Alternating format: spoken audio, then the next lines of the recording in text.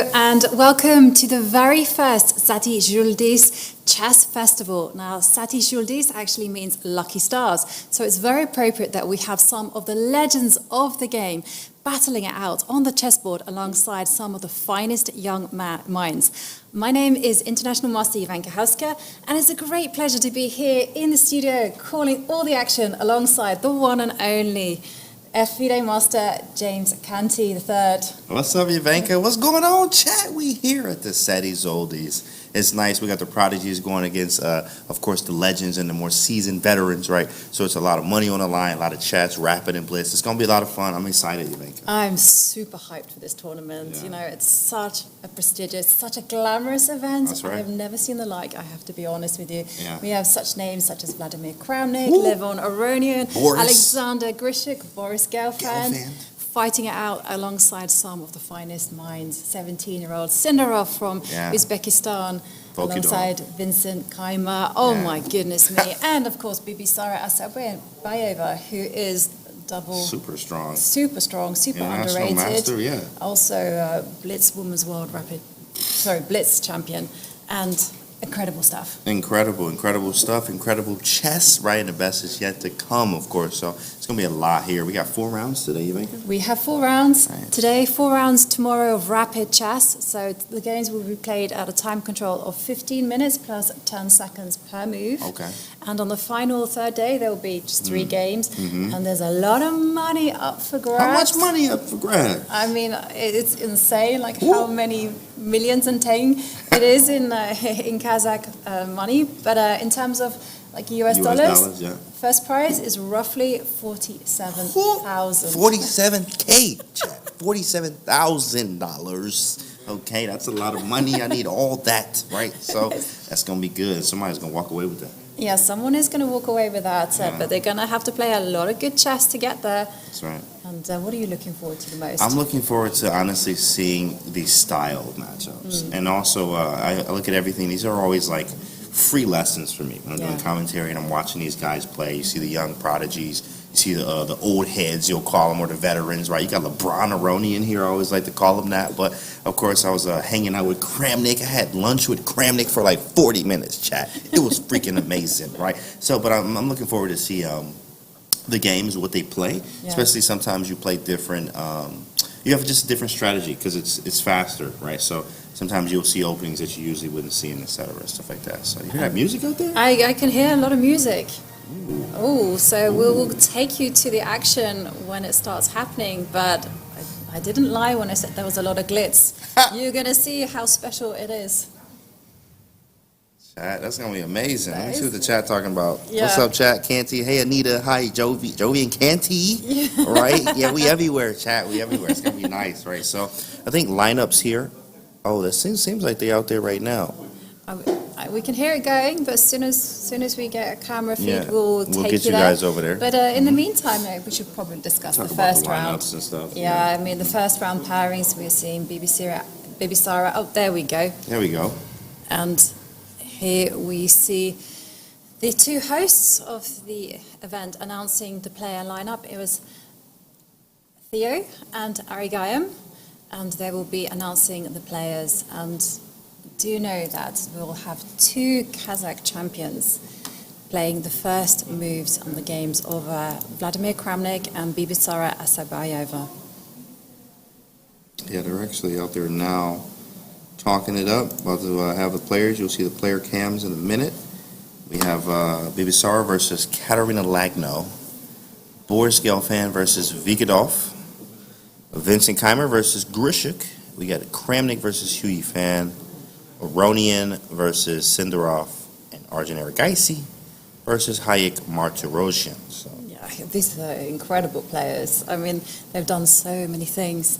And the one I'm especially excited for which one? is Huyi Fan, because it's not often that she plays chess. Plays, right. Yeah, and so when she makes her debut, I want to be there.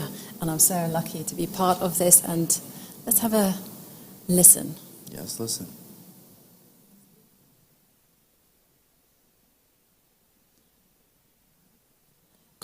Wow, look at all the people out here. Look at the kids, Wow, and the people watching.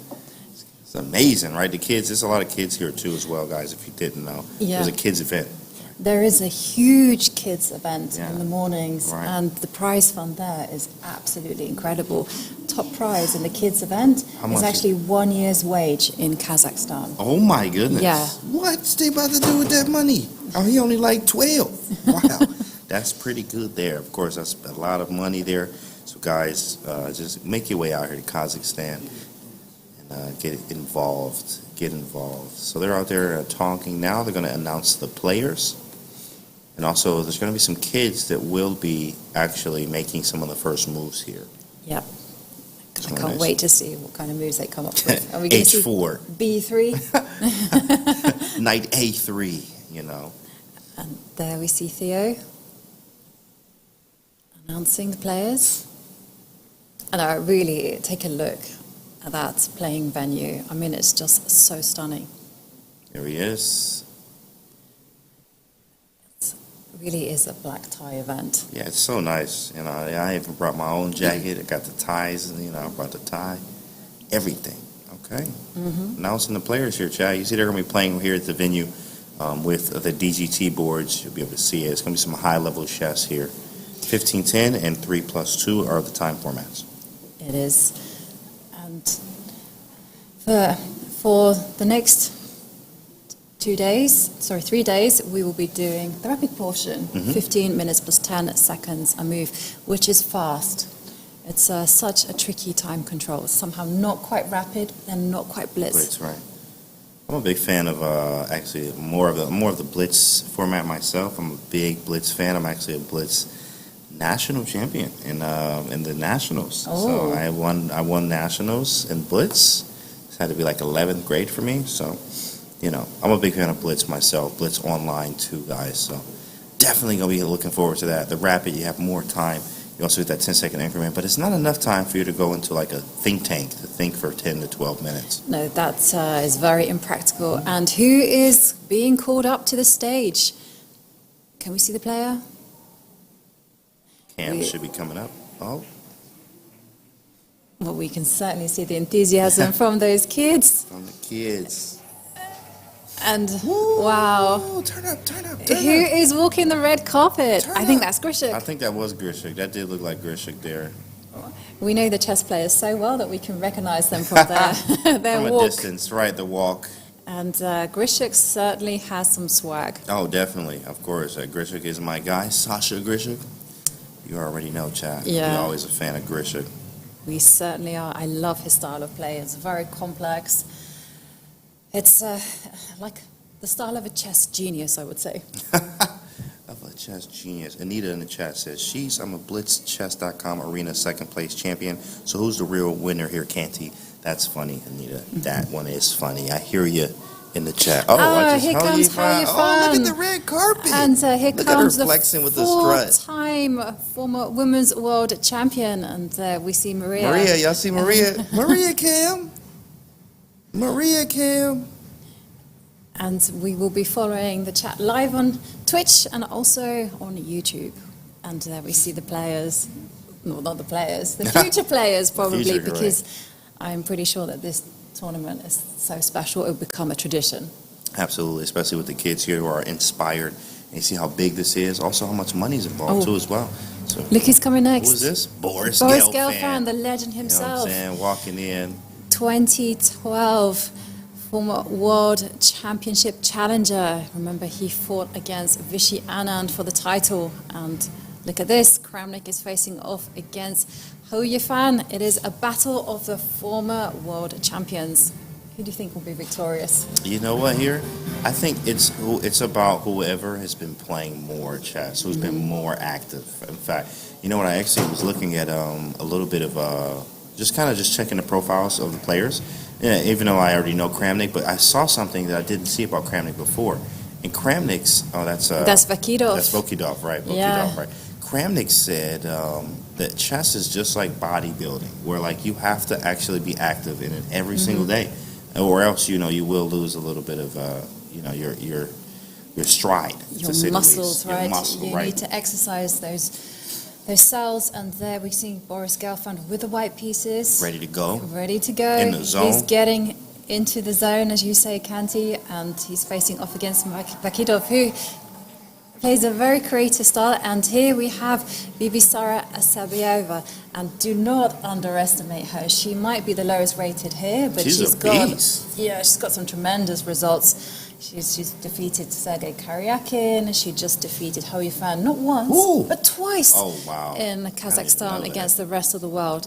She's also two-time women's Blitz world champion. She's the youngest woman ever to become a Blitz champion. She's going to be out here swinging, chat. You better keep an eye on that one. She's keep resourceful, an eye on her. She's dangerous, and she will be up against Katerina Lagno, who also has been a rapid world champion and three-time Blitz women's world champion. Very strong, actually. I actually saw her. We were actually at the same... We took the same flight, so it was kind of cool. I took a selfie. I was like, Katerina? She was like, Kanti? I was like, what's up? So we took a picture there. It was kind of cool to see her at the airport there when we were in Istanbul for the layover. So shout out to Katerina Lagno, and it's going to go down here, guys. The games will be starting very soon.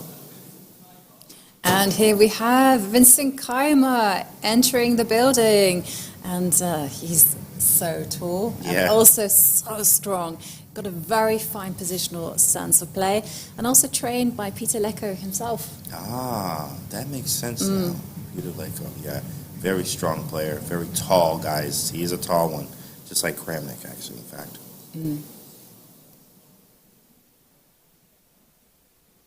And he's facing off against another tall grandmaster, actually, Alexander Grishuk, the man with the swag. The man with the swagger.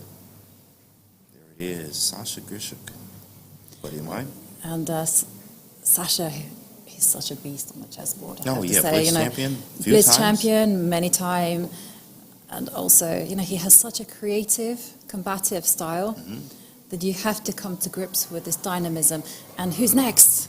Oh, Levon. Oh, LeBron. Look at him. LeBron Arodi. He didn't change the suit. He didn't wear that earlier. Oh, yeah. He came fly. Super fly. Yeah. It's one of my favorites. LeBron Aronian is what I like to call him all the time. Yeah, for me, he's Mr. Confidence. In these last few years, he just plays his moves quickly with a lot of power, a lot of assertiveness. And he has the white pieces against... And it will be, 17-year-old. Ah, the kid. Yavokir Sindarov. And Sindarov, he's such a tactical player. Yes, he is. He loves to attack. He loves I looked at his to play fiery positions. He actually plays King's Indian. And I was like, oh, King's Indian. Okay, we got something in common, kid.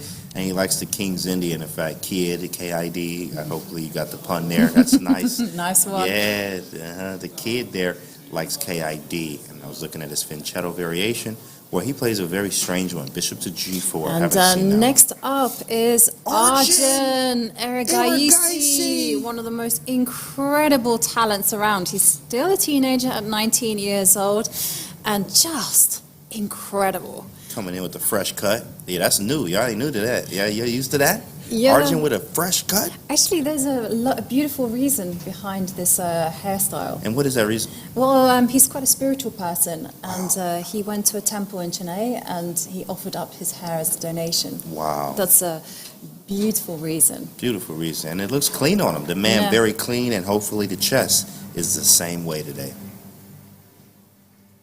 And he is up against final participant, Heik Martisione. And Heik, he's one of the strongest Blitz players in the world. He actually came third in the Blitz World Championship in 2022 here in Almaty. Yeah, he's so strong. Yeah, I just 22 years old from online chess. Yeah. Chess.com his Blitz is one of the best in the world, in fact. Blitz and Bullet, in fact. So we knew about him for a long time. Very, very strong player. Everyone's seated. Are you ready for this? I'm holding on to the edge of my seat because I can't wait for the action to begin. And I can't wait to see everyone get going, see how they open. Because the first round, you always get some nerves. Right. Yeah, however many times you've been there in this type of situation. And these guys will have a huge crowd watching them. Well, it's going down, guys. As you see, lots of music, lots of energy. Ooh, you get the vibes? Okay. Bob, A, Hey, come on, chat. Come on, chat. Hands up. What's this Hands song? up. It's very familiar. You know what? Let me think. Chat, y'all know this? Do you know this song, chat? Material Girl. Oh, Material Girl. Okay. Oh. And there we see And a young H4? player from Oh, Kazakhstan E4. making the first move for Vladimir Kramnik. She's a national champion, and she got a handshake from Hao Yifan.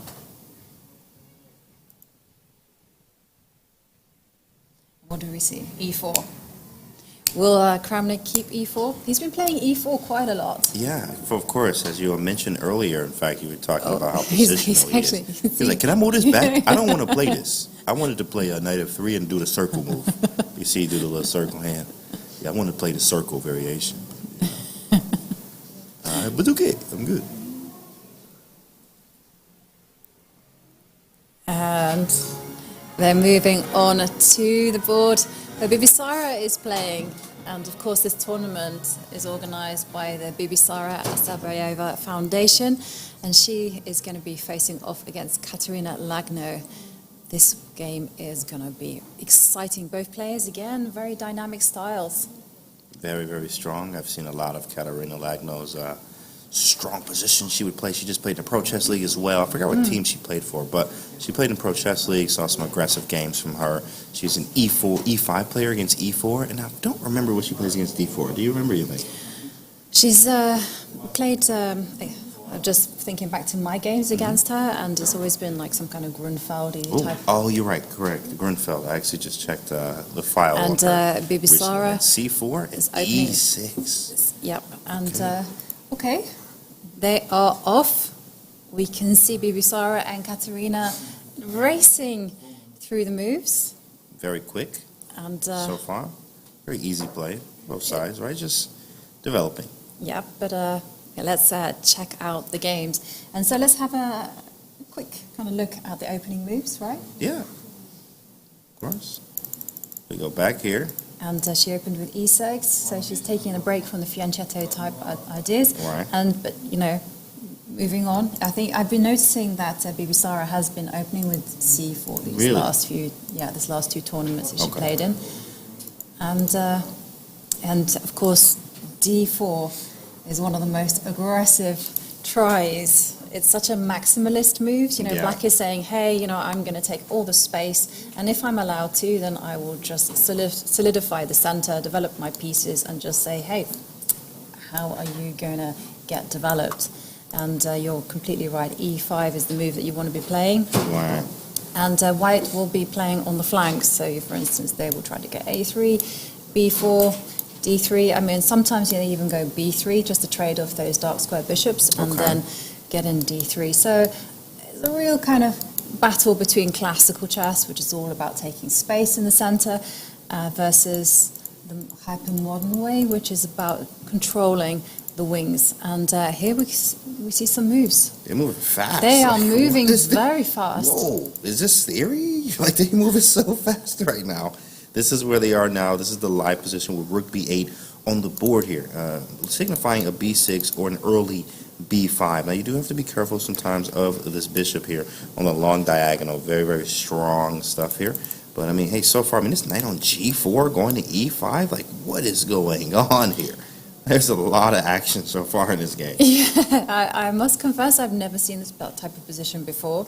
Pawn on d3 weak? What is going on? Yeah, I mean, I guess if white can kind of trade off some pieces and go d4, then white will have a very comfortable position because of the power of this light square bishop that you've been talking about. And black has to stop that. And did black really? Rook b8.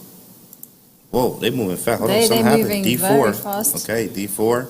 And then moves are updating. Bishop e7, knight to e7. There's a b6 as well. Bishop b7 is definitely going to probably happen just to try to neutralize this bishop. A very strong bishop, very annoying. You see this in the Catalan a lot.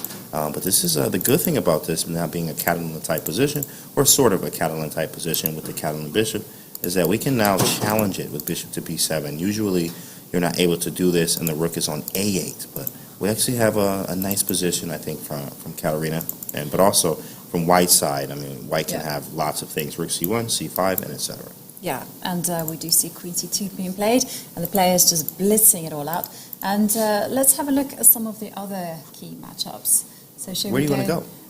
Let's kind of take it easy. Take it easy. Let's go to Boris Gelfand against Vakidov. What happened in this game? Let's start from the beginning. Let's start from the beginning because, again, there's been a huge trade of pieces. And, well, it seems like everyone wants to play C4. You know what I'm saying? Everybody wants to play this Catalan. This is just a common thing these days, is playing some type of... What the heck just happened here? He just gave that boy a castle. Go ahead, take it, young fella. And he did. He was like, all right, cool, I'm going to take it. You're going to give me the pawn and a second one? What? Well, okay, hang on. Yeah, this theory? This got to be Bishop 8. Oh, my goodness. Theory, right? Because otherwise, Bishop takes Rook would be a huge red flag. Whoa, Boris. Because after Bishop A3, that Black King is going to be in a lot of danger. Boris, you're going to have to relax, my guy. That's what he's doing. Boris out here swinging like that? Whoa, Boris got moves on him. Boris got moves on him, Chad. Wow. I mean, this is crazy. He said Bishop B2, the best defense is offense, right? So, of course, instead of moving the knight and losing some material there, he goes Bishop B2. You take, I take. Same. Kid, your move. And then Bishop takes, knight to B2, A5, and this is the live position, Ivanka. Yeah. Wow. It does feel like one of those standard kind of Catalan positions where Black is up material, but you know, White has some nasty looking pieces. I mean, like that Bishop you've highlighted is really, really, really, really, really strong. Right. And I can't stress that enough. And also the White Knight is going to relocate itself to D3. It might not necessarily jump to C5 because sometimes the threat is more dangerous than the execution. Yeah, and you might jump to E5. Who knows? There will be a rook coming to C1. But White has really very natural play, whereas Black will have to be doing a lot of groveling. Do you have that word in the US? Yeah, it is groveling. Groveling, right? yeah. We don't use it as much, but it is a word, groveling, right? We like to say maneuvering. In fact, maneuvering and a lot of work to do here. But Black actually do like Volkidov, as he's able to play rook A7. This is something. In fact, if you're watching World Championship today with rook to A2 from Ding, we have a rook to A7 from Volkidov here, who actually can just control, obviously, the 7th rank, maybe protect some squares, but also really the main thing is getting off of this diagonal, which is really, really annoying. In fact, in the Katarina Lagno game, rook to B8 was the move there, and you need to be able to defend the C6 pawn first before we can even move the knight. So rook to A7 is definitely something to look at here. And I'll try to convert the fact that we are up. I think a pawn here, right? Is that correct? Yeah, we are. Black is up a pawn. And I think Boris has just played E3, just solidifying the center. Boris has a very classical style. You know, it's all about getting a good foundation with your pawns and then putting the pieces on the right squares and just letting the play develop very naturally.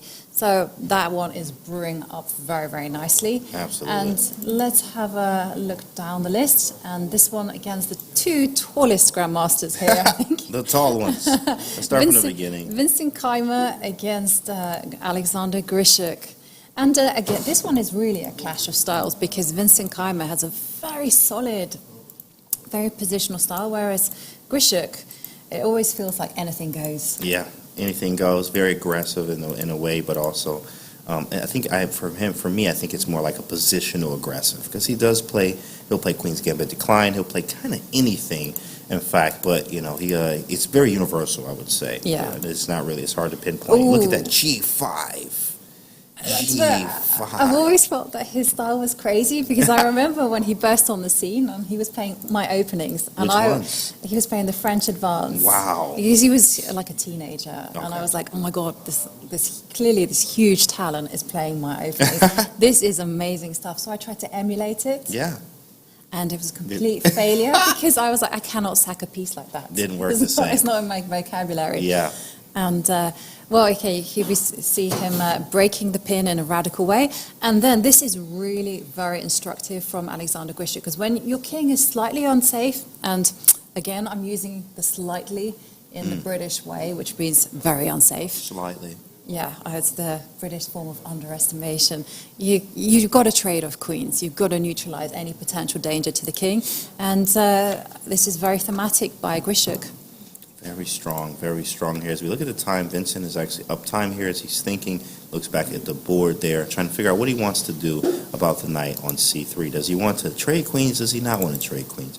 is the question here. Now, I do like queen to b3. I am not a fan of really trading queens as No. much, especially with this opening with the h6 and g5 pawns being weak here. I do have some type of target. So I do like queen to b3, casting my king at some point, but we do have to worry about even Grishuk just playing aggressively, developing his pieces naturally. Bishop to g4. Yeah. Look at Grishuk, like not even paying attention to it. He's definitely feeling good about his position here. That's something that you do not really like. Right. Is definitely a kind of comfortable when your opponent is quite comfortable. And also there's a lot of dynamic play in Black's position because you've highlighted like ideas such as the bishop developing, but I also really like ideas like, for instance, d5, d4, just to give up some material in order to get the white king out in the open. Another idea that kind of sprang to mind was putting my knight in the middle of the board with knight e4. So I do feel that White has to tread carefully because White's king is not entirely safe. Absolutely. White's king is not the safest here, and there are some options. What do you do? Do we trade queens, or do we not trade queens? Maybe we do end up trading queens because the d5 pawn play is on weak, the weak right? d5 Yeah, pawn. so I mean, decisions, and this is what is causing Vincent to start thinking. And let's go down to this match that I'm so looking forward to. It's between the former world champions, 14th world champion Vladimir Kramnik with the white pieces against four-time women's world champion Hao Yifan. c5. I'm always a fan. Let's go. She's an aggressive player. She has a very entertaining style. Come on, girl. Let's go. I love it. Hao Yifan. That's nice. She got the Najdorf on the board. A4. This A4 Najdorf, I actually ended up drawing Alex Fishbane in one of my greatest tournaments ever. It was in December where I played these 4 GMs. I lost to 1. I drew 2, and I beat 1. And here, the one draw was against Alexander Fishbane, who played the A4 line. This is more of a positional Najdorf that you face, and it's really annoying sometimes to face because A5 happens, which actually could happen very quickly. Knight A4 to B6, it's quite annoying, but it's also a sideline in a way. But in the game, let's see what Ho chose, Hao Yifan. Let's see, she chose Bishop D3, or sorry, E6, Bishop D3, B6. Wow, more of a hedgehog structure here. F4, castles, knight d7, e5. Oh man, he's going at her. He is swinging. Whoa, he's already like, hold on. You go, whoa, oh, whoa, whoa, this didn't happen. Did this really happen? Did this really happen? Okay. Did he lose his mind, or is he just, wow. Wow, this is incredible stuff. And, whoa. First of all, you've got to think about what's going to happen if you just move the knight. Is queen h5 check. Well, you know what? We have the analysis board. So knight d5, queen h5, and we check, lied, yeah. right? There's quite a few other moves as well. I'm trying to get into the whole thing of like CCT. Oh, come checks, on, girl. Captures, threats. What you know about those? Exactly. CCT, G6. Yeah, I mean, you're getting your head cracked here. Pawn takes, that's it. hit him, split him, get him off the board. That's mate. Have a nice day. That is mate, yeah. Oh, my goodness. It's a family channel, right? So let's get that off the screen there. So after knight takes, pawn takes. So you can't move the knight, or it's knight.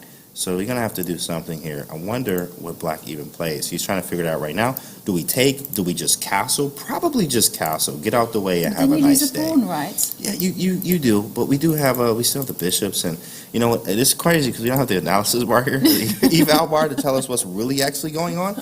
But wow, I mean, definitely something happened. There's also Black also has a check. Let's not forget that too as well. Bishop C5. Bishop C5, does that change the evaluation somewhat? King H1, or maybe just Bishop E3. If you go Bishop E3, then maybe... Wow. No, now you can go, after Bishop E3, you can take. And then you can move and the knight knight. D5, yeah, correct. And Anita in the chat says, hit him, then split him, not the other way around. Don't get it twisted. 100%, she gets that from the chat. That's what that is, Maki, so just so you understand. And Anita is a legendary mod. All right, so after E5, this E5 move very, very strong. The knight is attacked, and he gave up some material. This knight E6 thing is something to be very aware of in all Sicilians. Knight E6 is a very strong move here, and I mean, for him to spot this so quickly, taking it, he's up time right now, and she is in the think tank right now. She has to come up with a move, Ivanka. Yeah, it's Bishop C5. Bishop King C5 H1. Yeah, check. I like Bishop C5. You have to go King H1. Right. I like Bishop C5. And then King H1. And then, okay, hang on. And then you can castle. And then okay, so let's put that on the board here. Check, Yeah. king h1, castle, get out the way, have Get a out nice of the way, day. exactly. Pawn I love that takes. expression, by the way. Oh, thank you very much. And then Thank you. rook takes. This And is the then rook idea. takes, And yeah. now I haven't really calculated because black's king is still without its defenders because there could be ideas such as bishop g5 coming. I know it gives up material, but Right. still. Definitely an idea. I think There's I also think- bishop takes pawn as well. Oh, bishop h7. Definitely Yeah. looking at that. I think we have moves. I think we did have bishop c5 check, by the way. If we go back to the main position, bishop c5 did happen in the game. So bishop c5, king h1 is now here. And now we figure out, okay, you have to take the piece back. I mean, maybe he goes bishop g5 first. Maybe that's an idea. Yeah, Maybe bishop g5 first, in fact. you know, you got to invite everyone to the party, as Oh, they say. absolutely. And I do love bishop g5, and then pawn takes knight is a serious threat, and back that up with queen h5. Ooh. Ooh. Ooh. Oh no, Ooh-wee. this is bad news for Heat. how you fan. It's a lot of heat around here. Mm-hmm. Well, let's see what happens. We'll come back to this. And Huey Fan actually is down a lot of time here. Maybe not a lot, but It's just enough time. castled. 8 minutes. Yep. Castle, get out of the way. Kramnik moving quickly. We'll see what the update is in a minute as we see what And he do. he Pace. does immediately take. And we reached this line, Ivanka. We The have, line we looked at before. we have, and okay, now there's some critical stuff. Do you simply develop the dark square bishop? You know, just say, I'm okay, I'm good. What are you going to do about your weak pawns and your weak king? Or you do try something a bit more concrete? Yeah, I think I have to develop the bishop, which is kind of annoying. I don't really want Yeah. to do that, but I think I just have to and I just think- say, hey, you got a weak pawn on these things. Yeah, that's what my vibe as well, but it just feels like this is a position with fire on the board, and then you're like, oh, you know what, I'm just going to play bishop d2. That's exactly what I was thinking here. Bishop to d2. Bishop Right? Just D2. put the bishop on d2. Well, maybe you can go bishop, maybe you can be a bit more active about it. Bishop Maybe bishop F4. f4, But then right? I'm like, I mean, what is it? Am I even doing? I'm just developed, and then maybe queen f8 is kind of annoying. Hits And then, the then you can go F4. bishop to g. Right. Then you go bishop g4, 5, That is and kind of something. say, hey, look at that, I control all the lines. Right. But also, black has their own trumps as well. These Yeah. bishops are very, very sharp. And in the position, they look like lasers here, even though the e6 pawn is quite weak. So there is something here for black Yeah. as well. So And lots of action in this game. definitely, Lots this of one action. is one we will be keeping an eye on. Absolutely. And let's go over to LeBron Levon. Aronian, my guy. LeBron Aronian. You know something? I have never Simba. ever made that connection. So thank you for enlightening me. I mean, it's so yeah. obvious Of once you think course. about it. Of course. He Is likes there? it too as well. He likes the name. I gave him LeBron Aronian. All right, and let's see what happens here. So we have e4, e5, knight f3. So far, we have our Italian game, c3, d6, castles. This is all regular theory here. Yeah. Nothing serious. Yeah, this is, we're flying through these moves. You see this every day in the opening books. Very easy stuff. And queen c2, which is a move that I'm not familiar with as much. Knight h5 from Senderov here, trying to go knight to f4. He's making his intentions very Very clear. clear, right? Yeah, and it fits in with his style. You know, put a knight on f4, and then let's get the makings of an attack. And also, one idea that I've seen them do an awful lot in this type of openings is actually to trade off light square bishops, bishop e6, Bishop and they E6, love to do correct. it when they're able to recapture the light square bishop with a piece. Right, with a piece, absolutely. Usually you'll see rook e6 in those situations as well here.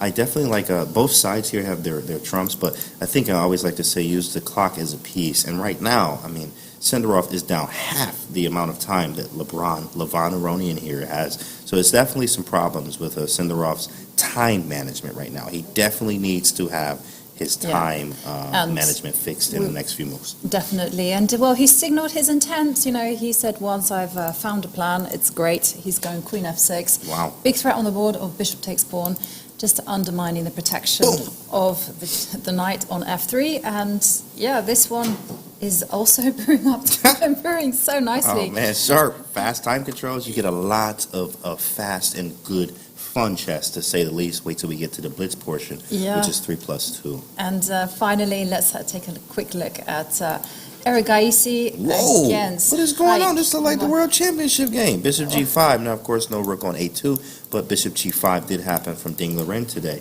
in the World Championship match, if you were watching. All right, let's see what happened. In the beginning, d4, knight f6, bishop g5, Big fan of Arjun's play. I do like the Jar Jar Binks London, or Jopava London as we like to call it, right, with bishop to f4 and knight c3. But bishop g5 is what happened here. We have a Trumpowski. He likes to play the bishop openings. I'm a fan of that too as well. So something interesting, right? And then we have e3, c4, knight c3. Yeah, we have a Trumpowski. It's all very natural stuff. I Very mean, natural. seriously, anyone could be playing these moves. Absolutely. And it's after h6 H4. that the Foot of fire. score. Oh, my I mean, goodness. put the pedal to the metal when you see that kind of move. I mean, obviously you cannot take that bishop because that would be just like danger. Getting off the central. board. Come Yeah, on, exactly. what are you doing, chat? This is a family channel. Queen h7, mate, get him off the board, right? Exactly. No. That bishop is completely persona non grata. I was going to say, yeah, I love that. And pawn takes pawn. Bishop takes. And after c5, it's like, hey, let's make it a war. And like castles queenside, love it. Man, This is so spicy though, because love this kind of chess. it is. But then again, black hasn't done anything wrong. That's Let's true. be honest. That's right. And That's right. Developing but then pieces. on the Oh other my hand- goodness. Rook d4. Like I feel like you're getting mated as black here, but everything's solid. Everything is solid, absolutely. But the problem is, I guess, for black is how are you going to put your rooks on the C line? Because you need to start putting a rook there and then just marching forward with your pawns on 100%. b5 and b4. 100%. And as white, you also need to get the dark square bishop out of the way so that you can do the reverse. In fact, I actually see, and this is, I love aggressive chess, right? Grandfather Tal and Uncle Nesmedinov is what we like Yeah. to call him now. B5 for black is something I'm actually considering just to open up lines. Yeah. Play something like rook to b8, right? And really just be very annoying here. There was a game in the Chessable Masters where Hikaru and Fabiano played, where there was some problems there. And Fabiano actually just crushed Hikaru after Hikaru played a weird queen takes b7. And we were like, what are you doing? And he got punished for it. In this case, you do need to open up lines with b5. And in the contrary, on the reverse, I think white should do the same with something like g4. Well, maybe I was thinking about that, g4, and then I was thinking, hang on a second, I think white's plan is actually to put all the pieces in the center, put that rook on the other one, h to d1, and just say to black, hey, What are you how gonna do? are you going to develop? Because, Right. b5 is like so tempting, Right. but, after bishop takes b5, you still have a lot of pressure against the knight on d7. That's correct. And once again, that bishop on g5, can't touch that one. It's a big boy bishop. Let's see what happens, in fact. Let's see. We have a move. Bishop to d3. Bishop d3, getting out of the way. I think he feels that the rook is a little loose. Maybe e5 was a move he was concerned about. Yeah. And where does my bishop go? Because the only thing defending it was the rook, right? So he plays bishop to d3 to back it up. Now my rook can move around. I can maybe go to a4.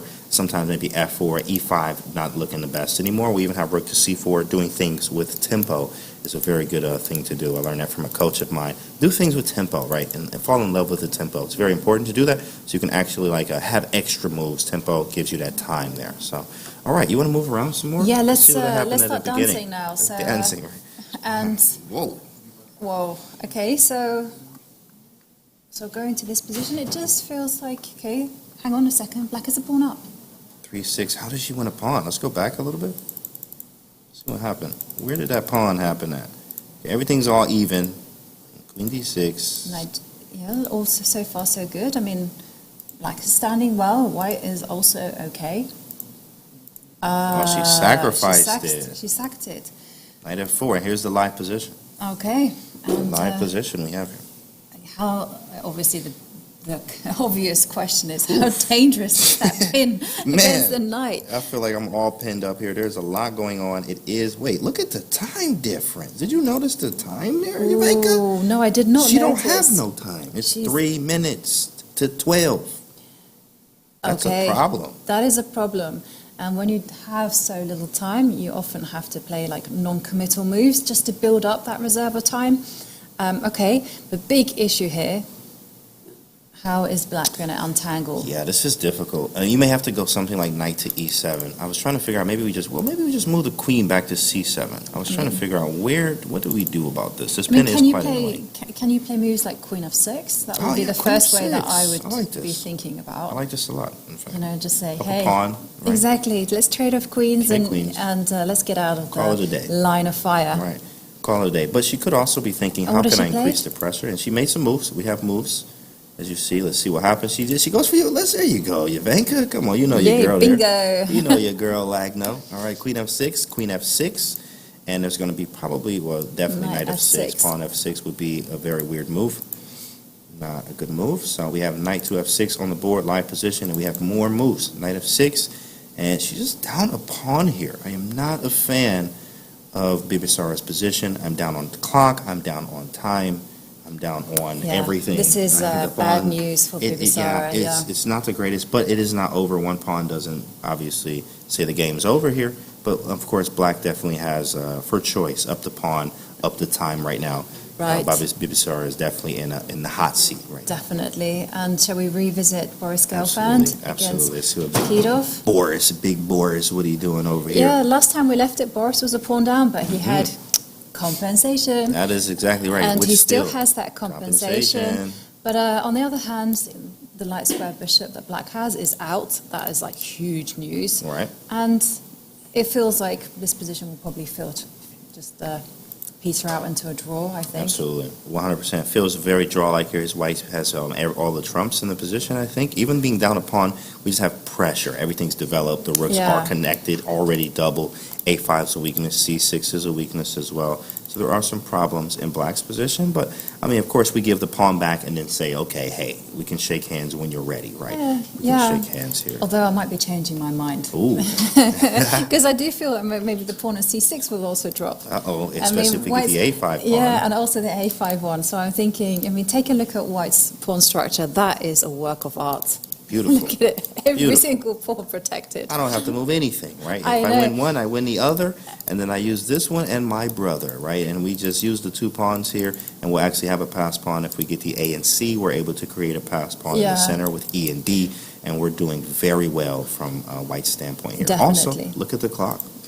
Yeah, we're taking a look at the clock, and Boris showing us that he is in full control. Absolutely. He has just over 8 minutes against 4.5 minutes. Even body language, as I'm looking at Volkidov here, it looks like, we can tell he is definitely under some pressure here after queen to b8. I like this move a lot. It looks like he played queen to b8 there.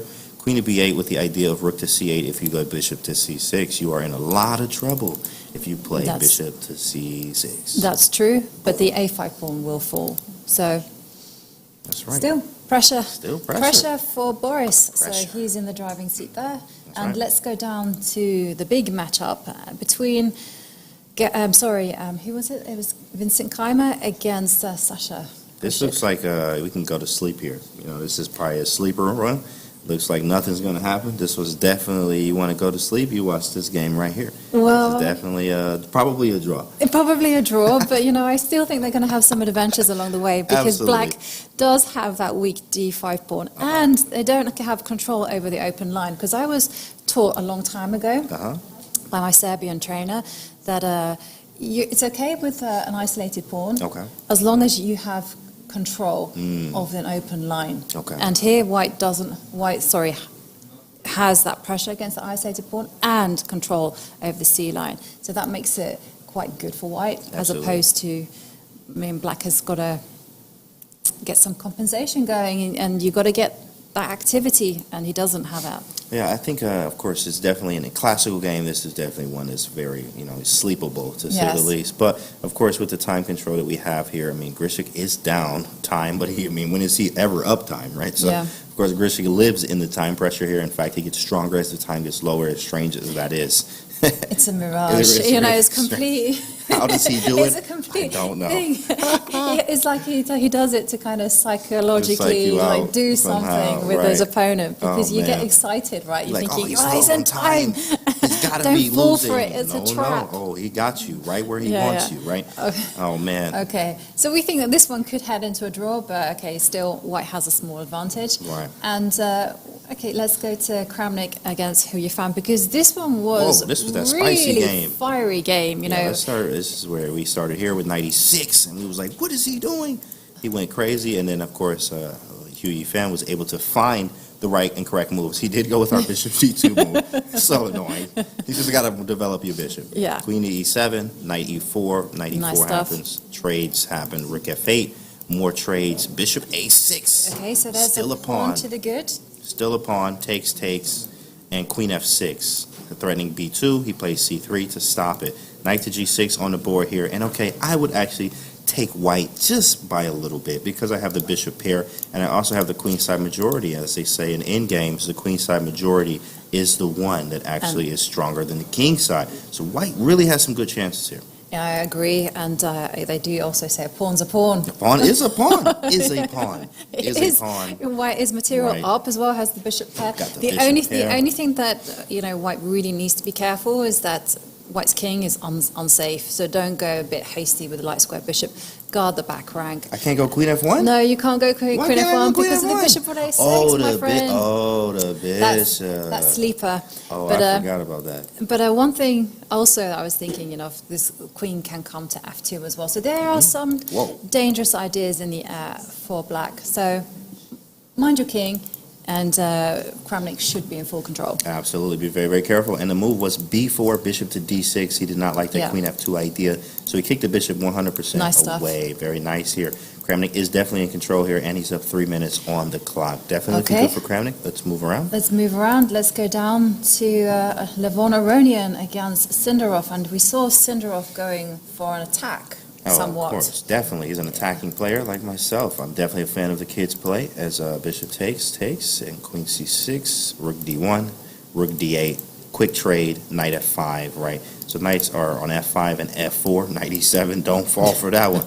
And then we have rook g3. I mean, there's some, it's all about, I think, who has the initiative, which it feels like white has initiative right now. Right. I mean, how are you actually going to deal with this rook G3 idea? Because, well, first of all, obviously you have to deal with knight e7, so maybe move the king? That's what he did. He plays king to h7, move out of the way and have a nice day. Rook g3, The g6. And G6. then, suddenly white has to... Got to back up or something. You have to find step a back move. with the knight to e3, sorry. You have to find some type of move here. So it is white's a move. What do we do now is the question. Wow. Well, 2 minutes for Sindarov. it is 2 minutes. Maybe he can also kind of say, you've got an idea. Let me copy that by going G3. G3. After all, I have this philosophy in life when it comes to the chessboard. Like half of it is mine, the other half belongs to you. And if you put a piece on my side of the board, let's say if I were playing white, that would be the first 4 rows. That's right. That's it. I'm like, no, I don't like your pieces there. You get them away. I am a big fan of that. Well, actually, he dives in and attacks the queen, and Levon, he's really in his element in this type of position. He's a confident player, just how quickly he played that. And he is going to be relishing the fact that Sindarov has so little time on Absolutely. In fact, I was actually already calculating tactics. That's just what I do. My mind just always navigates the tactics here. Of course, queen d6, which he won't fall for this, but queen d6, there's rook f4. But of course, the problem here is after checks, there's queen d3. Yikes, and you're in a little bit of trouble there, actually. Okay. Queen d3 doesn't work. But Sindarov's time is getting much lower. So let's move to the live position here. As he went around the d5. He's going to take a check. Yeah, G8 comes after that. Just to solidify the pawn center and then put the queen on f5. Looks good. Looks good, yeah. C4 too as well, getting rid of the annoying knight that is on f4. Sindarov on the move here. He takes it. Yeah. It makes sense. That was a huge piece on d5. Absolutely. And, okay, what is he thinking? He has to capture. And Takes king g8 and c4. Then he reinforces the center. And now the queen will come to f5. Big threat on the board. Queen to f5, making black be on just defense here. Now, of course, white is definitely for choice, but I think black is actually holding quite well. Even after queen f5, we're attacking f7, but the queen can go to e7. We have rook e3 and then rook e8, and everything is just kind of holding. Yeah. And we do have an endgame where white is for choice, but is definitely not that clear. Yeah. Definitely not that clear. Let's go back and see Arjun Erigaisi against Haik, because that one was going to be... What is going on? D3 is hanging in. There's a pawn on f6. Whose move is it? Is the first question. That's very important. Okay, so black has actually just played queen c7, and a big threat on the board of he's capturing. You are about to bishop lose takes this bishop. piece. This piece will be gone. Is he up a piece? No, he's not. Oh, he is. He's up a piece, so he's going to get it back. So he's going to get it back, but how to continue? What the heck is this? Oh man, here come calculations, chat. Calculation over everything. Can you go rook c?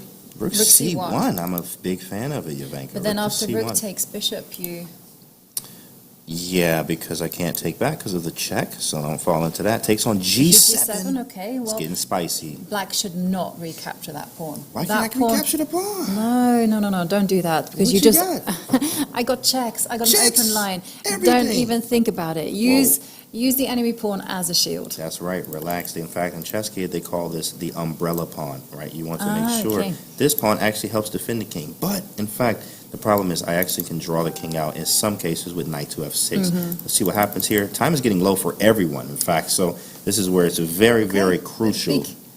Big kind of idea. I mean, what's to stop bishop takes? D3 with check. Okay, I get it. It's beautiful, Oh, right? I see Do you it. see it? We have to Let's put it on the up. board. Bishop takes, queen takes. rook takes, king takes, 98, get him off the board. Oh my goodness, what is this? That is a disgusting move. Tricks and tactics. Make sure you do your tactics for breakfast, lunch, and dinner. Wow, that's nasty. King moves and knight takes queen. And I think sick. you'll find white is up a piece. Yeah, We are up a piece. Yeah, Vanka does her tactics, guys. Wow, and if we go back, practicing. you've been practicing. I've been tactics? practicing Nice. every day, Right, every morning. every day. Wow, Yeah. chat. Are you doing your tactics? Is the question. King takes G7. That's a nice move, of course. Now I do like rook to G1. Just throw it in there, just to do it. Exactly. And maybe we still could play knight f6 with the idea of mates everywhere. And you are channeling the players.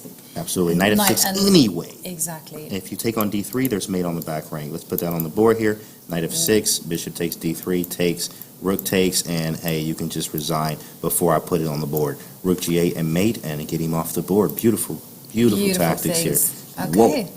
Let's see what happens. And on the board, we have King H8 with a minute and 20 for Martirosian. Yeah. And has he played knight f6? It's not yet. I think there He's might be something thinking- like Queen D6 or something. It's not like But that even clear. then, you can go bishop takes bishop. And Queen. Oh, you can. Oh my Because goodness, that is so I mean, crazy. but still, the line That is is complex. that's very complex. Maybe Queen E7. So now I can't. Yeah. so No, the but still, I queen's mean, pinned. to everything there is bishop takes bishop. So if you put your knight on f6, which I love this move. Okay. I mean, even if it just is a one-trick pony. Right. I mean, I Knight was just f6, thinking queen is just queen take. E7. You can just take the bishop. Take the bishop, rook takes? Anyhow. Oh, you still Yeah, can't I'm still take checkmating it. Oh my you. goodness.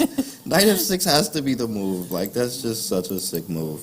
So let's go to the live position. And here we are, in Argent, in the think tank. Knight f6 is definitely something. No, but this, to I mean, this consider. is so good that he's taking his time because this is a position that is absolutely critical. And Absolutely. instead he actually says, you know what, I'm going to use this idea later and just defend everything. Right, defend. You find a move. I feel like this I'm could better. be just winning a piece. We're also in bullet mode. We're in bullet mode as well. 91, yeah, he just said, look, hey, I'm up a piece. Whoa, hang on a second. Why go into the fancy checkmating ideas when you can just play simple chess? Simple be up is a as piece. simple as does, yeah? That's it, yeah. I'm just up a Wow. clean one. And under a minute for Martirosian here. Yes, we have 10-second increment here, but that does not change the fact that he's going to have to start making moves very quickly. Ooh. Down a piece as well. Oh, I almost don't want to leave this position. I'm the same way. You got him a 30 seconds. I mean, Can't he's leave got this one. Hold on, 30 chat. Hold on. 30 seconds to make a move. 30 seconds. They will be getting a 10-second Queen increment. C6. I don't think that's going to do it. Oh, he wants to play E4. Maybe you just play F3. Let's see, whatever. F5 there? But you can still go queen takes knight. Wow. Oh, yeah, you can. Oh, F3. So no, F3, yeah, so big threat. So F3 is nice. Maybe F3. And F5. F3, F5. It's. I think, is that on the board? That's not me. Yeah, F3, F5 is on the board. Okay. He wants to play E4. So what do we do about this? Maybe Queen C3 sidestep? No, he takes. Wow. No, he he takes can't. on D3. Yeah, but Takes then, and then takes the queen and then yeah, takes but on, then he takes, yeah. Yeah. Oh. takes on D3. This is like all kind of tactics. Maybe Queen G2. Step out the way. Yeah, but then you have Rook G8. Rook Oh, my G8. goodness. Okay, no, instead Knight he's just F2. saying, E4, hold Queen it. C3. Yeah. keep it calm. Well, just chill. It just Relax. exactly. Relax, he says. Keep calm and carry on. Absolutely. And, and of course E5 is not, E4 is not possible because E4. of Queen C3 check. Put it on the board. Wow, you can hit the button, and that is the resign one. Wow, Queen G7 mate Wow. is coming. Got to be very careful Oh, here. what's happened? The players are just blitzing out the moves. Oh, something's Let's go happening. Let me back. go back to the real game. And we have a knight of two. Whoa. Oh, he took on d3. Yeah. Then he played e4. Oh, but now the queen will just slide across to Yeah, g2. I think you just played queen g2 and he might resign. Yeah. Queen g2 and it might have a resignation, guys. And Arjun looks like he's in killer mode. And he plays queen to g2. Oh, wait, no, something happened. He took first. Yeah. And then Took first and then queen queen to to g2. g2. Might be a resignation here. Big threat of queen to g7, checkmate. Absolutely. The knight is now out of danger. Yeah. Not This looking one good. is going to be game over for Haik. And a great win for Arjun Erigaisi, just Beautiful 19 years old. Beautiful game. Now you have to be careful, of course. If you move the knight somewhere strange, there is mate on the back rank on d1. But yeah, Arjun is not going to hang that most likely. And queen g7 is mate, by the way. You do have to defend the mate. Then I could end up moving the knight. Maybe Okay. queen to c7, last trick effort. Queen c7 defends g7. Hopefully you move the knight somewhere other than f2. You don't actually need to move the knight because queen c7, consequences, you abandon the sixth row, so the queen can come up to g6. G6. Oh Look my at me. goodness, Jovanka. She's just swinging. Jovanka is Give me playing too this strong. type of position. Yeah. Ooh-wee. I And mean, it black's looks- king just cannot that's survive, it. and there you go, that's it. Arjun Erigaisi takes his first point. So let's have a quick look at the other games. First result went to Arjun Erigaisi, who won a stunning game against Haik Martirosyan.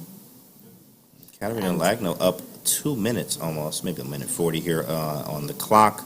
46 seconds for Bibisara. And is she still up this pawn? 3-6, 3-4-5. She is still up the pawn here, but white has definitely some counterplay. C5 is a thing. The rook is active when you need active pieces in these type of games. Whoa, C4 happened. And knight to C1. Yeah.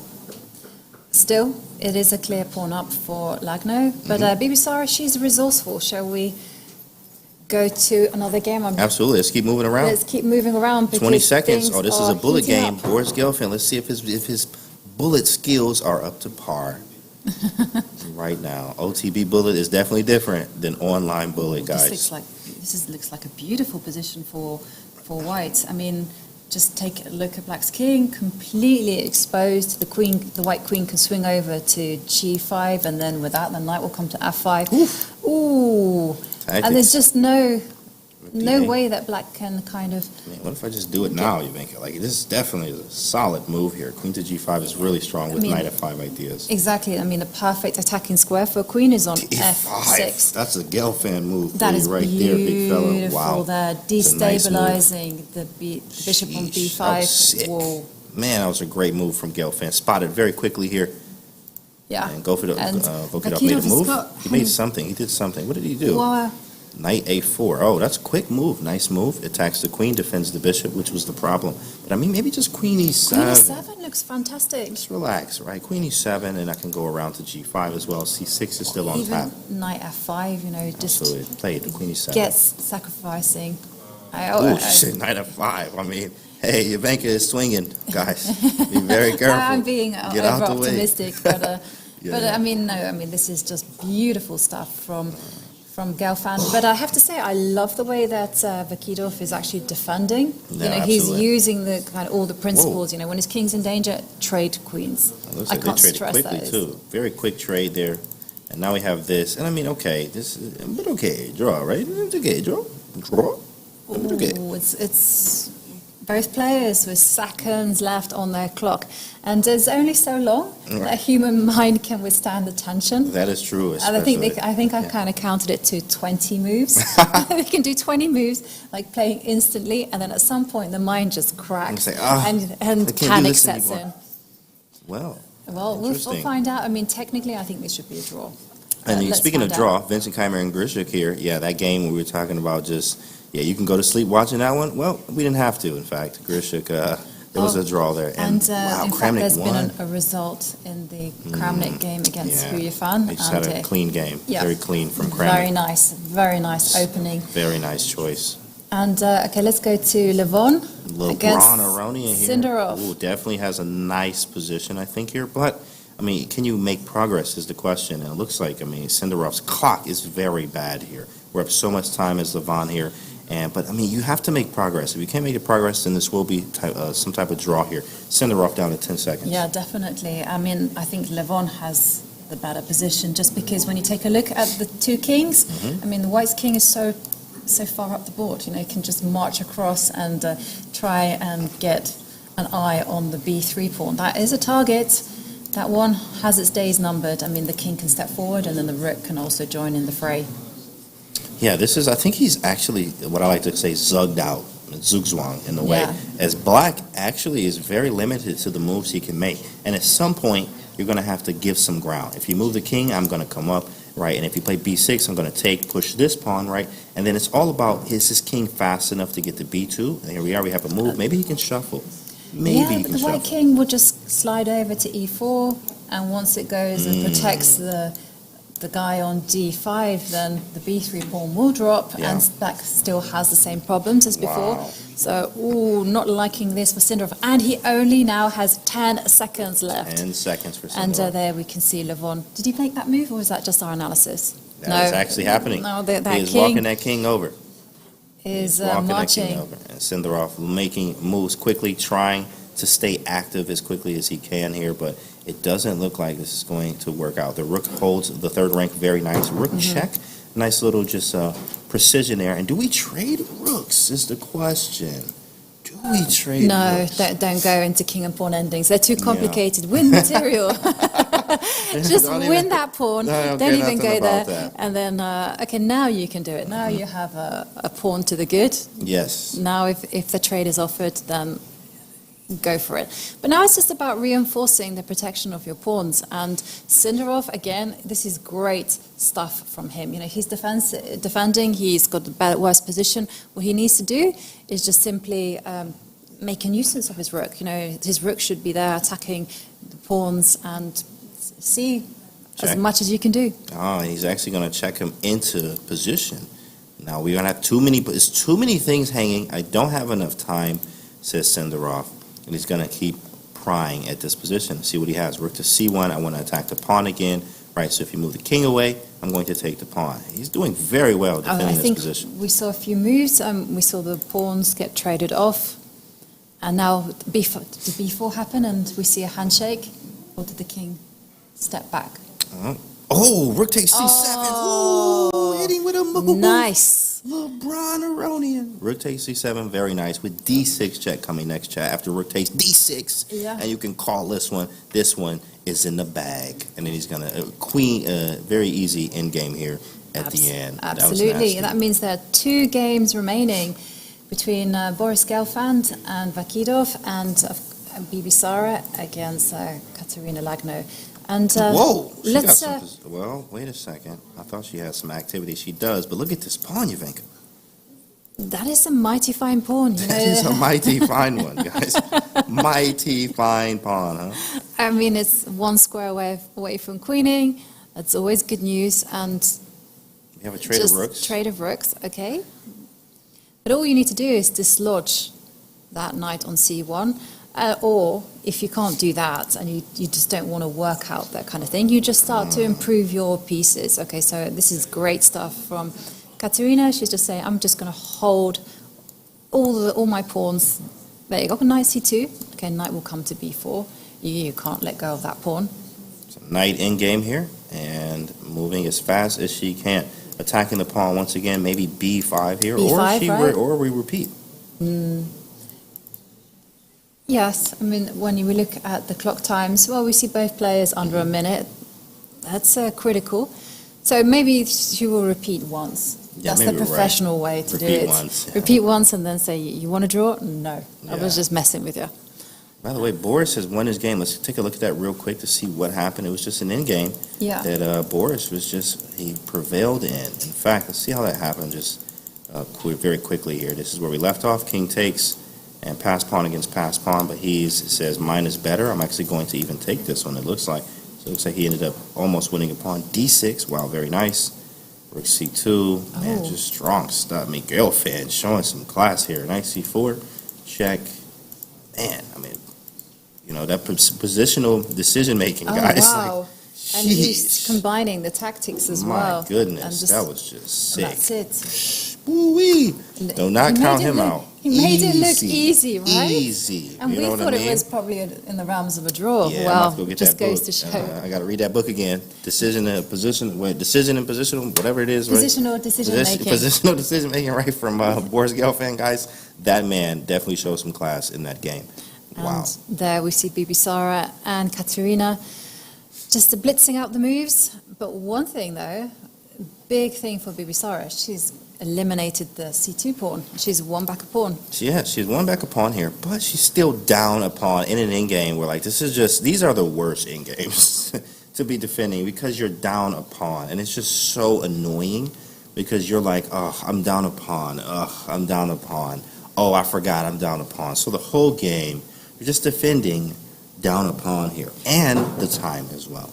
I agree with you, and I completely think that that's what she's thinking, but she will be a little bit more positive because she won the c2 pawn. That's true. That's true. I would be like, yes. Now just one more to go. At least, right? Yeah. Well, that's the worst thing about it because you might have won the c2 pawn, but ultimately you are still down a pawn. Still down a pawn. Still down a pawn. But I mean, okay, it's still a fight, and it's just about activating the pieces. And okay, g4. G4 for the score, trying to trade off some pawns here. If we can trade off all the pawns, I can even trade off my knight at some point, sacrifice it for one of the pawns if we're able to get the rest of the pawns off. So takes this one, which is captured on the board, try to run a king maybe up to e6, f5, f6, trade this one, take that one, and then this knight is going to sack probably for one of these, and we end up having to draw, even have a pass pawn of my own if possible. This is, of course, a long shot, but very possible, and a bad plan is better than no plan at all. We need something here. And king is active. I am a fan of an active king in any situation, even being down a pawn, right? It's very important to understand, especially in the end game, an active king, which is why knight d6 was played. This king getting active is a huge problem, so she stops it with knight to d6. Yeah, and she's really, you are channeling Bibisara. She's now hatched on that plan. Right. And there you see. This is a good plan for man. She played great. King f6 is a big threat, so you have to jump in with the king. You might have to go knight e3, and if king f6, we check, and you go back. Knight e8, okay. Yeah. Now the white kings. Aha, so the plan is to go knight f6. That's so annoying. How do you defend that? You don't. Well, you don't. Maybe you kind of say, well, consequence of you going with a knight to attack the h5 pawn is that suddenly there's no defender of the queen side. So you can go knight b4, and then a5 and then knight d5, but then she pushes this one and she's going for it. She's going for it. The pawns get closer, they are more vulnerable, so we are looking forward to something like that. Knight f6. Knight f6. Whoa, here we go, and here we go. We're off to the races, guys. It is a race. I like these expressions. I feel like I've been opened up to a new world there. I'm so down with that. Okay, and the knight comes to f6. Yep, knight f6, and the king can run around the e5. I think she's gonna hold for some reason here. It feels like white can hold this. My instinct is telling me no. Yeah. I mean, I'm really liking what black is doing. The king is going to run to d6 and say, just use the pawns on h6 as a decoy, really, just to kind of force the white king to watch over it.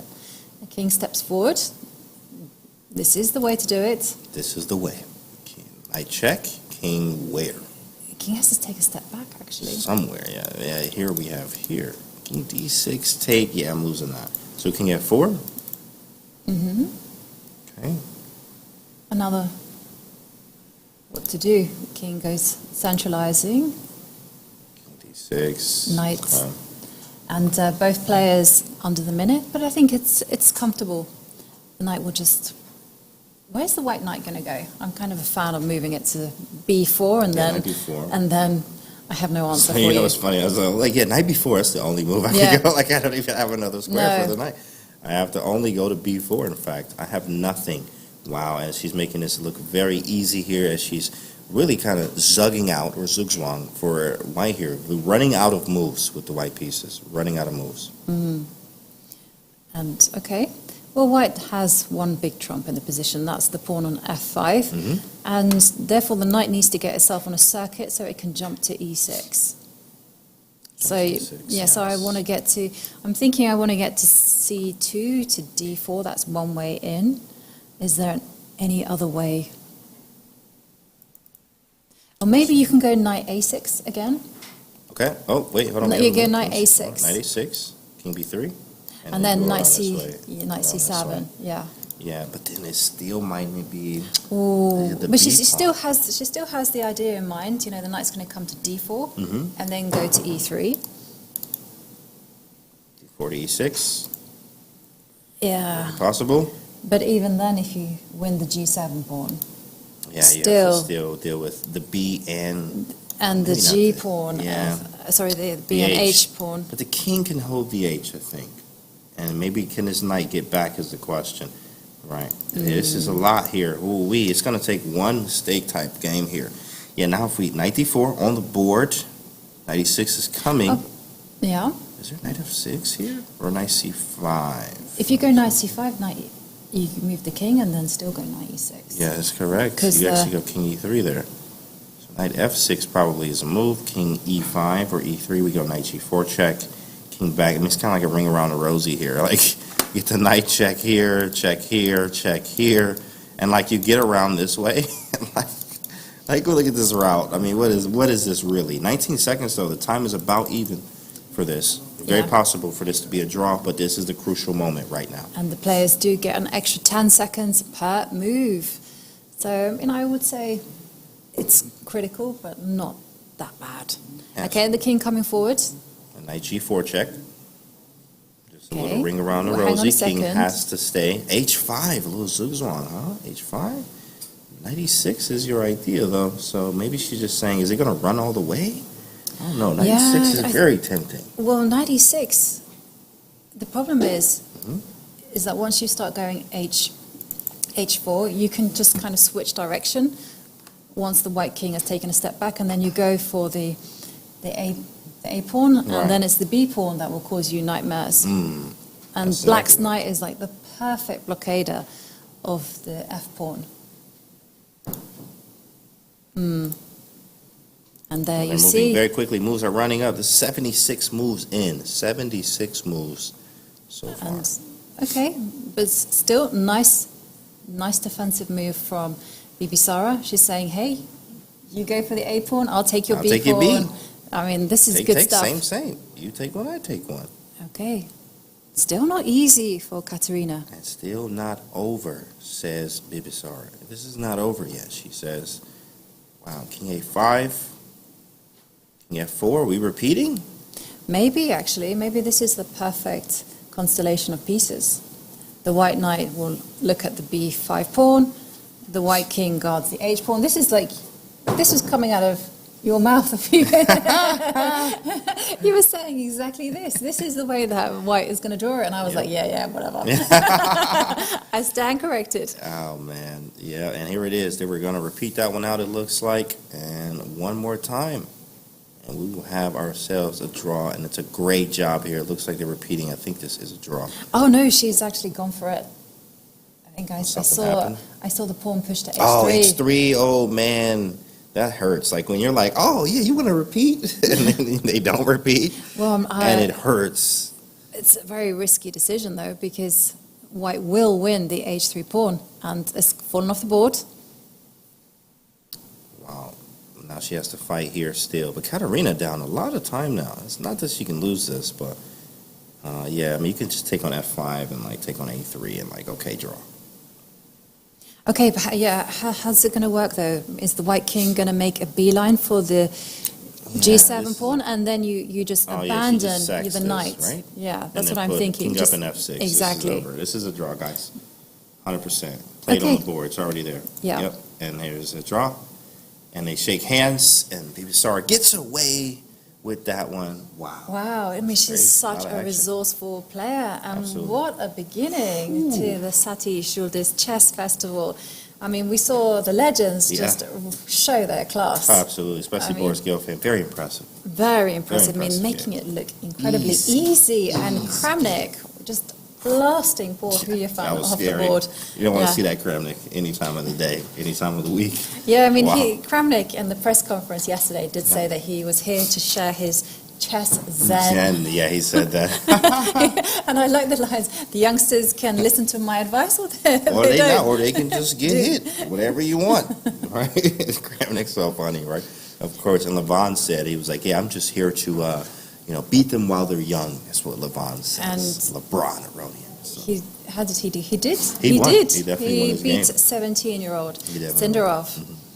So, wow. So, loads of decisive results. Yeah, four games. Decisive. And 4 decisive games, 2 draws. no one with the black pieces came close to winning. That's scary. That is very scary. Very scary, right? But we'll see, actually, in fact, in the next rounds, and with the, I think the favorites, we would say maybe like, of course, Kramnik and Gelfand, when they have black, how they will play, and if they win, or get draws, or if all the white pieces win, we'll see, of course. Coming up, we will definitely see. And shout out to the chat. I see you guys in the chat and following. What's up? How are you? YouTube India, ChessBase India, and also Maria's chat, Focal Chess. Hello, guys. How are you? hello, yes. And I mean, do send us your chats, do send us your comments, and we will try and keep an eye out for them. That's right. And give you guys a shout out. Oof, I still can't get over what a round. What a That was beginning. very aggressive. I'm a big fan of that. 4 decisive games out of 6, right? So hopefully we have more of that. I'm not even going to lie. I do like to see the decisiveness, not just the quick draws, but that's what happens in this time control, right? The rapid, fast chess, you get more decisive results. So pretty nice. Next round's in a few minutes, I think. Yes, I think so. See The a few minutes players break? will have a few minutes just to rest, and then they will get back on the stage. Man, what is the next? And do we see if the next pairings are? Next gonna pairings be? are not up yet. Yeah, we just have to wait for those. Oh, there No, they go. they're up. They just popped up. And so let's run through them. So first up we have Katerina Lagno, and she will be playing Hike Matirosyan, yes. Okay. And then we have Sindarov facing off against Arjun Erigaisi. And then also Hu Yifan against Levon Aronian. She's running a tough gauntlet today. Yeah, right. You got to play Kramnik and LeBron right after that. And also, speaking about tough opponents, we have Alexander Grishuk facing off against Kramnik. Ooh, that's a nice one. Definitely can't wait to see that one. It was quite funny, actually, because Kramnik mentioned at the press conference that when he took a look at the list of players, he was like, oh, look, just friends. I'm definitely down for playing this tournament. Man. And Sasha was one name he singled out. And then we have Akidov against Vincent Keimer. They're friends. And Bibisara Asabayeva against Boris Gelfand. Gelfand he's in great form right now. So hopefully Bibisara, with the white pieces too, can actually have, she just had white, so 2 whites in a row. 2 whites in a row. Starting with 2 whites, it's a good start. And she will be feeling very lucky today. You know, I mean, the tournament itself, Satty Zhuldyz, actually means lucky stars. And, and like the players actually were asked about luck.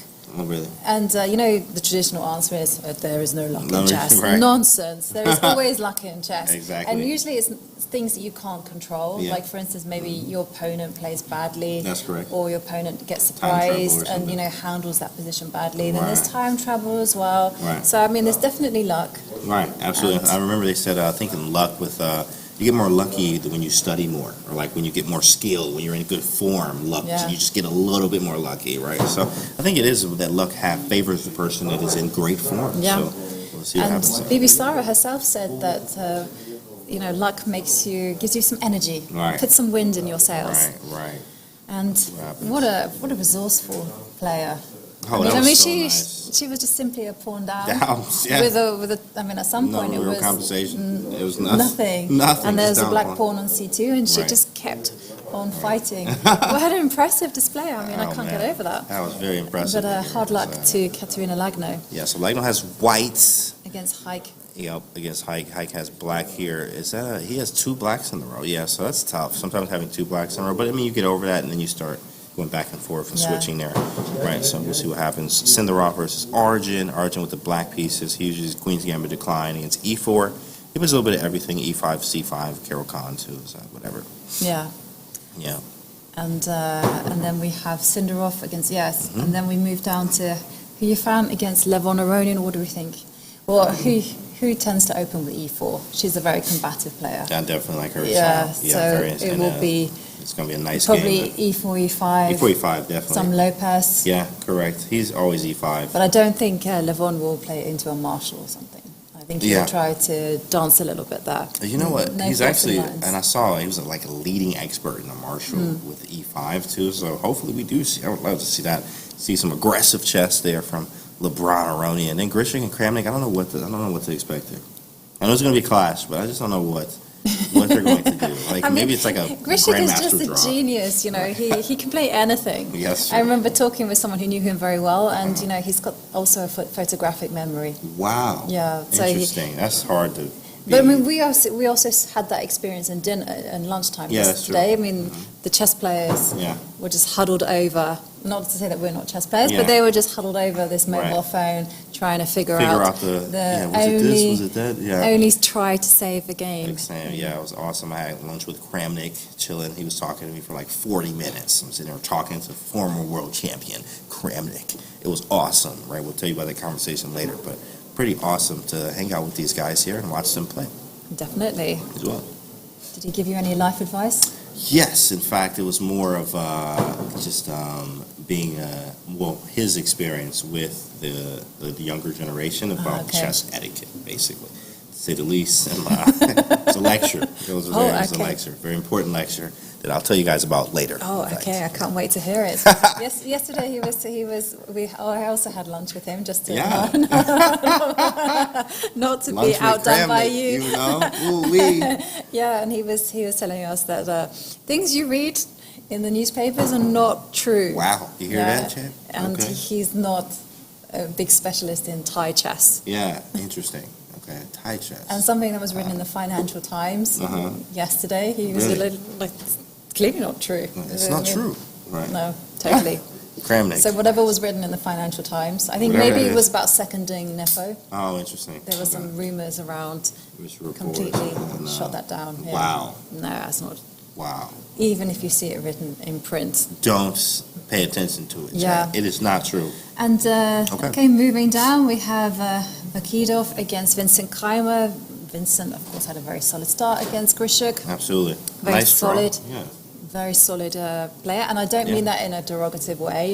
He's very solid, but it's also got his opening so well worked out. He plays Carol Khan he got all the way up to where he is now by playing your opening. Like you love Carol Khan, so he's played it forever. And also Slavs, and I'm a big fan of this light square strategy with pawns. With me, what you get is very simple. I'm going to put my pawns on light squares. C6, D5, like every pawn goes on light squares. A6, G6, everything. I don't care what you think of me.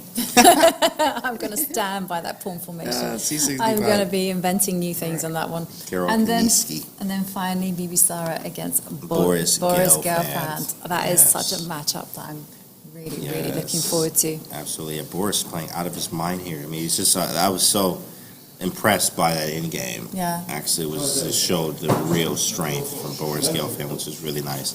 And then Bibisara is playing with the white pieces here, so hopefully she's able to really just come at him, give him something to think about, maybe get him in some time trouble. It'll be a big win for her if she's able to get some chances and take down Gelfand. That's a confidence boost, right? Right. Huge. I mean, one of the great things about being the underdogs is that everyone will try hard against you. Yeah. Exactly. And they'll come in there with their egos. Right. And as long as you have the quiet confidence in yourself to say, well, you know what? I'm ready. Come at me, bro. Exactly. And they won't want draws against her either. Absolutely. And so they will tend to they could overpush. That's true. That is true. In fact, Ragnar had her chances. She was up a pawn, couldn't close it out. And Bibisara was able to draw that game. It's huge confidence, especially being down the pawn for no real compensation. Yeah. And she gave it up. She didn't lose it. She kind of sacrificed it for some initiative, but didn't get much for it. So. Yeah. And we are waiting for round 2 to begin. There'll be 4 rounds played today.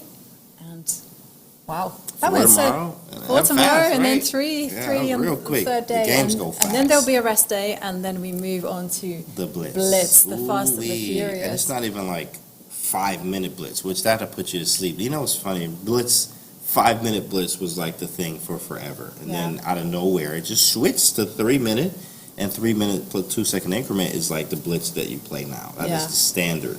At 2 minutes, it's we're playing classical chess. But it's Blitz, right? So that's very fast, 3 minutes, 2-second increment. It's going to be coming up few days. Do you know what makes me laugh so much? Yeah. Because I was raised on 5 minutes, Me no too. increment. Yeah, no increment. No increment. Right, And so now really. everyone is like, We what need are you increment. doing? Like, what are you talking about? Increment. We better play the game. What you talking about, right? 5 minute and 3 minute no increment. Like, Yeah, what are you exactly. talking about? What is this increment thing, right? Yeah, So it's a new thing. I'm People love it. a big fan of the 5 minutes. No Me too. no added increment. time, you know, and you get. No one ever says this, but you get a real adrenaline rush, Yeah. you know, especially if you flag someone Yeah. or you Fast. survive something Right. and, you know, you do it with seconds left on the Right. clock and then you run out, you have to kind of like physically run out of the building and that's just to true. kind of Breathe. calm yourself down. Exactly. It's very difficult to reset. Absolutely. But it's exhilarating. It is. It's 100%. It's actually super fun to watch. I mean, Yeah. I am a big fan. It makes it different when you get the increment. You actually do have to play better chess, because if you try to flag and you're just making moves, you're not gonna do it. They're gonna get more time, and if they're winning, they're gonna beat you. And that's the problem with increment there. But it also makes chess in Blitz actually much stronger. You have to play your best chess. Yeah, you even in definitely Blitz have to now. play the best Yeah. because, like you say, you know, you can't go into an end game Yeah. just like material down and then just expect to hold it, even when Right. they've got seconds left on the clock. And there we can see the players are getting ready for the second round. Do you spot any famous names? Ah, you know what? Okay, so there's some I did see, kids. Yeah, I see some kids there And hanging yeah, around. Look at that. All right, and getting ready. they are getting ready, Shaking and hands. the red carpet has been rolled out for That's the players. nice. I'm gonna walk on that later on, just to walk on it. You know, the little red carpet. We have to make that entrance, right? You're right. Yeah, y'all gonna see me on the video. Make sure y'all follow me on Instagram, chat. Has Y'all gonna see my anyone- Instagram Has anyone ever like walked into a tournament on a red carpet Look at Kramnik out here. being introduced? No, you're going the wrong way, Kramnik. Well, Kramnik, this way, Kramnik. This way. All right, my bad. Look at. And then we have Vincent coming Vincent, forward. Arjun, Arjun the swag. against Hike. Got the gray suit with the fresh cut. Who is this man? Howie Fan. When he fans like, yeah, I don't care about the record. She will be facing off against Levon Aronian. Katerina Lagno and Levon coming with his. LeBron Is Aronian. that with a cup of tea or is that with a Cup of coffee? tea, What do you or think? maybe, you know what? I think it's coffee. He says, I mean, I don't remember him drinking as much tea. Like Nepo drinks the tea. You know, he got the little canister with him. Like, We should have a poll, right? What you think, chat? Is it Tea tea or or coffee, coffee? or is it something else? What do you guys think? And there we see Bibi Sara facing off with the white pieces. And what I also really like about the stage is that they have some flowers next to them. Oh, that's And so these nice. flowers have some chess pieces. That is nice. In fact, Within them. one of the sponsors here is Art Flowers. Art Flowers. That's it. Art Flowers. Shout out to Art Flowers, one of the sponsors here. And they're very nice flowers next to each chessboard there with chess pieces in them, guys. Did you get a welcoming gift from them? I did. You know what? Oh, yeah, I did. It's upstairs. Yeah, I did get the welcoming gift. Yeah. It's pretty nice. I have a little gift there. And handshake.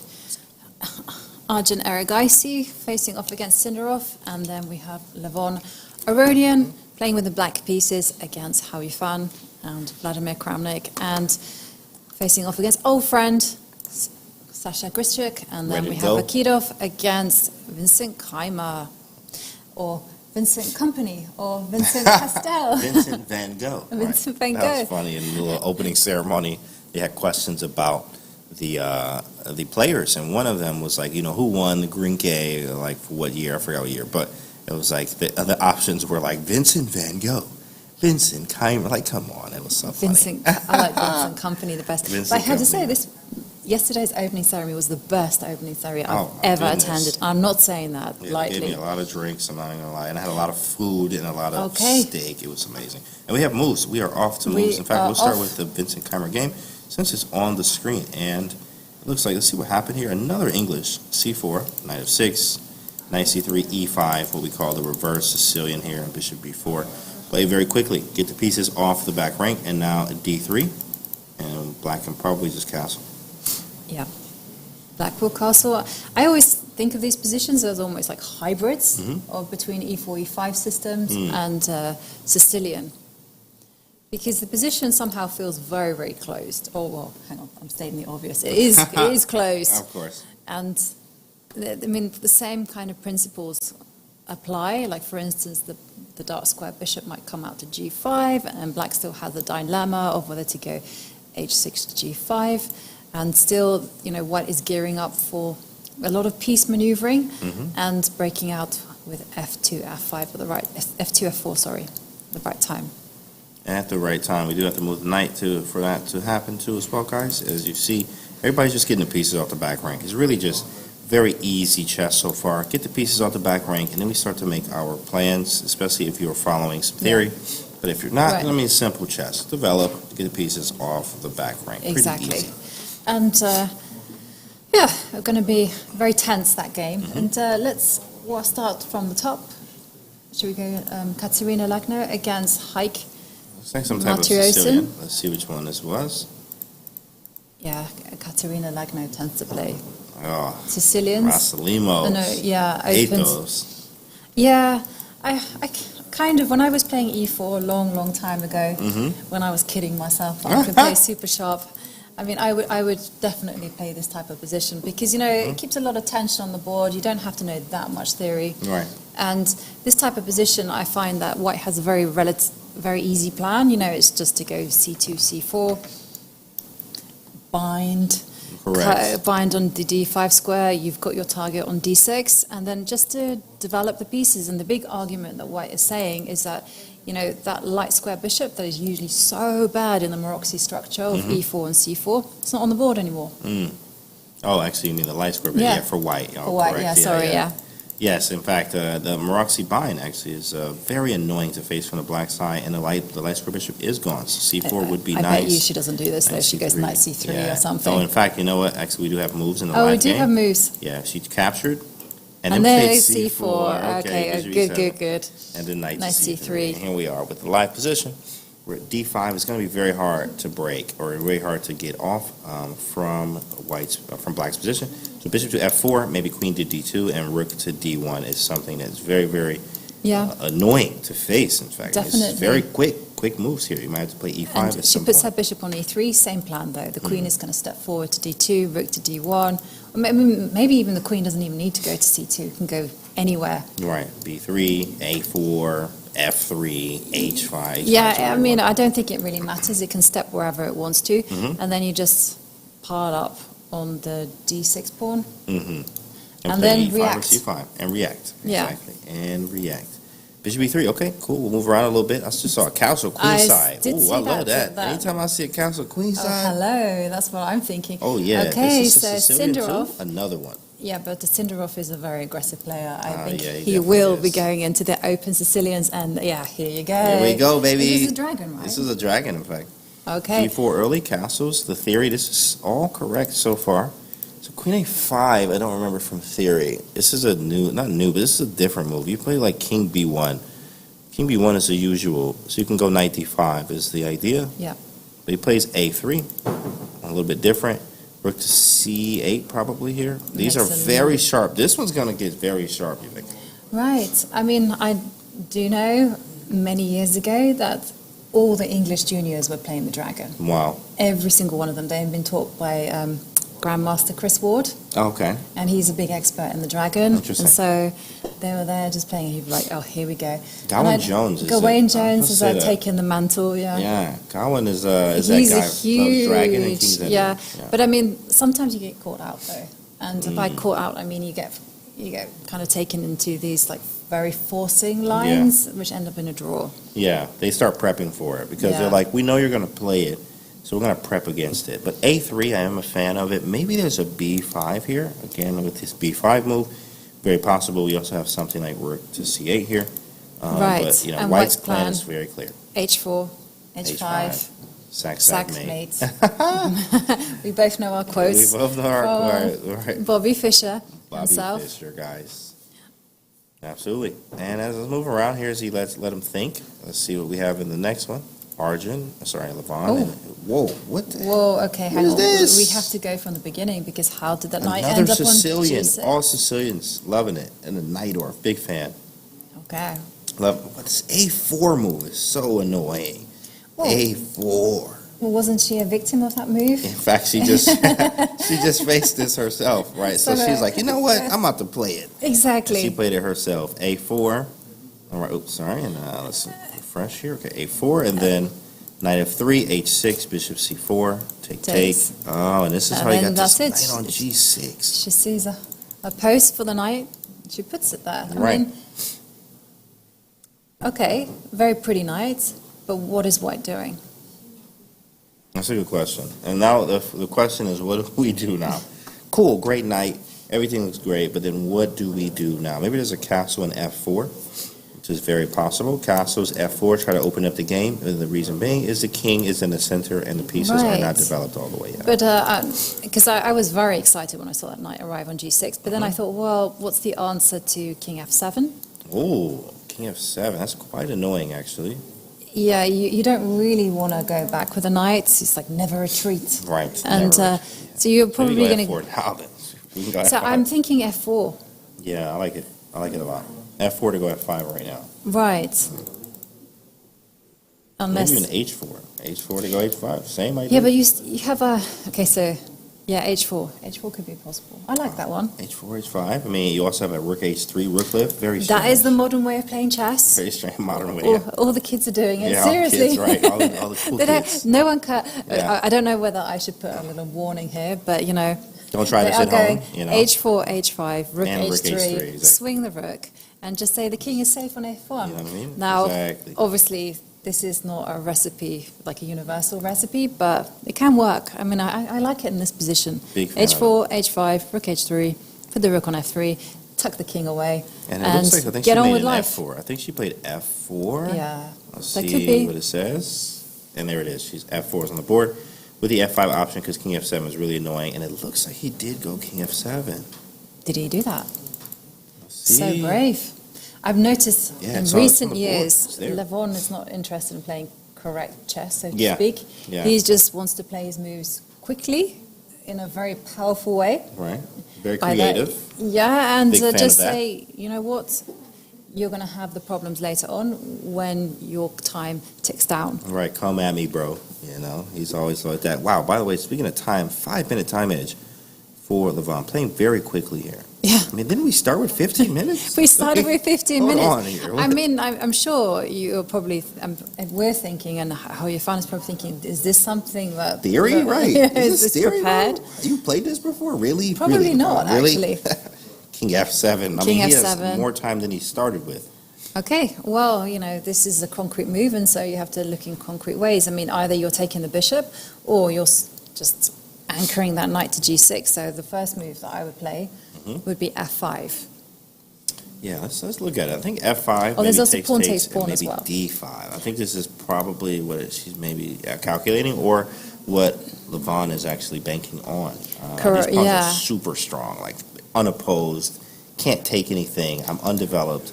And also d4 might be a little annoying, grabbing some space. Yeah. It is possible. But, man, Trump, we have f5 and the king is weak on f7. Yeah, but it's just the knight that's attacking the king. Yeah. Knight attacking the king, Chad. You see that? I mean, it feels like some kind of comedy sketch. Have you seen the Right. film The Holy Grail? I have not seen Well, that, there's a Chad. knight Have you and his seen head, that? his legs chopped off and his Wow. arms chopped off, and he's still like, come back, I'll bite you. Oh, man. That's funny. I mean, it's too much. You know, one knight. Can't He's do it not alone. he's not the Trojan horse. Let's put it that way. Correct. He is not that guy. And okay, but there is pawn takes pawn, right? Take on that. Here? Yeah, you take on Eve. Oh, sorry. It's king f7 is actually her move, but here taking e5. Yeah, taking an e5. She took on f8 actually. Yeah. Okay, Took but on f8. then rook takes knight is going to be played. Oh, and then king g8. The knight Hand the castle. king goes. Yeah. Castle by hand. I always visualize my king being like quite a nervy old man. Yeah. Why is he moving? Why are you moving instantly? Lamont, hey, you don't have to Confidence. relax. It's He's just just it's moving like so fast. flexing, you know. He flexing real hard right now. This He's about is- to flex out that suit coat jacket, my guy. My good dog. And Look at that's this. it. I mean, he moving so quickly. I would be annoyed from like Well, that's from his Huey point. fan. I'm like, yo, can you slow down? Exactly. Can you just think? Can you think, I mean, bro? but definitely. Stop disrespecting me like this. This comes with a warning. Wow. Because, you know, when you're playing so quickly, one tends to play superficially. I know I certainly do. And, okay, interesting game from Who You Fan and Levon Aronian. And, wow, again, we are looking at a beautiful pawn structure. Absolutely beautiful I mean, pawn structure. Look at this, the V formation. The I mean, V we formation. saw it. We saw Classic it in right action triangle. in the game between Gelfand and Vakidov. That is correct. And well, there was one difference though. I mean, Black had some terrible pawns. That's true. Here, Black is an offside queen. 3, 6, 7. I mean, the light square bishop has left the board, but I mean, look at the queen, completely offside, and that is normally a sign for me as an attacking commentator. I'm not going to say attacking player because Attacking commentator. That's new. That's a new one. Attacking commentator. That's what I was saying to you beforehand because you were asking me about my Your chess style, and right. I was like, well, you know, when I'm commentating, I have much more confidence with like throwing my pawns and pieces forward. Mm-hmm. But it is really a sign to me that I should be focused, that white should be focusing on the king side. Like, You know what? like Yeah. moves that I would be thinking of would be like G4, G4, G5. Yeah, this is exact. And I'm pretty sure this came from a Catalan. Right, and then there's also ideas that you go H5, and the whole idea is that you kind of completely secure the king side pawns, just fix them in that formation, and then at the right time you set up a battery of a queen and the bishop or rook. Yeah, yeah, that's or very on nice. the H7 diagonal. nice, So, yeah. so kind of ideas the way you do that would be like knight E4, Ooh, trade off. trade off the knights. Yeah. And then we have opposite color bishops, where, of course, this bishop is not hitting as much. And bishop E2, it looks like he might be going that route, trying to reroute Right, the like bishop. knight E4 is a serious idea, right? Knight E4 and then Reroute, put the Bishop queen on D3. bishop D3, right? H5 H5, is going to leave up, Ooh. open up the position. There is some things here, absolutely. There are some very, very good moves for white. I mean, definitely you are a fan of this. I think Grisha plays a little bit of everything. Yeah. And he definitely has played a lot of Catalan. I have seen some Catalan games myself from Grisha here. As G4, G5 is a huge idea, but also knight E4, very easy stuff. Very easy stuff. And let's check out the final two games. Vakidov against Vincent Kleimer. Oh, strange. How double D pawns here. And then a pawn. How did they get here? Oh, this was that. This looks like was an that weird English where yeah. Black has actually gone D4. Or maybe did it later. Let's see, go back here. See what happened. Oh, he went knight D4. Knight got in there somehow. Takes, trade him. Bishop B2, make the bishop a little weird on A7. King H1, trading some pawns off. Okay, and here's the live position. Bishop D7. Bishop D7, yeah, interesting. Maybe I just move the knight. I mean, I don't really want to put the knight on B2. Like, it's so gross here on B2. Do you need to stress about the knight on the... Is this pawn takes pawn an idea? If it's a threat, I kind of... No, there is a big threat, isn't it? What was it? D takes C5 could be problematic because you'd have to capture back with the D pawn. Oh, yeah. If you capture with the B pawn, then Boom! Lose the whole piece. Ooh-wee. That's unpleasant. That's going to hurt. That is certainly going to hurt, so you don't want to be doing that. So Maybe go bishop F3. right. I mean, but if you... Because one of the things, I mean, the computer really hates it, but I'm a big fan of giving up a knight on the edge of the board for the bishop pair. Yeah. That's like the Bobby Fischer game, Boris Spassky, right? Oh. I think I don't remember what game that was. It was a Grunfeld game, I think. I did it to someone. When When they played the Joe Vava London Oh, against they did? me, and I was like, I put my knight on the edge, and I'm Wow. like, would you want to You ruin want to my sack pawn? the rook takes H5, right? Type Yeah. things. Wow. And no, because I mean, there's a lot of benefits Mm-hmm. to just opening up the B line. So bishop takes knight, B takes a line, and then the rook comes to B1 and Wow. B5, and there's Yeah. pressure Ooh, pressure. on pressure. in the center. By the way, Yeah. there is a result, which I kind of figured this would happen. A draw. No. Bishop F3. But this was looking. He offered a draw, and Kramnik was like, yeah, but okay. Draw. Draw. Draw? Okay. And so he drew. This is the problem when friends play chess.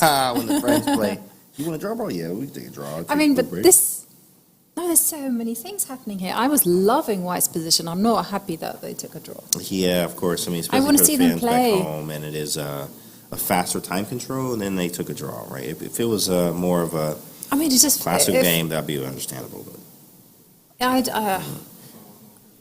Yeah, I understand. Black's position is very solid for the time being, but Right. still, White can Yeah, really prod fell Black with a that. little bit.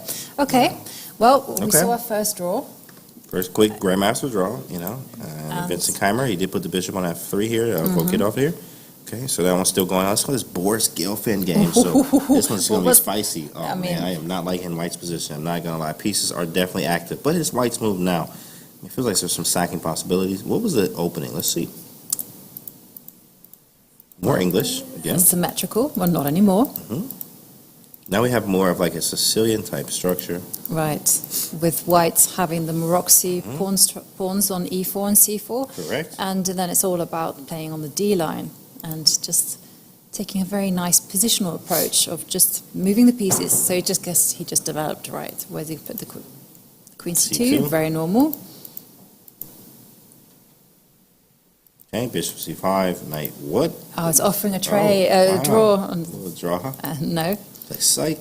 Bishop f1, knight f4, bishop c5, and dc5. Yeah, definitely saw this, and now, of course, these pawns being doubled they're weak, but also the white king has some issues. Like there could be some sacking possibilities, and maybe something like this. I've had this done to me by some grandmasters where they just ruin their pawn structure, but they get control over the d4 square. Yeah. And they just plant a knight there, and you're just like, yeah. You question your existence when a knight gets there, and you've got zero counterplay. That's so annoying too as well. Like maybe knight a4 and then knight e6 with that right idea, knight d4. I'm going to sit there, but then, I mean, I do have the trump of this pawn being extremely weak. So, I mean, I'm going to go for it. I mean, we kind of have to. You can't just sit around and let him just bully you. So, yeah, definitely. Knight a4, knight e6, and like, I don't know, what do we do afterwards? Maybe queen c3 with the idea of queen a3. Also, as a tempo, hits e5. So, I mean, knight a4 is definitely very possible. I wonder if he's just going to go all in with like f5 or rook e8. That's true, actually. So, I mean, we have to check it out, right? If you go knight a4, and Boris could step back with a knight, protect, or could step back with a queen and protect the c5 pawn, or you could go, like you say, out. Whatever, F5, I don't care about anything. Okay, knight takes pawn. Takes. I'm greedy. What can I say? Yeah, I'm with So it. That's pawn a pawn. grabber. Right? Yes, okay, knight takes pawn. Pawn Grabbers Association. A knight takes pawn. Fully paid up number. Although once, I'm very proud of myself. I played a Blitz game against Yasser. Oh, really? Yeah, and he said to me, should I have taken that second pawn? I'm not sure. And then he was like, no, Yasser. No, Yasser. I had to take the pawn. Don't go there. Back in 1972, oh, he's great. I had to take that pawn and go for the initiative. I mean, but you know, I have to tell you about this. So it was when I was commentating on the Grand Chess Tour. Yeah. And we were working European shifts at American time, so we were working ridiculously early in the morning.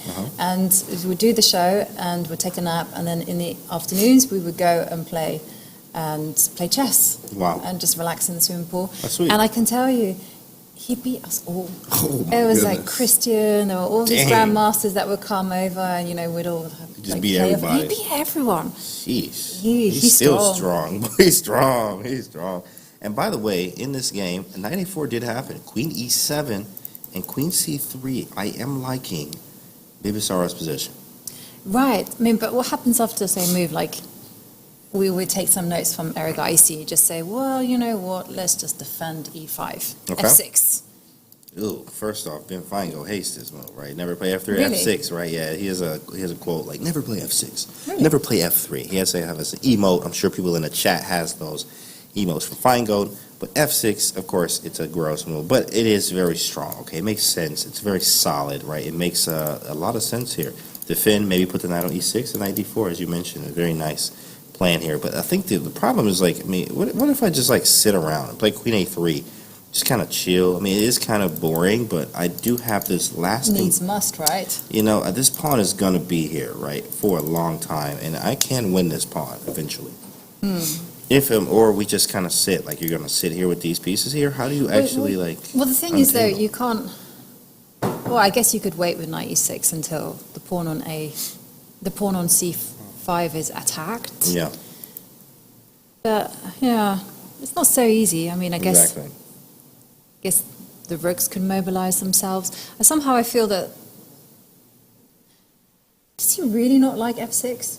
Yeah. Sorry, Yeah, I'm correct. just like questioning He has my life. emotes that say, But F6 right. feels like such a natural move. It in does. this, It's very solid. because I was thinking, if that bishop on c8 could have a purpose in life, then black would be happy. And then if you played f6, it could reroute itself to e8 and then get out. Yeah, like the Dutch route. Exactly. So you see it in the Dutch or sometimes the French. And then, Plus this bishop is gross, so you can't do anything with this bishop. So f6 makes a lot of sense. Right. But we'll see. We will see what finds out. Right. And when it comes to time situations, well, Boris is the one with less time on the clock. That's correct. So let's revisit the Katerina Lagno and Whoa, height some game. spice. Ooh. 2 pieces hanging right now. Okay. This looks Whose good. move is it? Is black's move? So No, the black rook. is- Oh, okay. black I was is- like, what happens if I take the knight? That makes sense. Yeah. But, wow. So, I think black will just retreat the bishop. Yeah, probably just what? I say no, let's maintain the... Defend so I can take the knight. What a move from Matarosian. Yeah. Very tactical wizard, as you see him play. And if knight b6, queen c6, like the man is very crafty. Very crafty. That's a G3 nice felt move. 2 weakenings. Big fan of this move. Queen d7. Well, how are you going to handle queen c6 anyhow? Oh, you're right. Oh, man. You actually missed that completely. I mean, anyway, queen c6. Wow, what a move. I might have to take this bishop. What is that? That's so annoying. Wow. Knight f4. That is brave Ooh, that's stuff. a good move. That's such a great move from him. Okay, Sheesh. Queen d7, so you have to go in that's a big survival move. mode. Okay, so Yeah, let's correct. how to do it. Queen, is this possible? No. I mean, could you I mean- retreat? I have an idea, What but you you got? might laugh me out of the studio. Okay, it's basically to go knight to. I feel like I have to keep the knight to f4. Okay, knight f4, Yeah, queen c6. Queen c6. And the only way that I can see to defend the king is to go f3? f3. Oh, my goodness. Oh, but it doesn't even work because I was planning queen to g2, but there's rook takes knight, Oh, and wow. I will be Boom. laughed out of the studio. Oh, man. And then queen takes, bam. And Yeah. then takes. But, I mean, okay. I mean, but okay. Oh, hang on a second. Conversation, but okay. Right? It's not, It will work it's not out. over. It's actually right. It actually kind of worked out somehow. So, Okay. in fact, let's refresh. I will. Yeah, there you go. I will probably retract what I said. Queen d7. And this is the live position. I was actually looking at queen e4 too as well, with some strange ideas here. But I think he Yeah, has the- this bishop d8 move. Like, what a move! And the idea if it was like if he goes bishop g5, But- I could go knight b6 now. Right. Knight b6, but maybe you could just move. Could you just play the battle of bishops? And because I'm a big fan of simplicity, I'm not very good at calculations and complications. That ain't my stuff. So I was thinking, when the queen goes to e4, what happens if you just take the knight? Okay. And then queen takes bishop. I'm like, yeah, you got your bishop on the dark squares. I got d4, mine. yeah. Look at my one go. Ugh, Go that's- d4, that right? sucks. And then you. Yeah, ugh. that's it. This hurts. That I'm hurts sorry. here. Yikes. Just get that off the screen there. Ooh, not what we want. And she is in the think tank here, 4 minutes and 30 seconds here. We'll leave her to it. Hopefully she's able to figure something out. If not, this is going to be a very nice position for Black. Martirosyan. Yeah. Absolutely. Let's go to Arjun's game. This was wild stuff, and looks like it's under control for black. Yeah, this is quite a fascinating endgame. I mean, it's all going to hinge on this B pawn. Is it strong? Is it weak? I mean, and also again, black has a knight, white has a bishop, and it's that old chestnut. I guess that they really need. Have you ever seen any articles like on which is better, the bishop or the knight? No. Has I've anyone never run any seen any. stats? Well, I have seen the like 3.25 from Bobby Fischer, and what he says the bishop's worth 3.25 and knight's worth 3 or whatever. Yeah. So I guess because of the square thing, I think I used to teach students like when you put pieces in the center of the board, I know that the bishop has like I forgot how many squares. It's like 13 from the center of the board, and the rook has 14. So this is how they did like the point system. Yeah. The knight has 8 right from the center. So having this, I guess bishop is generally, I guess, better because it can go to more squares, but it really depends, So Bobby Fischer loved his knights. Yeah, I know Judith also loved her knights, and I like the bishop. I personally have a big preference for that, just because it's a long-range piece. Yeah. And I get a kick out of a bishop being on one side of the board, but still having its eye on maybe the king side over there, and you're just like, hey. What's your favorite bishop? Let's go with that. Favorite bishop? Favorite bishop, light square or dark square? Light square. Hello, Carol Khan. Oh, you're right. Yeah, well, who am I? What am I talking about? If I put my bishop on f5, I'm literally ecstatic. What am I saying? Of course, the Carol Khan player. Light square bishop, Mine used to be the light square bishop because of e4, and I can put the bishop on d3 and try to mate on h7. But as I got stronger and started playing more, I really like my dark square bishop because I play a lot of Joe Baba London. So having the bishop on f4, or sometimes I like to play the Kali Zucator, knight of 3, b3, bishop b2. I have some very strong wins with that. So I love having that bishop. You need to give me lessons on this, because whenever I tried playing this opening, I got nothing. And what's worse than that, I was like, what is the plan? So, and anyhow. Speaking of plan, b3 happened, which I understand, but I do like this idea from Arjun. He's just saying, hey. He's stating the obvious, isn't he? He's going to double ricks. I want the dub, and hey, you better be careful. But there is a rook takes b4. There is I noticed that at the same time. Yeah. So the problem is this knight on e8. Well, what on earth is it doing? Oh, it's pretty gross. You know what? Maybe this doesn't even have.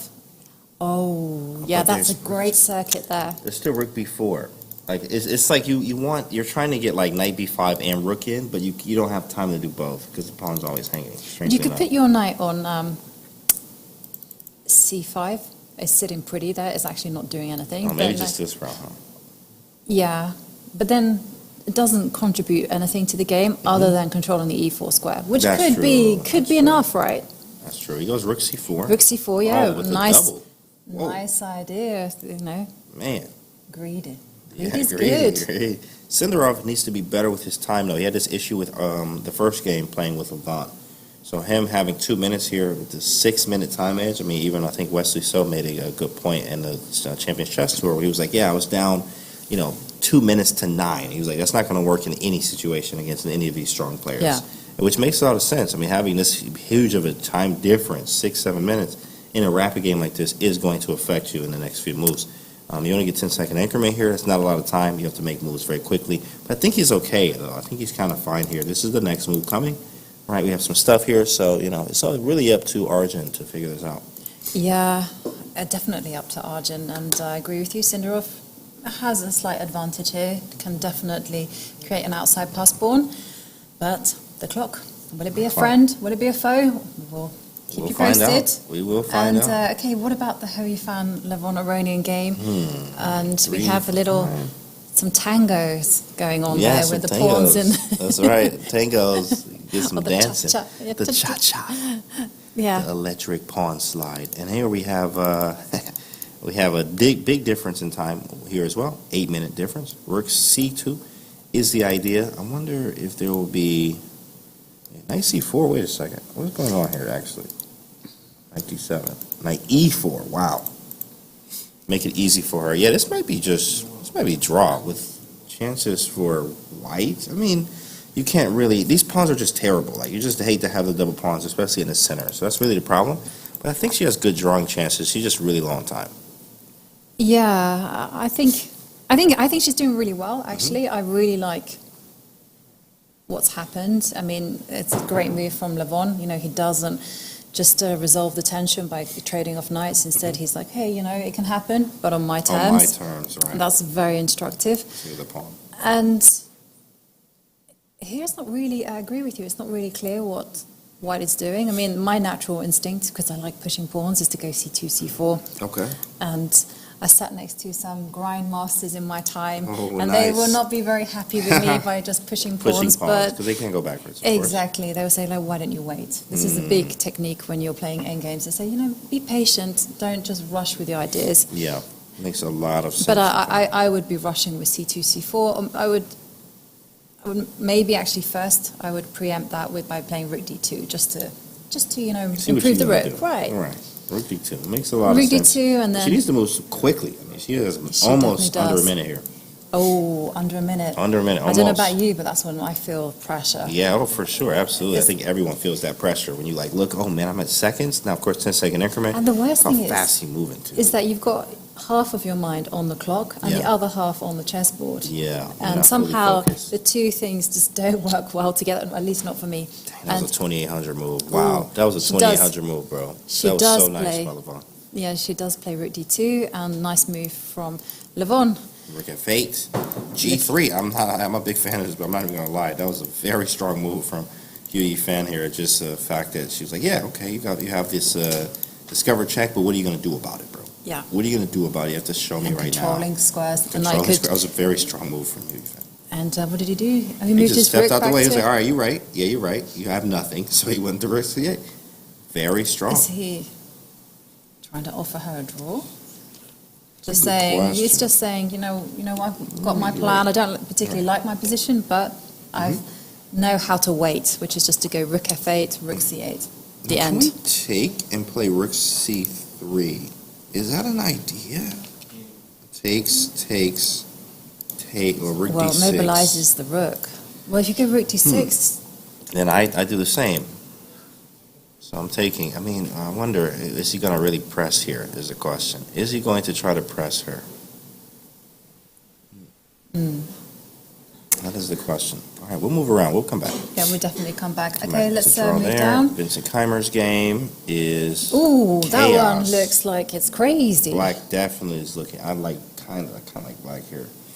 Well, I kind of like black. Like, look I at mean, the the protected pass pawn on d3 you know what I will do mean? it for you, You right? know, protected passer, right? Rook, we got the rook lift going. Got the bishop here. Sorry, feels like I can't draw here. See, right? Bishop looks very strong here. We have the rook coming. We also have maybe some g5 stuff. Like there is all kind of tricks here. What's the time look like? Vincent Keimer down a little bit of time. He plays rook f6. I mean, you just have the activity. Bishop e3. It's kind of annoying to face. Mm-hmm. Yeah. It's black. I mean, how is black going to break through, though? That's a good question. That is a good question. I wish I had a light square bishop, but I do not. Are you, are you just simply going to go backwards with the bishop to B8. B8? You know what? That's a strong move. I'm a big fan of this move, actually. Bishop B8 and put the queen where? Actually, you don't have any squares. I don't have any squares to park that That's queen. kind of funny. You don't have any squares. Another, I mean, but okay, what's white's plan? That's also another Believe it issue. or not, F3. And then take, and then weaken this. But that's a long shot. It's also very committal. It is very committal because you do weaken the dark squares eternally. So it could be like you're threatening bishop takes bishop and then f3. Yeah. Okay, Yeah, so that's correct. why we see bishop takes bishop on the board. So, wow, wait a second. I have to be careful. What do I Yeah. take with? This is hanging. So it can't be knight. Can- This can is you- hanging. Can you take with the queen? Take with the queen. Queen takes queen e4. It's risky, but it works. It's risky, but it works. But then you still have queen f1, Queen f1, king h2. king and then- h2, and you're eyeballing the rook on a8. Right. Well, we should put this up on You the have to board, try. right? Oh, yeah. Right. Calculation. Yeah, okay. Queen here takes, check here, and then a8 is actually hanging. So queen f4 check is very possible. We can't give up this rook with check, right? So that's going to be terrible. Yeah. Or you Wait a could second. just go. There's a piece difference. I'm just now noticing this. So it took me a while to notice. I'm just not There's a noticing this. bishop and There's knight a against two rooks. piece. What happened? What happened? Where did this happen? He Earlier on in gave the up game. a piece. Oh, what is this? Vincent Keimer just went for him. 94. But so he's got two pieces Yeah. for the rook. He said, I got the two pawns in the center. That's what this was. I actually just barely noticed that. Like, wow, he's down a piece. And it felt like black was just doing so well here, which he is. He's still doing great here, but he may have to take with the queen here. In fact, let me see what the live position is. It is here. Yep. He's still thinking, how do I capture? And in terms of time, he has plenty of time to consider which is the best way. Mhm. But I mean, he cannot. One thing he cannot do is he cannot take with the pawn. Oh, that's So- true. Pawn takes? Yeah, pawn takes, and then queen to f1 check, And then there would be a massive blooper taken with a pawn because now rook f2. And it's like, rook f2. Is there bishop f3 here? No. Wait, does this work? Oh, no. What the heck is this? Is this real, Jovanka? I don't even know if you can play this. I think you can. I think you can. What is this nonsense? Wait, no, we give it back. You take this. No, but then you take the rook. And it takes, right. And black's doing fine. Yeah, so, okay. But it's close. Thank God for I was that. like, yeah, that can't be real. That can't be real. So that doesn't work. So that means, well, he has to take with the queen then. I mean, he's you have actually knight made? takes, but then queen f2. Like. He's actually made a move. Oh, let's see what happened. And we have queen e3. We have queen e3, okay, yeah. So we're going down this line here, but queen f2, I mean, I don't know. Queen f2, queen e4, check, king h2, and like maybe trade the queens. We've seen some more moves. Let's see. Yeah, so we have seen the trade. And we have this position is on the board. It is on the board. And okay, so either you're giving a check, which is my personal preference, just to kind of... I'm changing my mind because I'm fickle. But keep the rooks on. Maybe I'll go rook d8. I was thinking rook d8, but do you throw in queen f1? Because the thing is, if you throw in queen f1, the king goes to h2. When the rook gets behind d8, you've got moves like bishop to c2. Whoa, Jovanka, that's a nice move.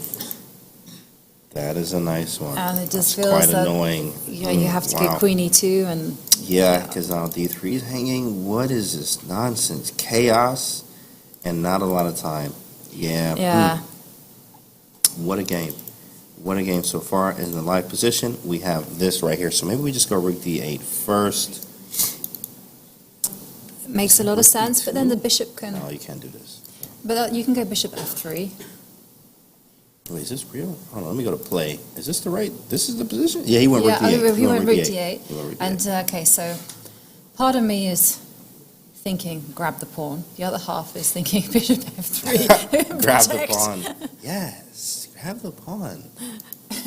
Well, why not? Grab the pawn. I mean, you have to do a Gordon Gekko. What's his name? Gordon... Gordon who? Oh, the guy, the Wolf of Wall Street. Is it Gordon Gekko? No, it's Jordan...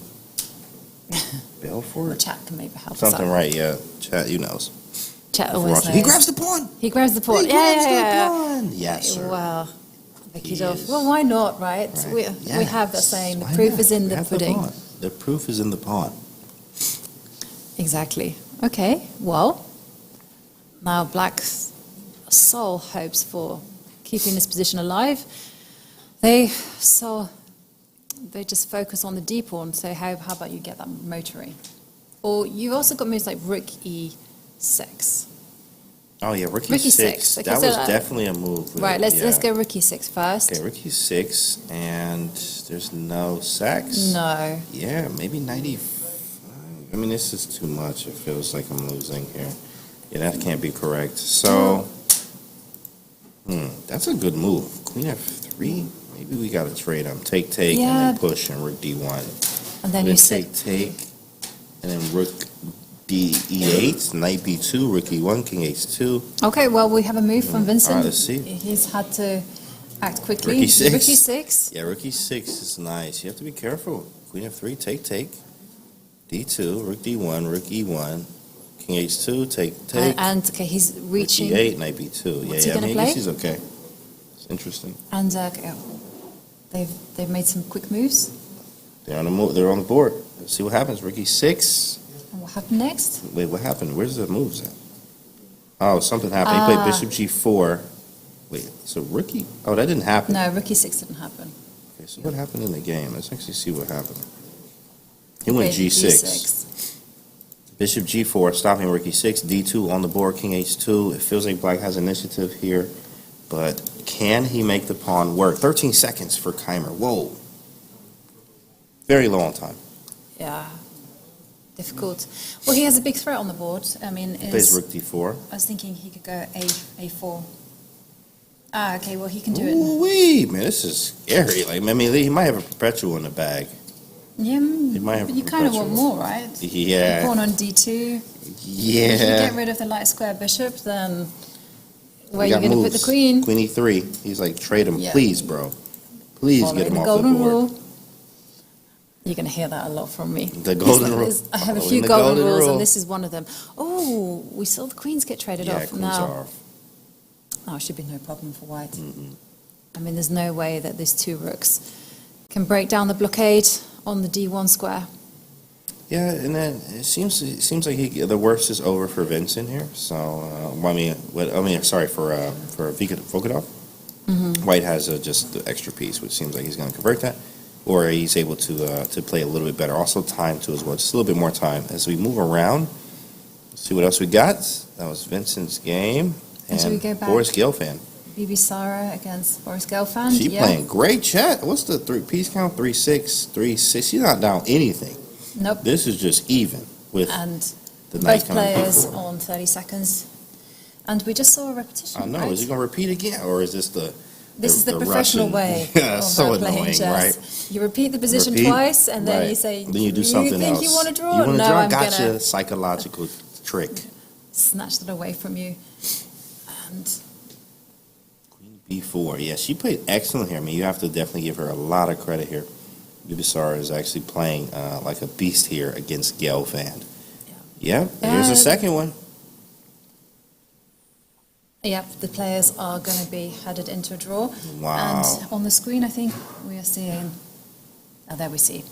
And and that's the a players draw. have agreed to draw. Wow, look at that. Fantastic Back to result back. for Bibi Sara. Bibisara out here playing good. She's swinging. so talented. Ooh-wee. She's She's just swinging, 19 baby. years old as well. Wow, just 19. True Gelfand. Who's next? She says, who's Yeah. next?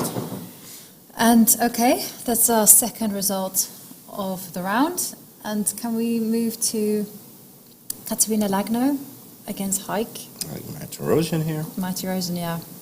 I mean, we saw Katerina struggling somewhat, and there we see the players leave the board after a peaceful draw. Oh, she can feel very confident going into the next round. Really, just the rest of the tournament here. I mean, she was like, she just wanted to, as an underdog, the lowest rated player in the field, and 2 draws against very strong players here, Lagno and now against Boris Gelfand. And what do we think about this position for Katerina Lagno?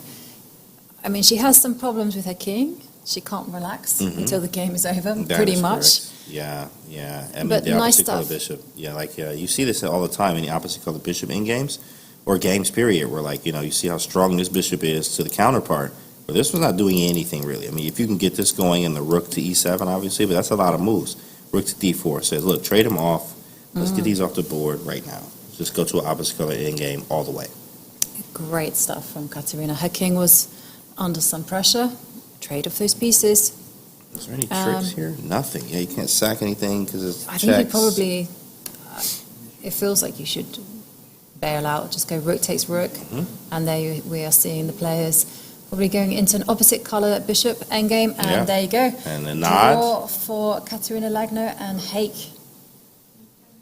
Quick nod, and they're talking about the game here. Yeah. Quick chat about it, very Okay, nice. And we move fair on to the next. results. Wow, man, lots of draws here. And What about this one? Whoa, this one definitely doesn't look draw-like. yeah, this one is between Sindarov, just 17 years old, and Arjun Erigaisi, who's 19 years old. And Sindarov with 5 seconds, 4, 3. He made a move there, in fact.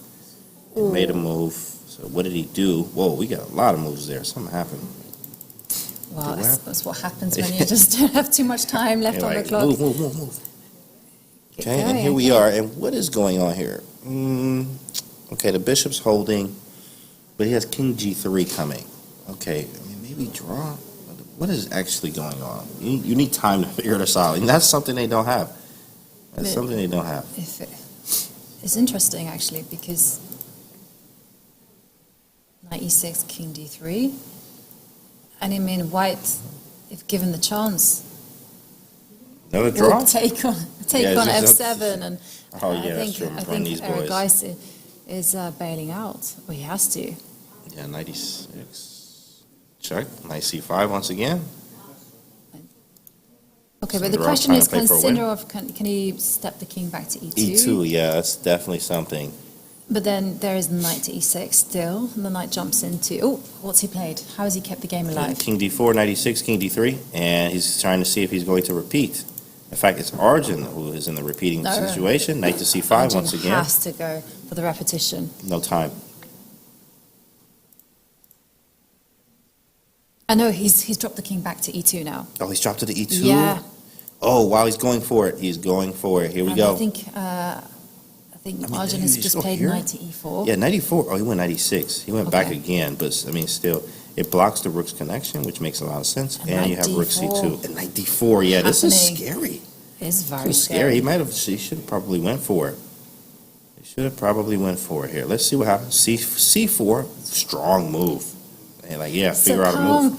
Right. Jeez. I don't know what's about to happen here. Rook here, maybe? Rook here looks very annoying for white. I mean, you will have to give up. You got this pawn hanging.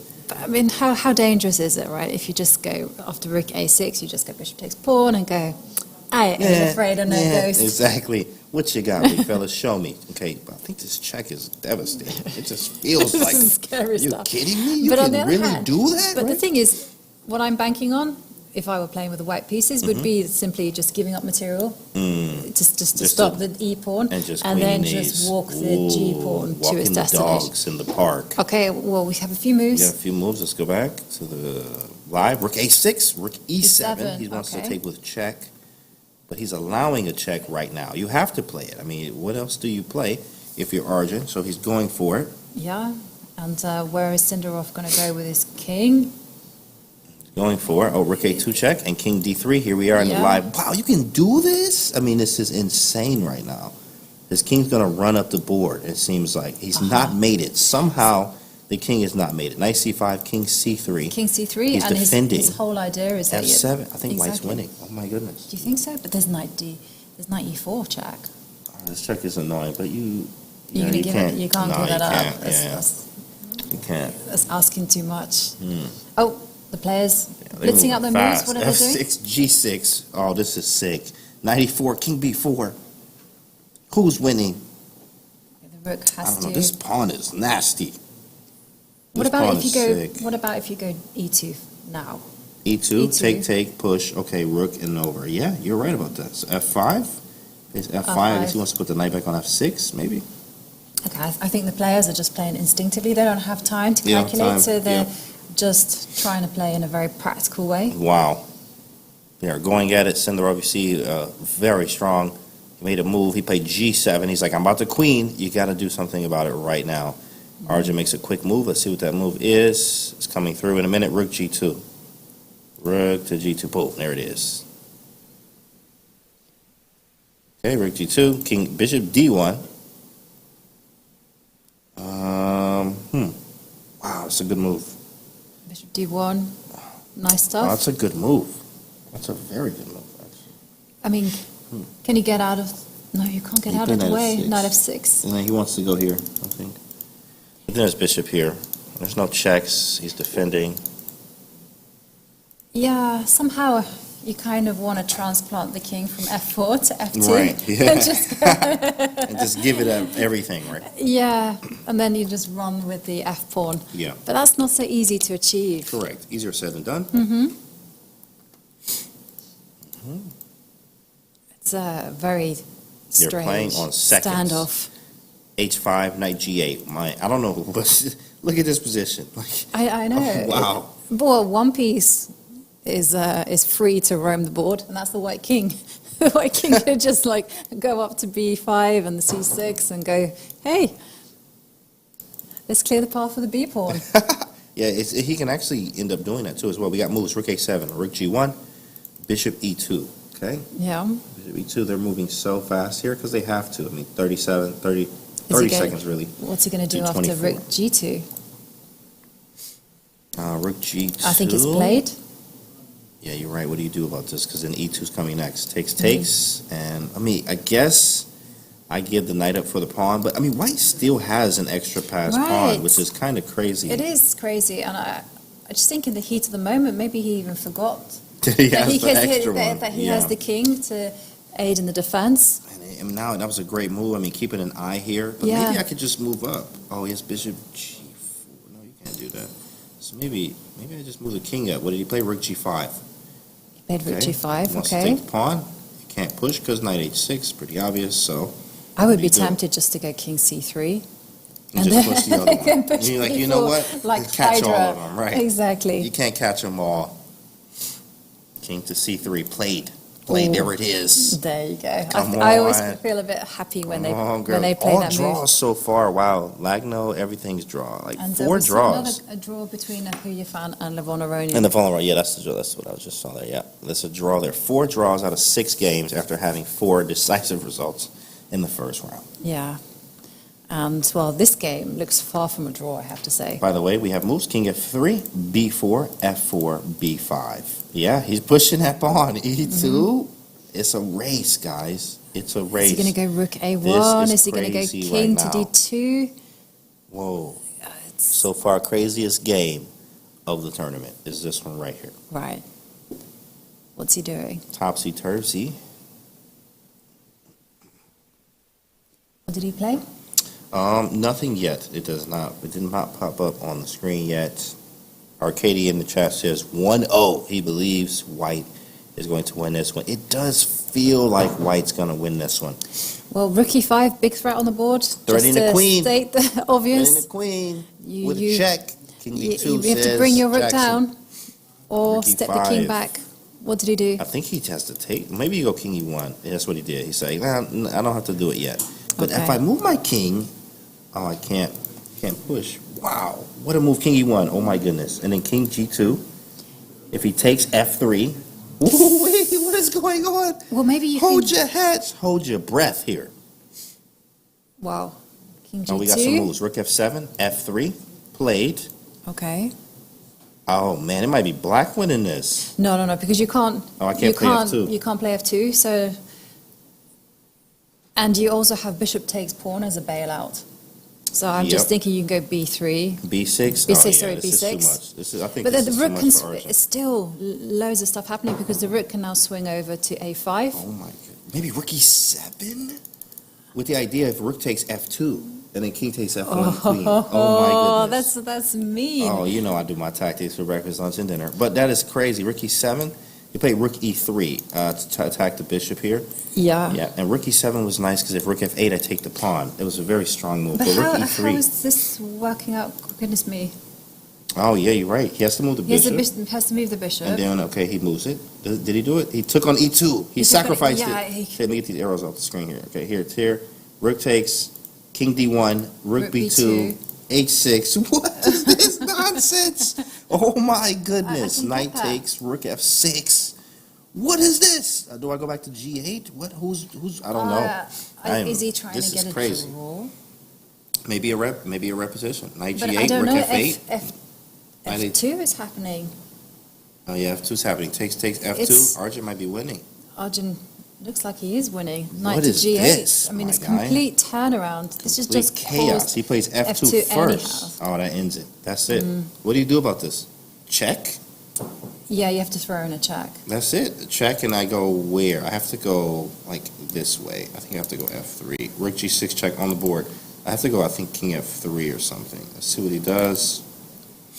King F3, he goes Knight G4. Whoa, what is this? If Rook takes King F3, hitting the rook, threatening mate, and if you queen, I mate. Oh my goodness, this is the game of the tournament right here. Knight G4, and I saw Knight G4, but I was like, I mean, this can't be right, but it is right. I thought it wasn't necessary. I thought it was unnecessary, correct. But in fact, it's even better. It is great stuff. It's a great from move. Erigaisi. Erigaisi swinging here, and we have a move. Let's see what that is. What's it going to do? He said play King C1. It's a bailout in a way, but you could just play Rook E2 probably, or Rook to A2, and then after King B1, go to E2. In this way, I think both ways may work. Let's see what Arjun uses or goes And you for. can just see on the camera, you can see by the body language. You know, Sindarov is like, he knows he's messed up. Whereas Erigaisi, he is a menace he is right merciless. now. Wow. Okay. And now he's going to pick up the rook, it looks like. Queen E2, King C3. Queen E3. Queen E3 check. I mean, you still have to, this is going to queen, so you need to get it now. It wasn't necessarily the cleanest way to victory. I mean, the Before queen he takes, will come. he went here. Another queen can go back, right? King c3, queen e3 check. King can go back, but now how do you? It's not that clean. Well, you do have queen d2, sorry, or queen e1. Oh, queen e1. Yeah, that's to do it. And, then And there we queen see B1 the handshake. Wow. And Erigaisi scores the first decisive game in round 2. Whoa. What a game, though. What a roller coaster. It was like, who's going to queen? What's going to heartbreak queen? for Sindarov, right? Yeah, Because it looked like yeah. he was in full control. Absolutely. Looked like he was definitely in full control there. As we have the last game here, rook e8 check being on the board. What does black play? This is another situation. This is probably a draw. I mean, the king is far enough to queen. Yeah, this is probably a draw, unless something crazy happens. And Vincent, yes, but this is great going from Vincent, because earlier on we saw him having to handle this two pieces against the rook, and it felt like it was Vakidov who was doing very well there. And here, I agree. It's just about marching the king up, right. And there you see the king step to h7, and just about advancing the pawns. I mean, the only thing that white has to be slightly careful of is, I was going to say, this kind of idea. Okay. Where he wants the rook to block it. Exactly. Is there enough time? h6, rook f5, take, king g7, push, queen. Yeah, the king's not close enough for the weird, in-game trick where, like, I let you queen, but then I bring my king in, and you're lost anyway from a Dvoretsky in-game manual. But it's pretty close. I wouldn't. It is close. I wouldn't even go rook takes rook. I would just put my rook on I would just go rook h because he goes check, and then bring it back to e1, and then the rook can sacrifice itself at for the right pawn. moment. Right, king's away. Yeah, exactly. We're good. Don't test the waters here. Yeah, Don't test that was the too waters. risky for me. I like simplicity. Simple chess. Yes. No, that would. If I was ever going to do a course on something, it would be simple chess. Okay, nice. You hear that, Chessable guys? Okay, we're gonna have the simple chess. Simplicity. Exactly. With Jovanka Hauska. Okay. And there we see. And there it is. A draw has been agreed, and again, judging by how they're conducting themselves afterwards, it does look like Vakidov is disappointed with this result. Yeah, he definitely had that extra piece. There, and that is crazy. Wow, one decisive game the entire time, and that was Argent in this one with that wild game. Absolutely crazy. That was crazy. I mean, it wasn't the craziest round like the first one with 4 decisive games, but that one game felt like all 4 games of the first round. That was crazy. That game was insane, actually. So complicated with passed pawns just all over the board. And I think probably this is a good time to take a break. Oh, yeah, quick whilst break. we wait Absolutely. for the third round. Right. Yeah, take a quick break, guys, and then we will return with the next round. It'll be round 3, in fact, of 4 today. Yes. 4 rounds. Wow, that's nice. See you in a few minutes.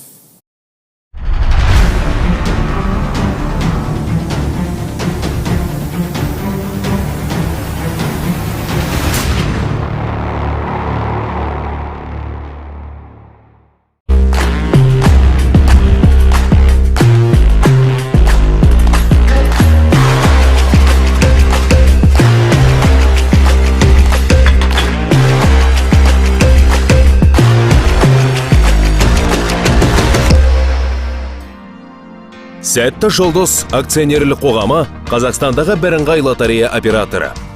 Ұлттық лотерея ақшалай ұтыстардан бөлек талай қазақстандыққа пәтер мен автокөлік сыйлады. Біз лотерея ұйымдастыру кезінде заң талаптары мен әлемдік стандарттарға сай қауіпсіз әрі сапалы өнім ұсынамыз, және әлеуметтік жауапкершілікті ескереміз.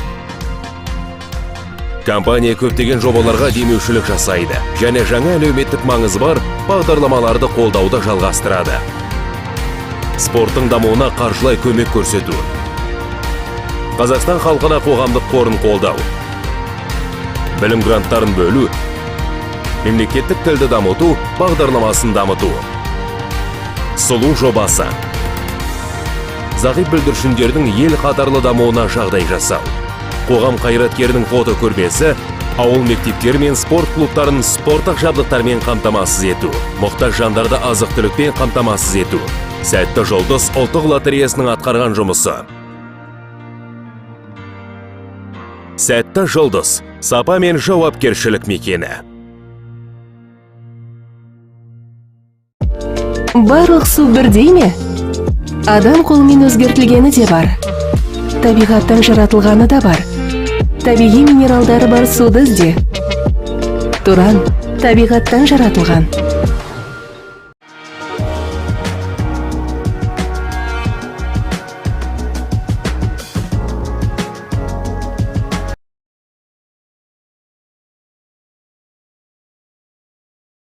Let's go!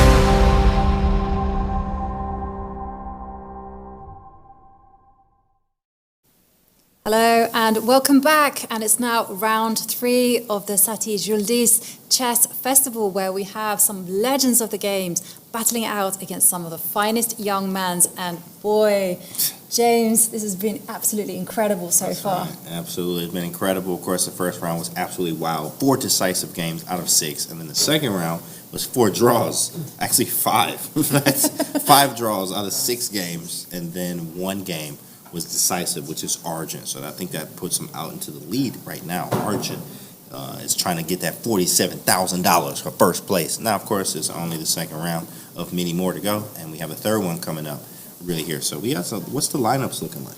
The lineup is hot as always, and so just taking a look at some of the big matchups, we have Boris Gelfand. He will be facing off against Katerina Lagno. And then we have Vincent Keimer facing off against young Bibisara, who's actually started very solidly with 2 draws. And there we see the players getting ready. And we see Haik there, and he was facing off against Vakirov, I think, or no, Sindarov. And there we see on the camera, we see Kramnik against Vakirov from Uzbekistan. Levon Aronian will face off against Alexander Grishuk, whereas Arjun Erigaisi, who started off with 2 wins, will be playing Hu Yifan. He's hot right now. But you know what? Who's not as hot right now, and it's tough sometimes when you have this. I think Sindarov lose the first game, too? He lost the first game as well. Yeah, it's tough. So 0-2 in the first 2 games, but there's still lots of games up. But it is annoying, and it's just tough sometimes. Like, chess is a hard game, right? Yeah. Just, you know, he's fighting, and he's playing good, but then it just didn't go his way. 2 L's, but lots of chess left, so he's looking to bounce back, or at least stop the bleeding, as they say, by getting a draw at least. Right. I mean, after all, there's still loads of games left. Yeah, of course, right? We got more days, more stuff. Exactly. You know. 10 rounds left. That's right. You can't get 10 too rounds. depressed. That's a lot. Arjun, No, I'm not hang on, going to that's- see. Oh, that's we got my games. maths, which didn't quite work. 9 rounds. 9 rounds. Yeah, okay. E4 from, we have some games here.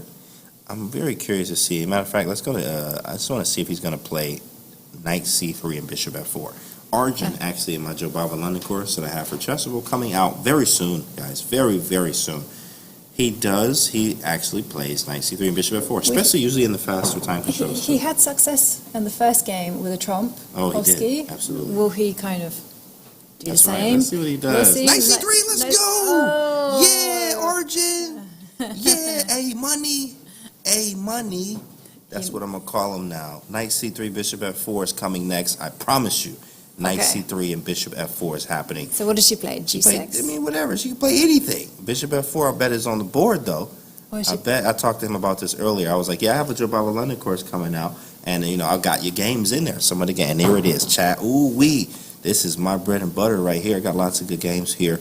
Lots of fun. It's a very fun opening, and the way that my course is set up is it's only aggressive. It's going to be nothing but aggressive chess. You can be very positional with this opening, obviously, but it's going to be very, very aggressive. So we're going to have some fun here. Let's see what Hugh comes up with. C5, this is a very, very nice line. You go E3, correct? Yeah. That's right. And one big trap is you don't go Knight C6 for Yes. obvious reasons, because the knight will come to B5. And it's a wrap. That is it. It's a wrap. Knight C6, Knight B5, and we live. E3 is a very nice move here. I mean, this is what you usually do. You can also go E4. E4 is a weird move. It definitely is played more of like the likes of Bortnick likes that. Even Hans Niemann's Joe Bava London course, lifetime repertoire on Chessable, goes with the E4 move. But E3 is nice. You see this a lot. Are you advocating this one? I am. I'm advocating for the E3. So correct. You prepped with Arjun today.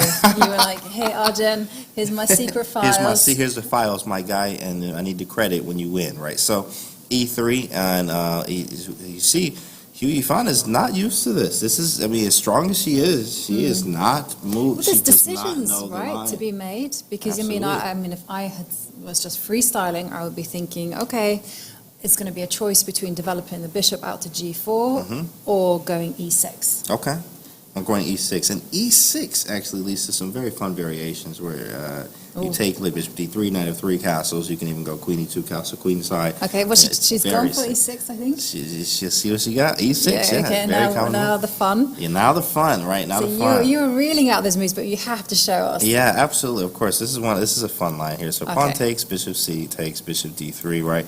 And then castles, knight Right. f3, knight c6, right? You go castles yourself. In many lines here, castles, usually they'll make any move, anything, but our next move is going to be e4, almost no matter what they do. Usually rook e8, e4 happens a lot. Pawn takes, knight takes, knight takes e4, bishop takes. There's a queen f6 that happens. I go queen c1 with bishop g5 ideas, right? It's very nice. And then c3, b4. It's fun. It's a very fun line here. But you also can go, this is like the old stuff. What I recommend or what I do is a little bit different now. You It's the guys old are stuff. getting Yeah, he goes knight b5, red hot right? insight here. Yeah, knight b5 is the stuff. Okay, that knight I'm a a6. fan of it, right? You force the knight to a6, you play a4, you play c3, you play knight f3, bishop to d3, and you'll end up castling. You put the knight on e5, you go queen f3 and queen h3. I could draw more arrows, of course, but we're just not going to do that. But we can definitely draw more arrows here. Absolutely, of course. Yeah, I am in the school of Hikaru. This feels like something from A Beautiful Mind, right? All these like math formulas, and here we see arrows nonstop. I love it. Yeah, this is beautiful. This is I love this opening, right? So I have very good success with this, even OTB. So C3, and now that I have the course, when you work on something with the engine, you get better with it. So for the last few months, I've been working on this with the engine. So I've become better with one of my favorite openings now. So I'm a big fan of this. Let's see we'll come back to it. Definitely. Because definitely it's going to be fun here. Arjun already is cooking up something special for the Joe Okay. Bala London boys and girls at home. All right, so let's see. What is this? This What is is- Boris Gelfand and Lagno. Let's see what this was. Okay. Okay. Another Catalan. Okay, Catalan, yeah. Another Catalan. Take. Well, you Whoa. have to, This is getting spicy. What the heck? Man. yeah, you have to attack the f2 pawn Absolutely. because the bishop was on freeze. So e3 forced, I Okay. would say, and then now knight takes threat of. Actually, there's no threat. There's just. I like the way that Katerina's playing this. Just get the bishop to c6, and then after that, you can put the knight on d7, Yeah. and you can castle, and life is okay. That's right. Life is good. Life is good. Yeah, this is actually, I hate playing against Catalan myself, I'm not even going to lie. So I actually was King's Indian Grunfeld player, but I tried some, just trying to, Queen's Gambit decline, semi-slavs, things like this. But the Catalan just gives you, it's very annoying. I have some stuff now, actually, a book I recommend if you have problems with the Catalan.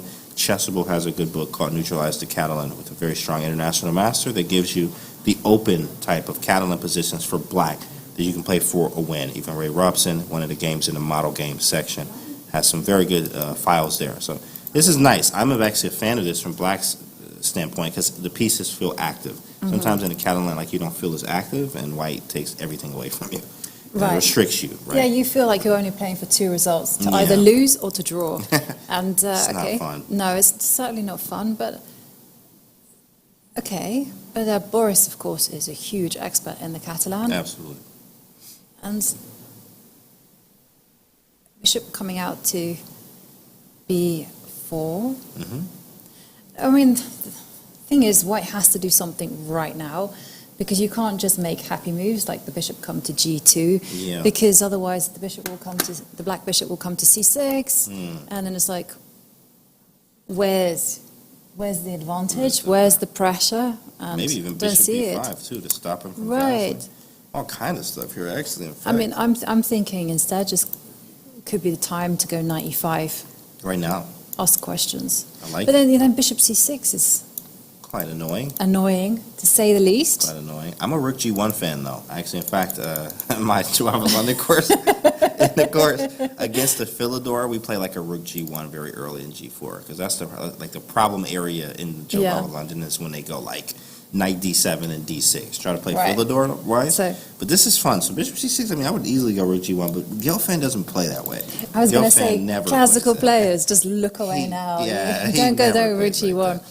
So maybe Bishop D3. Just to castle anyway this way. I even consider, like, I like this, but he doesn't play this way, which he's gonna It's find tempting, the most. right? It's It is very right? tempting just to kind of go, Very tempting. you know what, it's a rapid game, let's You know just what I'm saying? castle Come on, queenside. Just do it. Just do it, Gelfand. Just do it. But we ain't playing. So Oh, man. we can be careless with That's right. other people's pieces.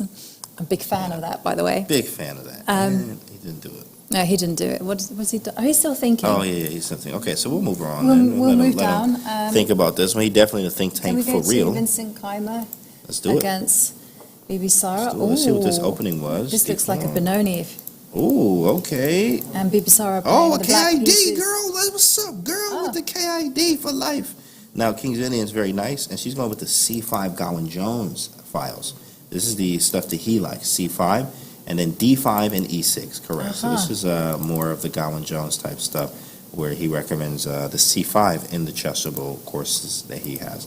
E6 takes, and yeah, you have a Benoni type position. That's exactly what this is. Really, a Benoni. It is a Benoni, from, right? Yeah, from a King's Indian setup, from King's Indian move order, in fact.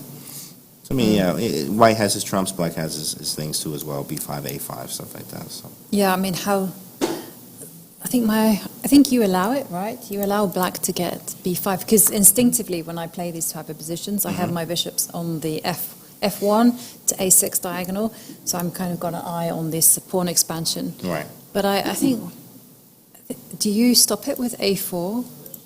It's very possible, and it actually is very common. But I think because the pieces, a lot of queenside stuff is gone, so A6 and Rook B8 and B5 is going to be coming anyway. Right. It's kind of even hard to stop that. Because I again, just to mention some of the key things that I know about this position, if white manages to put a knight on c4, Yeah. dream square Right. for the knight. Right. The dark square bishop should be on f4, pointing at d6. And then the rest is just about depriving black of their plans. But like you said, there's been a trade of minor pieces. And I feel that the rook coming to d1 wasn't necessarily the most accurate. And the reason I say this is if you were to take it back to a1 and instead play a move like a4, and after a6, you can often play a5. And then the whole point is when b6 does come, you can actually park your rook on a2. Oh. Yeah, you do a lot of Interesting. defense like that. A little dance. Yeah, and then you double up on the A line and you got your target. Interesting. Okay, that's nice. That's a very nice plan here. I like it a lot. I think he probably just wanted to move quickly there as he is up time, 4 minutes or so. But now it's on him. We have a move, Rook AD1 and Knight E5. Knight E5, Make yeah. some trades here. Now these, I mean, of course, I never played like the King's Indian for like, this just feels very equal. It doesn't feel like we're fighting for much. I mean, trade, like, this would be fine or whatever. But, I mean, maybe black's even a tad bit better because of the better bishop. But, I mean, I have F4. You might even get steamrolled here. F4, Yeah. E5 coming. So, I mean, it's just a little different. And sometimes it's difficult picking what lines you want to play against who. I agree with you, but I have to say Yeah. there's one caveat, What you got? which is black's pawn structure is awful. Awful. Never forget that fact when you play Garbage. the Benoni. It really is dreadful. Yeah. That pawn on d6, it's disgusting. Right. And often white can just win the game solely on that. You know, it's funny. They said, I forgot. I think I heard this from Nigel Short, but I also heard it from even someone else as well. It was like, no matter what, even if you get a Benoni and the Benoni that you want, it's still a Benoni. Right? And I was like, oh, wow, what does that mean? Then, of course, even the word Benoni or whatever it says is the Son of sorrow. Like, Yeah. so I was like, I mean, I'm not a fan of that. I love my grandfather Tao, of course, as Tao did like to play the Benoni, but he also was a King's Indian fan as well. So I'd rather go King's Indian than Benoni. This was a King's Indian, but unfortunately it did turn into a Benoni. But knight to e5, it's not a bad position at all, but of course, as you mentioned, the pawn structure, this being a backward pawn, Yeah, a forever that's target. something. Yeah, That's something to definitely always something. bear in mind. And 100%. so in order to do that, black has to get some play in some other way. So it could be just expanding on the queen side, piling Right. up on the E line, making Right. those trades just to neutralize white space advantage. I mean, you can't just sit there. Yeah. I mean, this is not the opening to go, I'm playing solid chess. I'm waiting and seeing what Yeah. you're coming up with. No, forget that. You have to create something concrete. We actually have some moves too as well. And knight takes e5 on the board. Oh, the bishop question takes. is, how do we take? Bishop or pawn? Bishop takes. Yeah, definitely bishop takes. We take with the pawn, we make the bishop bad. We also allow d6. Yeah, It's yeah. being a pass pawn. Like, why would You we need do you need a this? knight on d6 in order do to this? make the pawn capture viable. But bishop takes knight. It's.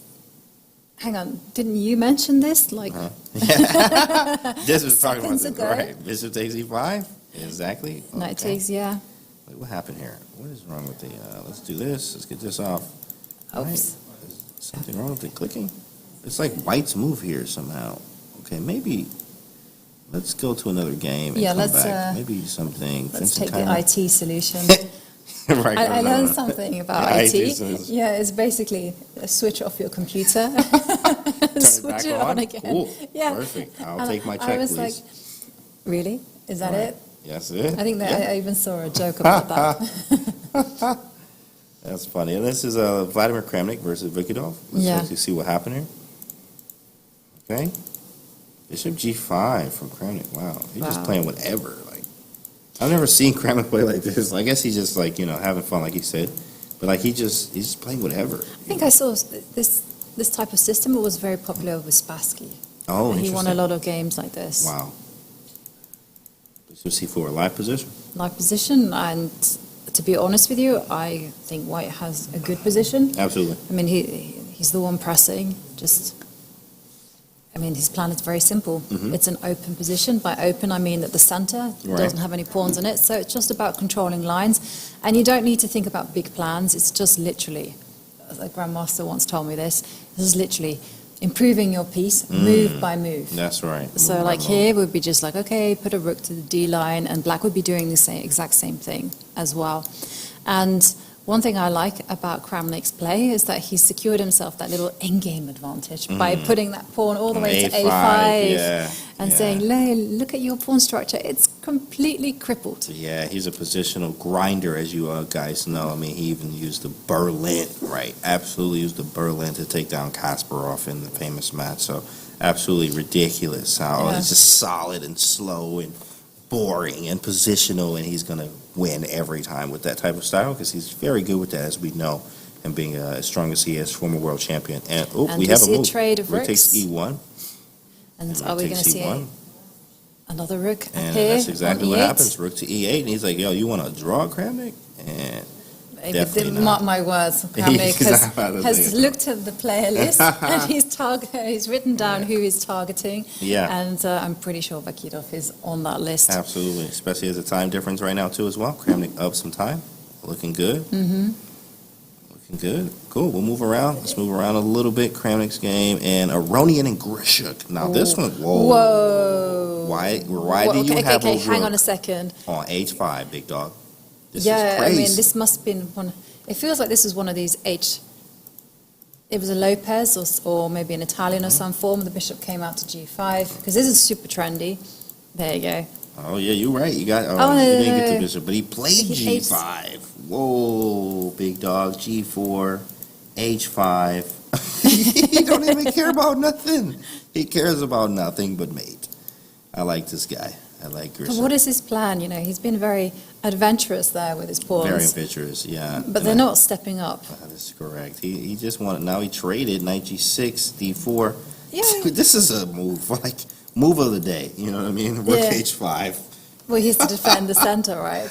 Oh my goodness, But- that's so funny to me. I saw, I think it was like a rule that was established by AlphaZero or these Oh. kind of artificial intelligence engines Mhm. that this type of pawn advance is okay to do when the center is stable. Oh yeah, correct. And when the center is not stable, the computer's like, no. This you is a wrap. You can't do that. You can't do that. Wow, And actually, I interesting. remember one of my old trainers Mhm. telling me this, that you could expand on the wings when when the center was like pretty fixed. Nice. That's good to So know. I was jumping for joy when I heard that little rule because I really like having Yeah. these little guidelines just to Yeah. help you. Obviously, rules are there to be broken, so you need to know when to When make an to use it, exception. when to- right. But Exactly. this one, it's scary stuff. Oh yeah, I definitely mean, scary. Queen to C2 after this too. I mean, I like Rick- black. I'm not gonna lie. You I like just- black? I just like these type of positions. I love aggression. I love creativity, activity. Like this is weird. I mean, G3 on any. You don't know when I'm going to play G3, but That's I can, right?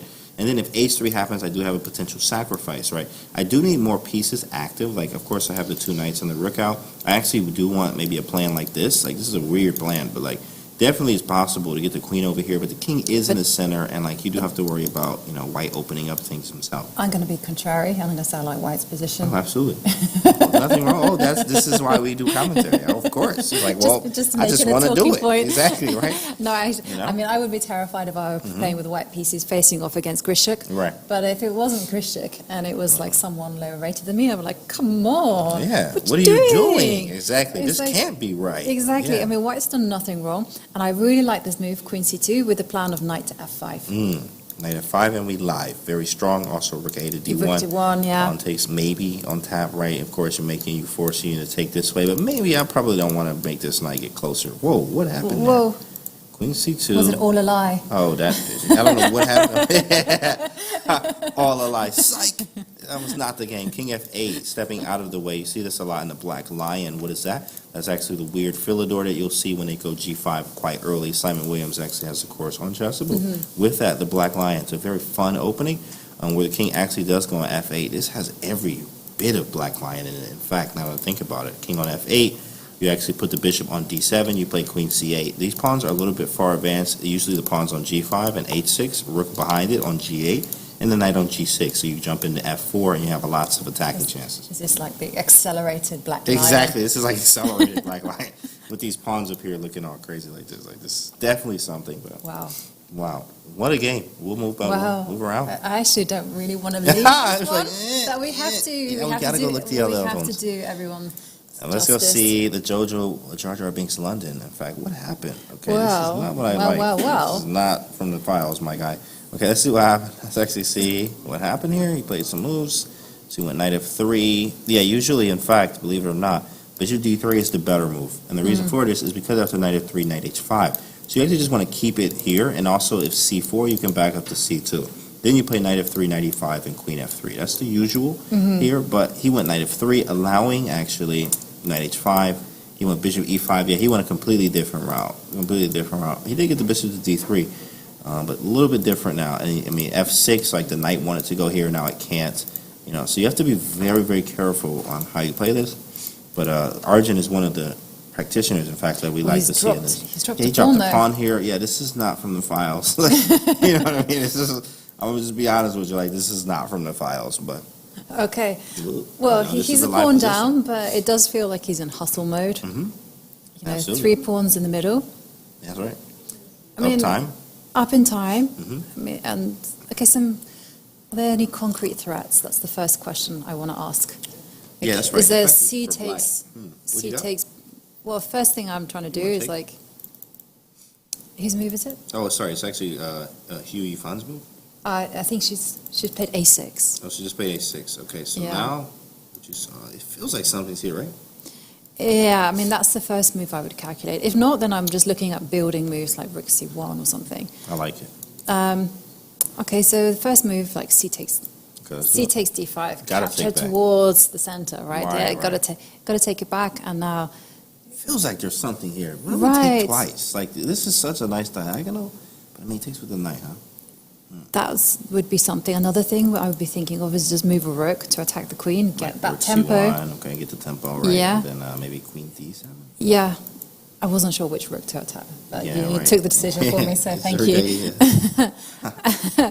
You actually, that's the beauty of calculation. You can actually just start with one rook, Right. and then in your just, mind like, you can just alternate. switch it later, right? Yeah. If you need to. Okay, and then is an E5 something? E5 is definitely something, but this is just blocked. It's blocked on E6, so it is something. It is something there. So let's go here. Let me go back. Fix this.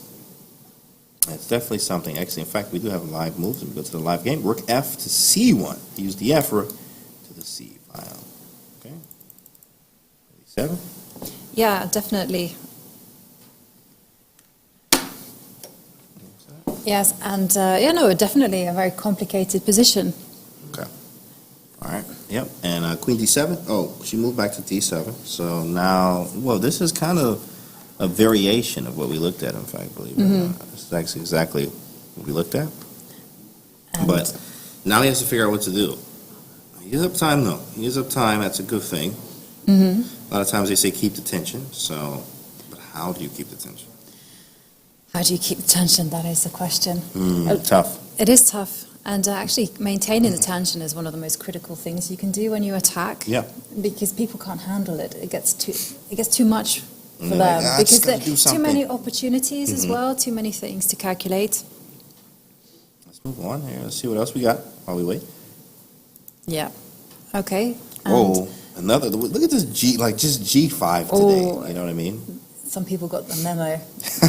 They got the memo. Today is violence. Okay. That's violence. Today we chose violence. That's what they said.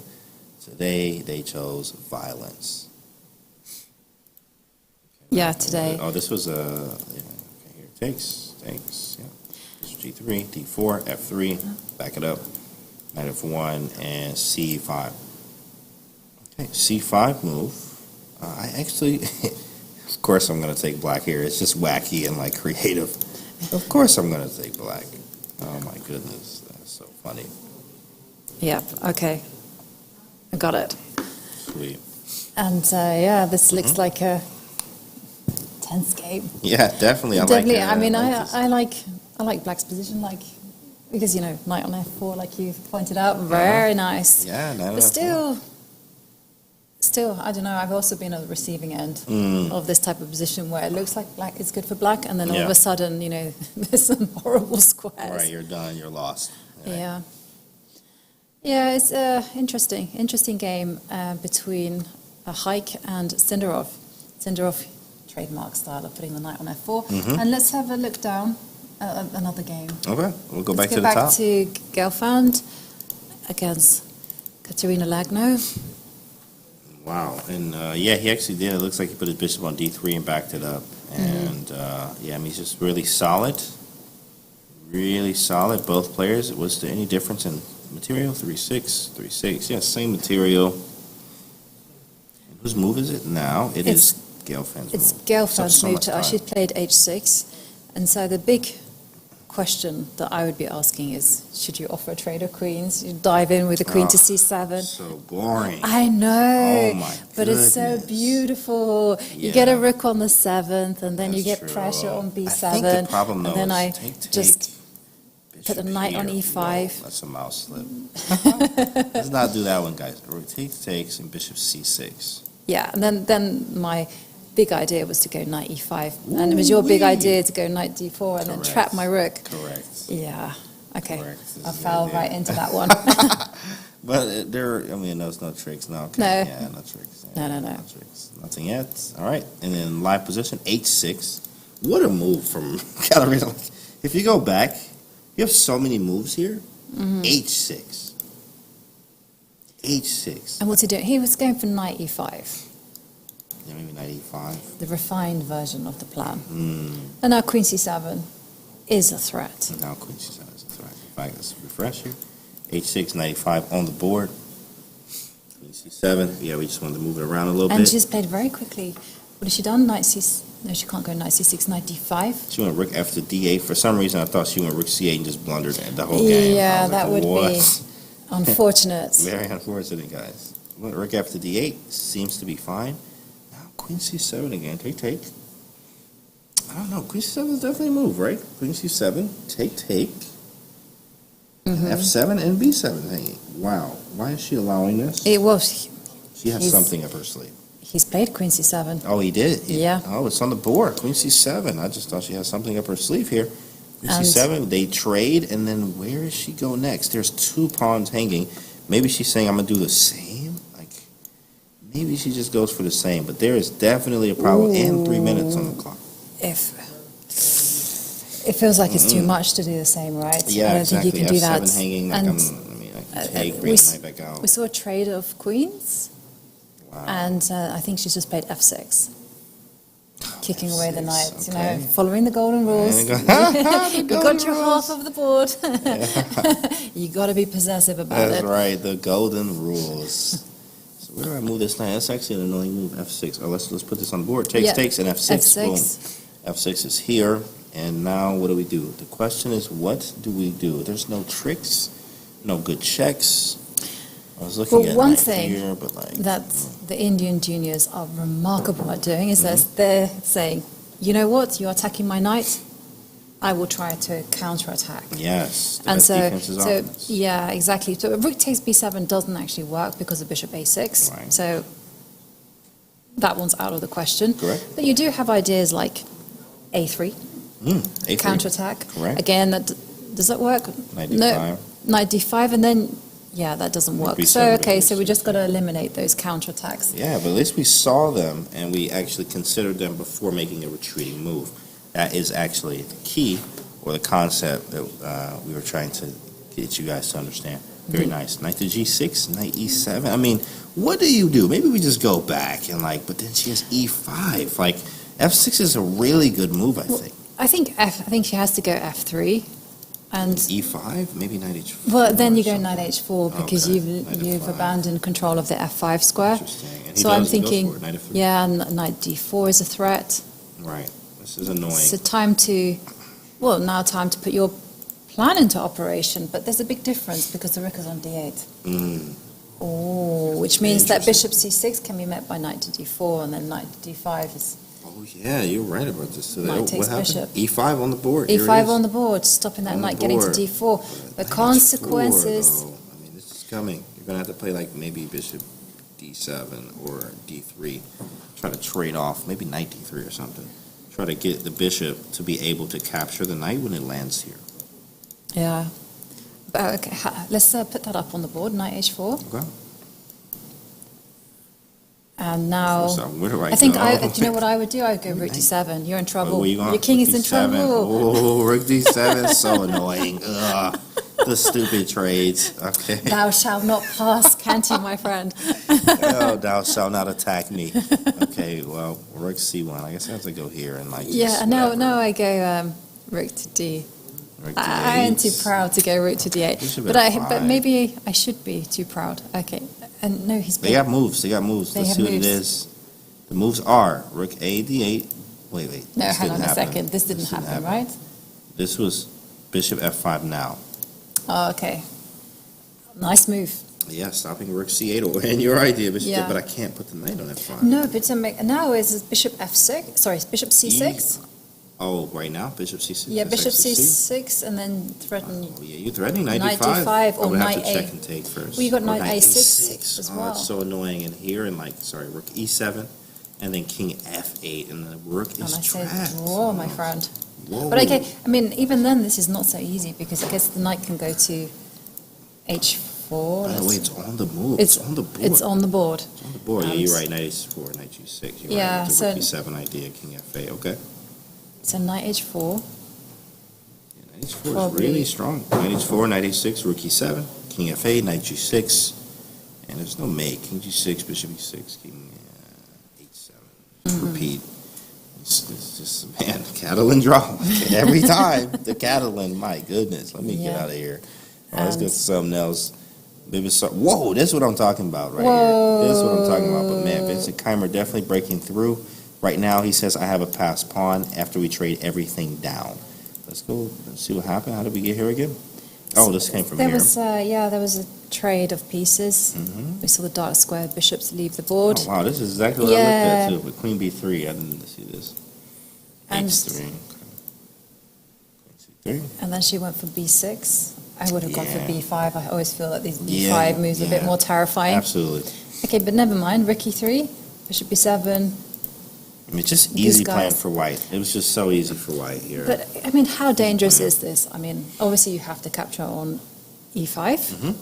And f takes e5. And I think we're seeing that being played out. Correct. F takes. He's going to do one of F these. takes, rook takes, takes, Takes. You gotta- and I got a juicer. Got a juicer at the end. Rook takes e5. What's a juicer? A juicer. In fact, Hikaru calls it pawns as juicers. Right. So, Oh. and I got the juicer. Classic right triangle. Chat. Yeah, he's a moron. That's what he says. Does he? Yeah, he does. In fact, or he calls himself a moron. That's what he says. Oh, okay. Okay. He says this. I started Moron. following. And he Right, he he calls, was a calls, classic calls the right knight a triangle. pony. The pony, right? The pony or A right angle. And so right I was tri- like, wow. Classic right triangle. I felt like I was Wooden part of a bridge. metaverse, actually. Like, All the words like, what did you say? Yeah. What is it called? Yeah, it was like sometimes I stream on Twitch and people write to me some comments Yeah. and it's all abbreviations. Yeah. And I'm like, I don't know what anything is. Is it good? Is it bad? You're gonna learning. have to help me out. Yeah, we're going to help you out, Ivanka. Yeah. Chat. Let's help out Ivanka there. And look at the face of a stone cold killer there. Looks like a very just sweet girl, but she is a stone cold killer if you let her be. Okay, be careful. And Vincent Keimer is trying to win this game. In fact, I think d6 is very possible with the idea of rook to e7. After takes, I mean, the pawn seems like it can be defended. The position seems a little loose. In fact, no, there actually is queen b7 check. Whoa, that's a strong check. Mm-hmm. I mean, I don't know. Okay, he's calculating right now. He is calculating. Time is quite close. And she's playing very good so far. Yeah, Playing very good. It is a great defense by Bibisara, but still, I mean, I do feel that Vincent will put the pressure on as much as possible. I mean, he has to. Yeah. Bibisara is the only player she's got 2 GM norms, but she's not a GM. Right. And I do feel that, he's going to perhaps go Queen E3 and then I definitely like Queen E3. Queen E3 and then just kind of threaten Rook E7. Small things, you're just playing on this extremely advanced D pawn. And what does he There go? you He go. goes for The Queen E3. Queen E3. What is that called when the Queen and Rook are lined up together? That is actually called a battery, I think. But they also call That's it. chess terms, though. Oh, that's chess. What do they call it here? What do you call it, chat? What do you guys call it? Queen and You Rook have here. to, What do you have to call it, tell me. actually? What do I call it? I you just call it like lined up, doubled Lined up. Double up. Oh, yeah, actually, we do say double up on the bubble up because it rhymes. Double up on the bubble up. Double wow. up on the bubble up. Yep. That is something Any dangerous, help from what they call chat? it, okay? Somebody said dangerous. Dangerous, It's called yeah. dangerous, right? I But like yeah, that double one. up on the bubble up or dangerous is what we'll call this one. Absolutely. Okay. All right, let's move around, see what we got. This is Vlad and Volkidov. Whoa, man, what is this? All these pieces, like, what is Everything's this? protected. Oh yeah, see, here's a classic. I'm going to in-game you. This is what Kramnik does. If you trade, I take with the queen, and then we trade the knights and like b7's hanging. And like you mentioned earlier about this pawn, this a5 pawn, he's like, yeah, I got this trump This in is the end a game. Magnus Carlsen speciality. Yeah, specialty. Yeah. Mm-hmm. Yeah, totally. It's like, okay, 100%. but, okay, so obviously bishop takes bishop is impossible. Wow. And he moves the queen back. Still. I mean, you probably take it anyway and play queen d6. And then, hey, trade him, bro. Can he also go queen c7? Oh, that's very annoying, right? Pressure. Queen c7. The bishop is now hanging. Takes. I This- take with the. I mean, this is just white is for choice all the way. But I mean, Kramnik still, I playing mean, great. black is. Oh, hang on, queen c7 will probably blunder actually because of. Because what? No, No, no, it's yeah, okay yeah. because it's Queen e7, right? queen e7. Yep. Yep. I was thinking you could go 98? 98, yeah, but that doesn't work. Doesn't work. But a knight d5 is possible. Oh, that's a stupid move. That doesn't work. How That annoying one is that? works. Knight d5. Wow, that actually works. I have to go queen b8. And And then, I mean, at least he got a tempo, but nothing after that. what's he doing? He played- Knight, do you play knight f? See, he played knight f3, f3. over Okay. protection. Wow. That's the name of the game, although It it's not is. really. Yeah. Yes, Yasser got a bit upset with me because he doesn't like Nimzovich, and Yeah, he he's like, said this that, yeah. overprotection doesn't exist. Yeah. What's happening here is protecting your pieces. I kind of, in my mind, I think of this as overprotection. Of course, my system. People got a lot from that book. And knight to d7 attacks the queen. I mean, is there a queen? Now you can go C7? queen c7. Yeah, correct. Now Yeah. is the time. And Yeah, I think it's Kramnik forced is reaching for the queen. Well, you have to move it. Mhm. He can also play. No, he can't play anything else. Yeah, I was thinking, yeah, you can't play anything. E7, yeah, it's nothing. You have to go c7. Yeah. Okay. And Whoa, looking at 26 seconds for Volkidov. I didn't even know he was that low on time. Yeah. Well, he's in survival mode. That much Correct. is clear. With 10-second increment, not a lot of time. Yeah. Not a lot of time. And I do like Kramnik's last move, knight f3, just stopping the queen getting to e1. There's no No uncomfortable checks. Right. Nothing. Making yeah, it look easy. And now he's doing the classic where he's just simply biding his time. He doesn't need to up the pace. Right. He can just enjoy this position. Queen c7. Yeah, Queen C7 just seems like the move. But he's actually, I like the fact that he's thinking. Because maybe he's thinking, Queen C7 is an automatic, but what else was he thinking about? I was wondering whether he's thinking about queen takes pawn. Yeah, queen takes, and then takes, and take on A6. Take on A6, right. Oh, but there's check first. So you have to, oh my goodness. Jeez. Well, this only came about because I was trying to speculate on what Kramnik is thinking. My vibe was to go Queen C7. Yeah, this is the plan. We'll see. We'll come back to him in a minute here. Kramnik, okay, we'll go to Levon and Grishik, that crazy game. Whoa, he defending like a beast, so Grishik is in his element. When he's low on time, that's a scary Grishik to face. When he's low on time, he somehow finds everything and when he has no time. Pawn H3. Rook D2, defending, any weird stuff? We can take and put the knight on F3. What is he going to do about that? I'm just wondering whether there's any tricks. So you can take with the rook. Okay. But that's just completely... no, rook takes knight is the point. Oh, rook takes knight. Oh, that's what you're looking at. Whoa. Yeah, I was just a one-trick pony. One-trick pony. All right, so rook D2, that's exactly what he's doing. That's what he wants. Rook G2, there is no knight. Yeah, but it feels kind of ugly, and it just feels very passive, because after all, you could just go F6 or something. I was thinking F6, but okay. The move F6. that Ben Feingold says, like, never do. Never play F6. Never play F6. But it looks like we have some moves or something. Something happened there. Let's actually refresh. And I think F6 was actually played. Wait, let me make sure. Let me just go back one and then come back to this game. With Grishik and Rook D2. And there was an F6. F6 is on the board, in fact. Mm-hmm. And Bishop D1. Yeah. Yeah, so no knight F3. Yeah. Interesting. Grishik, though, dangerous time here. It's like, yo, how do you do this? 12 seconds. Still, there's a lot of danger in this position. Take a look at that pawn structure there. It's kind of a bit of a fine detail, but the pawn structure on the queen side for black is so bad. This triangle formation, horrible, especially in endgame, because the b7 pawn is weak, and there's just no way that these pawns can even move forward. So that's correct. You don't want them. And there you see, pawn takes pawn. I suspect he's going to go king takes.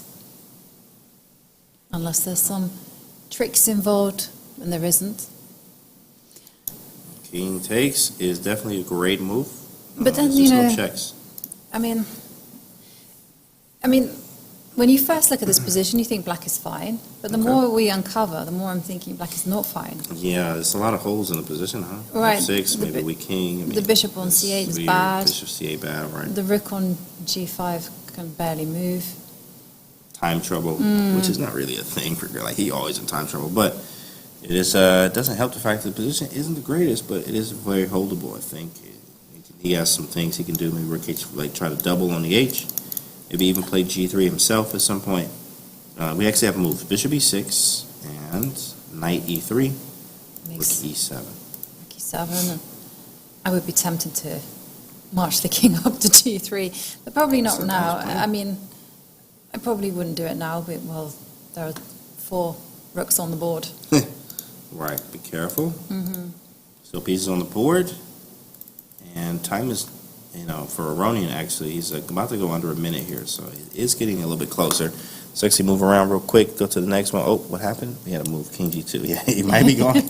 He might be going for it, man. He might be putting up F4 or something. Exactly. Okay. Oh, look at this.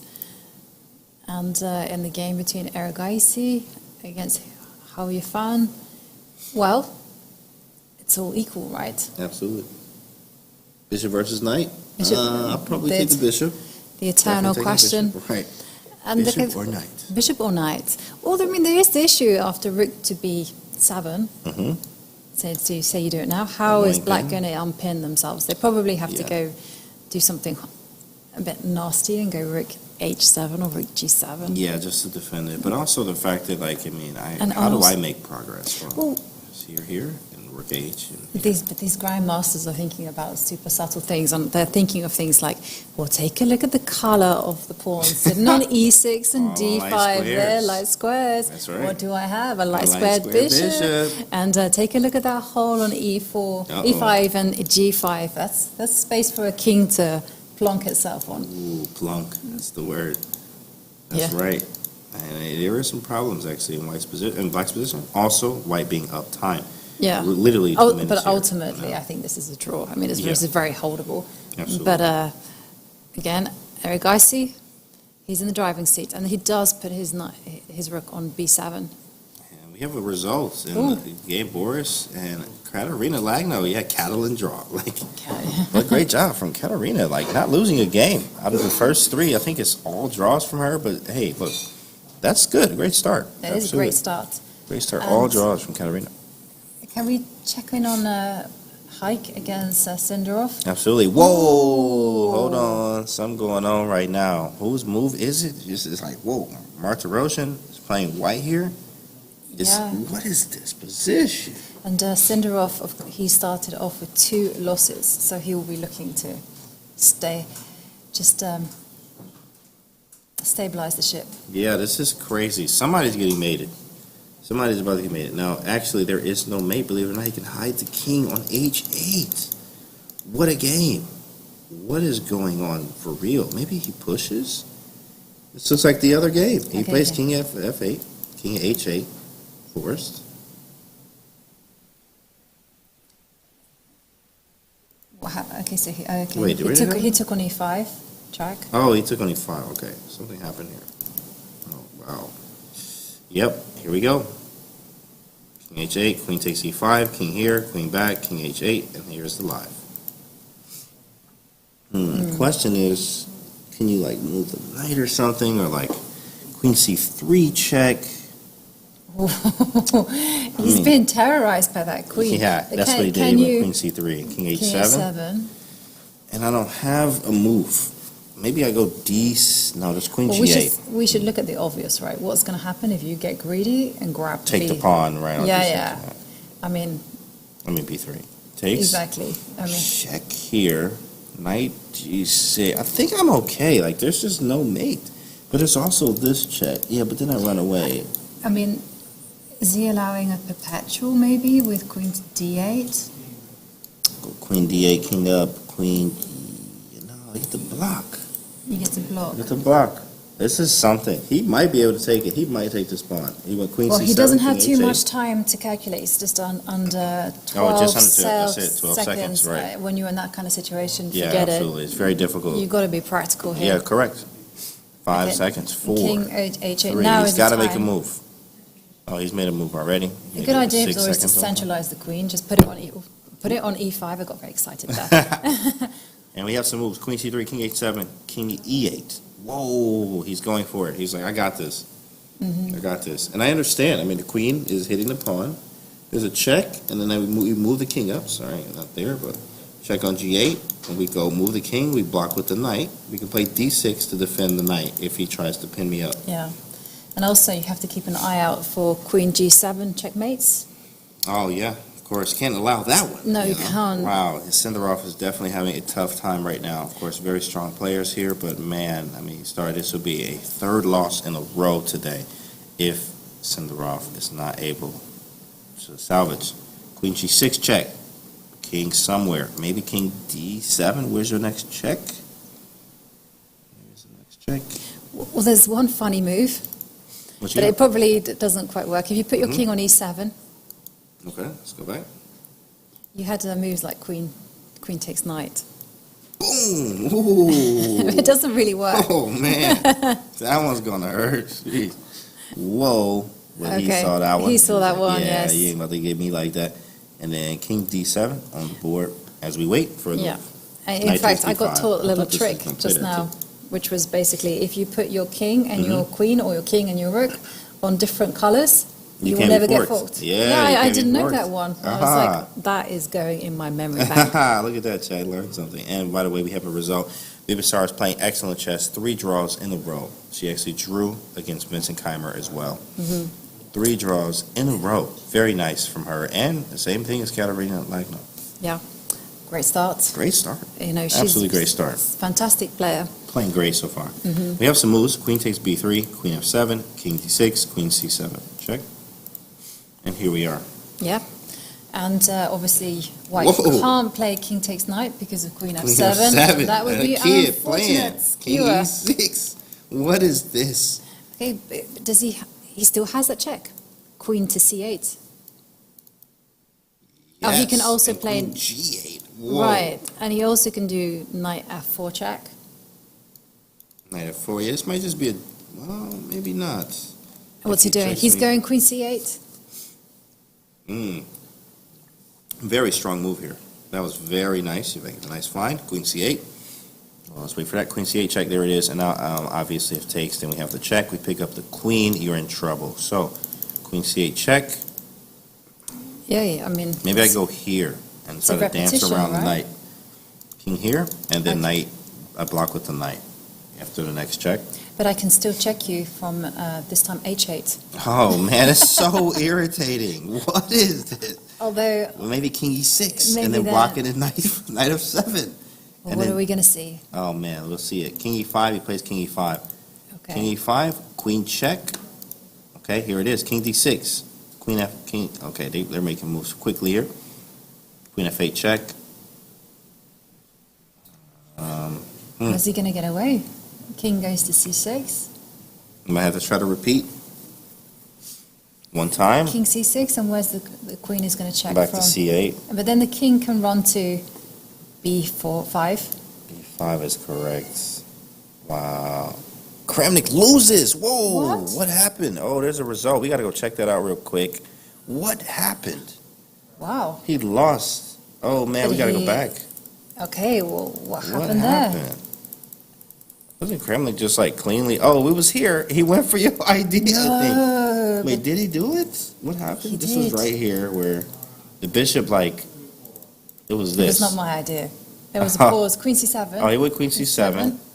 Oh, he blundered. He should have Wow. taken the bishop. Oh He no! blundered Well, hard. this is something that escaped us. That the queen could get chased around, and that's it. Yeah, he blundered. We mentioned that 98 move, but like he had to go queen c7 or take. Yeah, Yeah, Kramnik just lost. Dang. yep, Okidov with a big win there. No perpetual. yep. Game over there. Okay. Wow, let's go back to that. Where is this is that crazy game here. Trying to figure out, yeah, he walked his king around to b4. Wow, Senderov is holding on right now. He's holding on, and he's trying to make a draw here. Or even, maybe even swindle. As he started with 2 losses here, it's always a tough start that way, and he's not trying to make it a third. Still, plenty of drawing possibilities. Black is now only a pawn down. Absolutely. Has a passed h pawn. Grishik, man, everything's Anything coming can in. happen. Grishik and Aronian drew. That was a draw. And then Arjun wins again. Arjun is Arjun going won. off. Arjun is That was the position that I was like the grandmaster would actually have a field day here. yeah, and he grinded this one. He got the extra Yeah. pawn. He played g6. I mean, is Arjun gonna just win every game, guys? Like, what is this? Arjun is playing out of his mind. 3 in a row. 3 wins in a row. Okay. Yeah. Here we are with the last game of round 3. And the players both under 20 seconds. Well, this is now looking very difficult for Black. I love what Haik has done, centralizing the queen. Yeah, You've got to centralize the do queen, that in right. queen endgames. Right. And they're playing on seconds here, which is really tough. Even though you get the 10-second increment, I mean, this is not, it doesn't make it any easier. I did like this knight c4 move, cover some checks, and get the king involved, and like checks and stuff Well, like that. Actually, I quite like this one. H4, Yeah. running around. I mean, he's used to, you saw that Argent game. That was crazy. Oh, got some moves. Queen f5, king e7. Check again, moving quickly, gaining some time on the clock. Now it's got to be careful Oh, when he he's puts about the to king. smack the, well, yeah, Well- you're right, because the knight's hanging right. Well, but hang on a second. If you put your king on e8, knight d6 comes a check. Boom. That's a problem. And if you've got to put your king therefore on f8, Ooh, you get made it there on 96. But Whoa, then what's going on? Yeah, no, I mean, it's looking bad. King F8, and now you can shoot. go Queen H6. Yeah, you can see in the bottom. And then if the language King from E7, you got Queen takes pawn. And Oof. then, now the knight gets introduced into the game. Now we go knight that's deadly. here. Yeah, I think here we pick up this pawn with check too. Yeah, I was thinking knight D6 as well is a good. He's gone for your idea. Yeah, I think he had this annoying just King E7, right? But maybe a knight C8 there or something. King D7, knight B6. What a sequence. But Queen H4 check is definitely very possible now, and then King D6, which is on the board. King D6, Yeah. and maybe we just go Knight D3 It's a nice idea. and just defend. A knight is a king's best friend. And I have two passers. Yeah, and you've also got plenty of time because this type of position is great because you've only got 14 seconds. Said plenty of time. Plenty of time. No, but I mean it sounds really bad. But Yeah. I mean you basically get 10 seconds added per move, Yeah. and you can just give a lot of checks. Mhm. And there you go. Here's one set of checks, and then I'm sure the knight will come to D3. Yeah, this is tough. Very tough showing for Sindarov. As strong as he is, it just tells you how strong this tournament is as well. Sindarov is very strong, but it looks like he is getting close to a third loss in a row here. Very tough to see, but it tells you how strong this field is, especially for somebody as strong as Sindarov. Yeah. And well, he's giving a few checks, so let's not write him off. Yeah, that's correct. He can. There's some possibilities to blunder or draw here.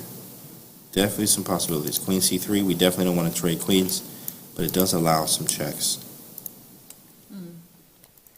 Yeah. It is quite straightforward with the queens off. You just have to watch out that the knight doesn't come and sacrifice itself with two pawns. Yeah, correct. That is right. And we have some moves. Queen A4. Knight comes back. I'm expecting your move, knight to D3, to happen. Oh, yeah, knight D3. Yeah, just to try to defend and push. Yep. Defend against the checks, walk the king up, push the pawns. Okay, knight D3. There it is, knight to D3. But okay, still some annoying checks to be dealt with. Like queen goes to A2, and if the king goes to E3, Correct. you can go queen A7. You just keep checking on the diagonal. Yeah, you have king E3. Okay, well, so- he's just throwing in a check. You might as well, right? That's right. And this is the final game of the round. We've seen two decisive games That's between right. Kramnik Check, and queen B2. Vakidov. Up, nice interference, blocking the check. And you can't give a check on A5 because of queen B4 check. Queen goes to A6. There's really nothing that black can do except try Yeah, to make some checks. to right. make some checks and just to hope for the best. And here comes the ooh, queen. Yeah, that's it. Takes a knight C5. That's it. That's got to be game over. No, Oh, wait, he went king E7. Yeah, Okay, king that's E7, very yeah. good. Right. King D7, you could still If take you it. see- yeah, that's like nice. so sick, right? King E7, he's okay. yeah. Is it now time to step up with the pawns? I would be tempted to go F5, and there we see knight to F5, and Sindarov now giving a few checks, but the king is going to hide itself on G3. And it's game What over. a fight, though. Yeah, I mean, it's a fight here. You have to give it to Sindarov. Yeah, he's losing a third game, but I mean, the kid's fighting. Especially that Argent game, that could have went either way. That Argent game was so crazy, so crazy. The first game was tough. He went to an in game, a rook in game with Levon. I mean, yeah, he's not. He's losing, but he's not showing really the whole story Yeah. for Sindarov. No, I mean, they've been very hard-fought games, as you say, and, he's had a tough showing. Right. I mean, he faced quite a few strong players. I mean, Absolutely. you have Arjun Erigaisi, now Right, he's Levon, facing off against Hayek, artist Maturozhin. Hayek, yeah, exactly. Right. And Hayek, you have to remember, won a bronze medal at the World Blitz Championship in 2022, and he's Yeah. one of the world's best players. So. Absolutely. Here, I mean, this is tricky. Oh, he's just going to walk up this way, I think.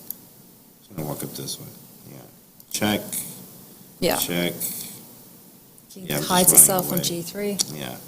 And He's trying to stop him from doing that? nope, it's not going to be stopped. Yeah, it's tough, man. Tough for the kid, Sindarov, man. check, king g3. You have to remember, Sindarov is only 17 years old. Oh, and yeah. There we see There it it. is, yeah, He has resignation. resigned. And wow, that was an incredible round of chess. Ooh, man. So much fighting chess, unexpected results. It felt like every game was decisive, even though there's been only 3 draws here, and 3 is split down the middle. 3 Yeah. and 3. It's been completely unconventional chess. Yeah. We saw a lot of people doing very crazy things. Stuff, man. Yeah. That's crazy. I mean, but this is a fantastic tournament. It's the Satty Zhuldyz Chess Festival, the very first of its kind. And talking about very first of its kind, yesterday we had an incredible opening ceremony. Oh, that was so nice. One of the best opening ceremonies I've ever been to in my life. And I'm not saying that lightly. And we'll have a video to show you of this ceremony.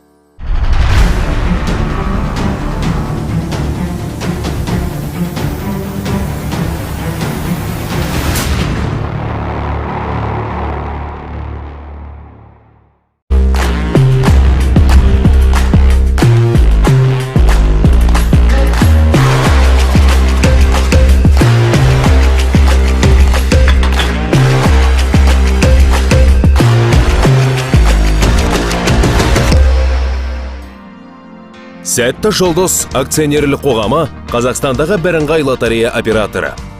Ұлттық лотерея ақшалай ұтыстардан бөлек талай қазақстандыққа пәтер мен автокөлік сыйлады. Біз лотерея ұйымдастыру кезінде заң талаптары мен әлемдік стандарттарға сай қауіпсіз әрі сапалы өнім ұсынамыз, және әлеуметтік жауапкершілікті ескереміз. Компания көптеген жобаларға демеушілік жасайды, және жаңа әлеуметтік маңызы бар бағдарламаларды қолдауды жалғастырады.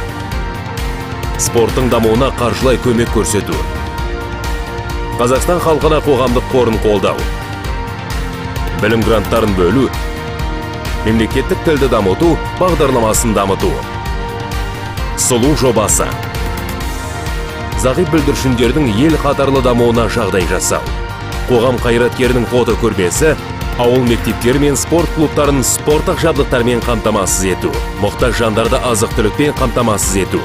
Сәтті жұлдыз ұлттық лотереясының атқарған жұмысы. Сәтті жұлдыз, сапа мен жауапкершілік мекені. Барлық су бірдей ме? Адам қолымен өзгертілгені де бар. Табиғаттан жаратылғаны да бар. Табиғи минералдары бар суды ізде. Туран, табиғаттан жаратылған.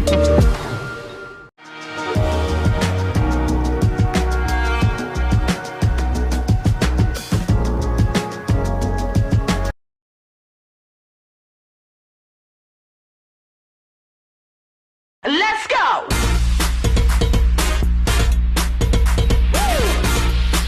Alright!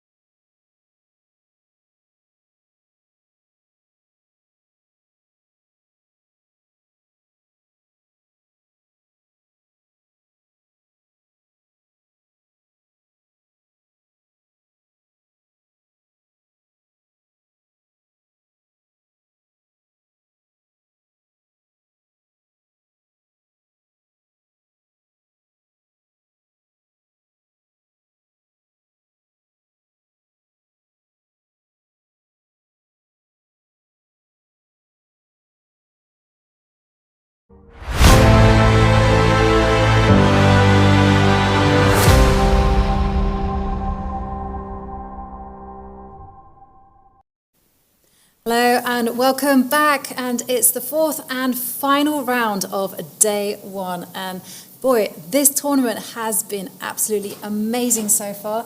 I'm International Master Ivanka Hauska, and it is a great pleasure to be here calling all the action alongside FIDE Master James Canty. That's right, we're here. We're having a great time, fourth round. Hopefully you're having a great time to chat, watching this great chess, exciting chess, especially in this format, Ivanka. Of course, it's been amazing today.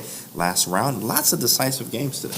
Definitely. Absolutely. Lots of surprises, Yeah. a lot of sharp battles as well, That's completely unexpected results. I Yeah. mean, we've seen also some people suffering from tough starts, like Yeah. 17-year-old Sindarov. You yeah. know, he's lost all Every his game. games, but that That's really tough. doesn't reflect on the quality of his play. Correct. And it's our fourth and final round, so let's have a look at what we are going to be expecting from these matchups. And do we have? We have Katerina Lagno. She will be facing off against 17-year-old Sindarov. He became a grandmaster at 12 years old. I seen that, actually. I was looking at just doing a little bit of checking out, the stats of the Yeah. players and et cetera, and I saw that. I was like, wow, the kid, it's been the GM very, very young. In fact, we have liftoff We in the do. games. In fact, we have Lagno versus Sindarov, E4, E5, and I have 3 knight C6. So, okay, got a Roy, classic Roy. This would always put me to sleep. I used to play Roy growing up as a kid. Everybody did. Everybody did, yeah. Yeah, Just wanted exactly. to play the Roy just to try it, but man, Exactly. oh my goodness. And the bishop comes out to the E7 square. And the games are all kicking off, and other matchups that are going to be a delight to follow. Hao Yifan against Haik Matusione. And then we have Alexander Grishuk, a man who's famed for his crazy style. He'll be facing off against Arjun Erigaisi. And yeah, there we can see the game between Katerina Lagno and Yakovir. What is this? It is Yakovir Sindarov. Yeah, it's funny. I only just use his last name. Yakovir, yes, correct. That is him. Yeah, Yakovir. and 17 years old. I remember when I first saw him. I think he was a child of maybe 9 years old. Yeah, you said that, right? And I just took a look at the way he played, and I was like, okay, this kid's This going kid's to be going good. to be a beast. And All right. one of my students was playing against him, and all I could say to my student was, Go out there and learn, buddy. Yeah. Go "Go learn and today. enjoy the game." Hey, what you mean? I'm not going to... No, go learn. That's what I need you to do. Yeah. Okay, and let's move down the table. See what else we got? Hao Yifan against Ooh, this Okay. is sharp. This is definitely sharp. Okay. All right. A6. Oh, she went the easy. Yeah, okay. So what do you think what do you think I would play in this position? With white. with white. It's white to move. There's a very cool move here that I love to play every single time. In this position right here. I'm not so familiar with this. I think I would go like, Where would you go? well, you're asking someone who's like super boring. So I would be like Bishop E2. That's exactly what she played too, Bishop E2. But the move here is actually G4. This is a beautiful move. I love this move all the time. G4 is to play G5. You also go Queen F3, Castle Queen side. Very aggressive type All chess, right? And it really scares people away from playing Knight F6 because G5 immediately. This is a really strong thing, a really strong opening, in fact. You can also go to G3 route and more conservative. She played Bishop E2, which is, more conservative. Like, put the bishop on E2, castle. Right, this but is now- traditional way of playing it. You put your Yeah. queen on E1, it's going to go to G3, you centralize your rook, Sharp. and And Rook D1. rook D1, normal. Normal, yeah, normal. This is pretty solid stuff. You get the hedgehog type structure too as well. Maybe even play H6 too. But we got some moves. They're moving quickly here. Let's see what we got. Queen E1, and the move should pop up in a minute. Here we go. Queen E1. Wow, a lot of move. Knight takes D4. Bishop takes B5. Queen G3 very quickly. Yep. Man, I think she's just about to go for him. Yeah, really on him the right position now. is primed for that, right? I mean, you do have Knight D5 ideas. It's not quite working right now, but I mean, moves that I was doing was be like Bishop F3, E5 is another contender. Very strong. Very quick, though. I mean, he's definitely at home here. They both have played this many So I times. mean, if you were to go, so Bishop B7, Whoa! A3. Oh, yeah, because G7's hanging. Right, mate. Okay. no, I mean, I was thinking about Rook A to D1 and E5 is the move. It's the break I want to get if I were playing white. Absolutely. I also want to get another piece in the game somehow. Like, you want to do something about this, but it's really difficult. And I need more pieces. I need something else. Yeah. A3 is a nice move just to kind of prevent b4 and then ask black, well, how are you going to deal with the threats? Okay, the king also moving to h1. Amazed by how fast they get through this. Like, I mean, look how much time Huey Fan is up a whole minute. She's built herself a minute, right? Dang. She played this a lot, right? This is her opening here. Don't get in her way, okay? We can come back to this one. Both of them moving quite quickly. They're nice to see. And someone else who's... Oh, we already checked this one. Yeah, we already checked that one. And Grishik. And they're on move 12. See what this is? Another Sicilian. Okay, Neidorf. Oh, Dragon. Wow. Oh, Sozin. Sozin Dragon. Yeah, this is the Bobby Fischer stuff. H4, here we go. Oh, man, it's about to get spicy. Every game Arjun has played today has been very spicy. Well, that's because he plays the dragon, right? It just invites complications. Knight. I mean, it's interesting. I was thinking about knight c4. Yeah, knight c4 is common. Knight c4 it's been played, in fact. Oh, it's on the board. Okay, knight c4. Perfect. Knight c4 takes. Yeah, bishop takes. I mean, you're just allowing. I mean, g4. I don't know about that. Feels like you just take and play g4, but Grishik is gonna think. Okay, but let's have a quick. Yeah, let's do it. Right, play. Takes g4. G4. Oops, let's go back a move. Okay, g4. Oh, all right. Takes g4. Yeah, and say you just say whatever. I don't care. Queen a5. Queen a5, Queen right? a5. Queen a5, and I think I have knight b3 from the books. You go knight b3 first to attack the queen. Then when the queen moves, then we can open up. Pawn takes. I take, but then there's I think this is winning. Really? It feels really good. What do we do next? Okay, yeah, because you can't go knight takes h5. Yeah. So maybe the queen move is let's go back then. Maybe we go somewhere else. Maybe, but if you have to go queen d8, then then queen a5 that makes sense, huh? Well, there's also queen a6. Queen a6 takes. No, knight takes. Knight takes. Yeah, this feels a little better now. For black. C3 is on tap. I gotta be careful. I have to be careful. Maybe I don't take. Let's go back to that. A6. Yeah, E5. Is that a move? With the idea of taking on F6. I don't know. This is sharp. Wow. Woo-wee. That is very sharp. It could be super good though. Yeah, I mean both it looks sides, great. they both look. I'm opening up this diagonal. If I'm wrong, I might lost. But maybe I have bishop you h6. have two knights.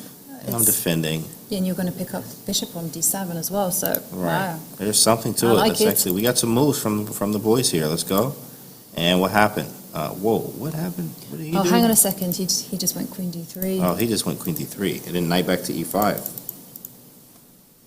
Yeah. He's going to sack. He is going to take on c3. If you move the queen away to like e2, rook takes c3 is on tap. Maybe queen e3 then.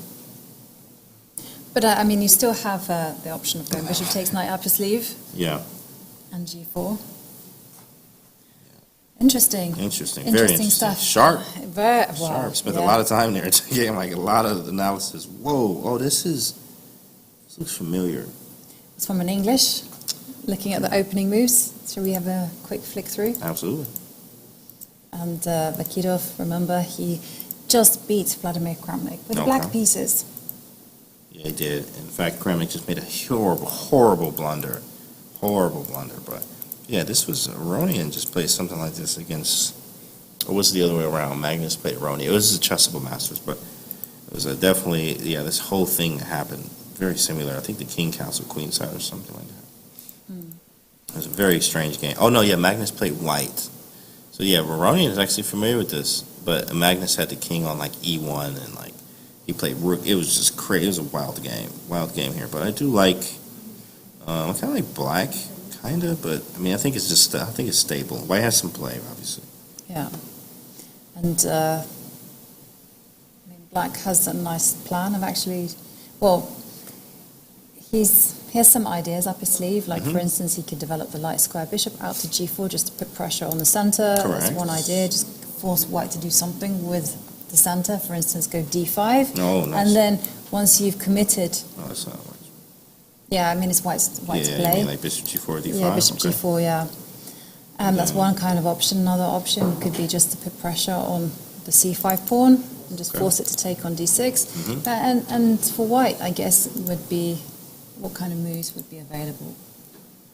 White. Right now, let's see. I like locking it down. Do you for some like locking? reason. I hate don't- locking it down. Yeah. It's not my style because, I mean, for starters, once the knight retreats anywhere, I mean, I'm not that fussy.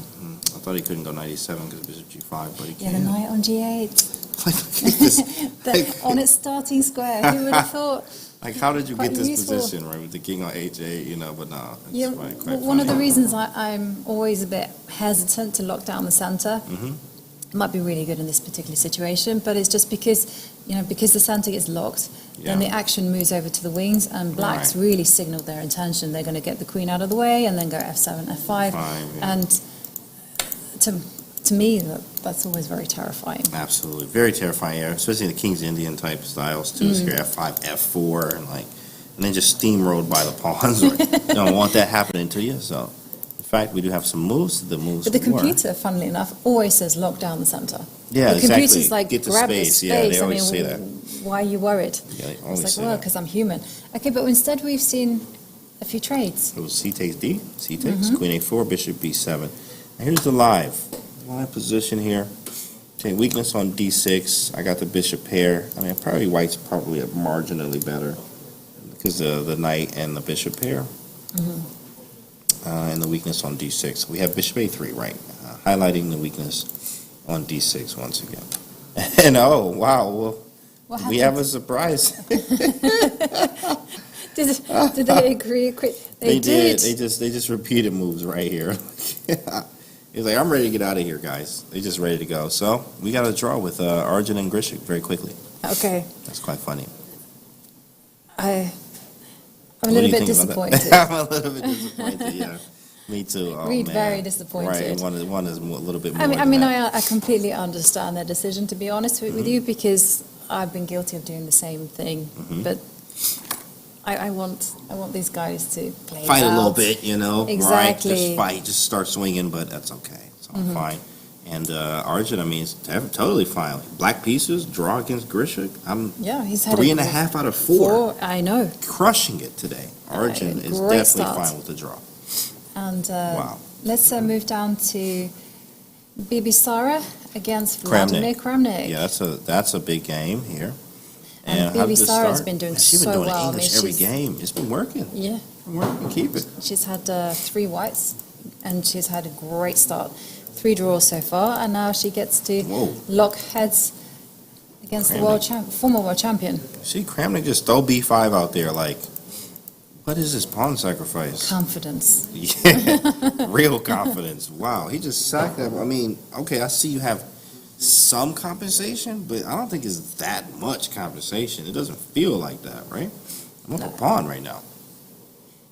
Yeah, I'm looking for it. Like compensation weird. He's definitely looking. Wow.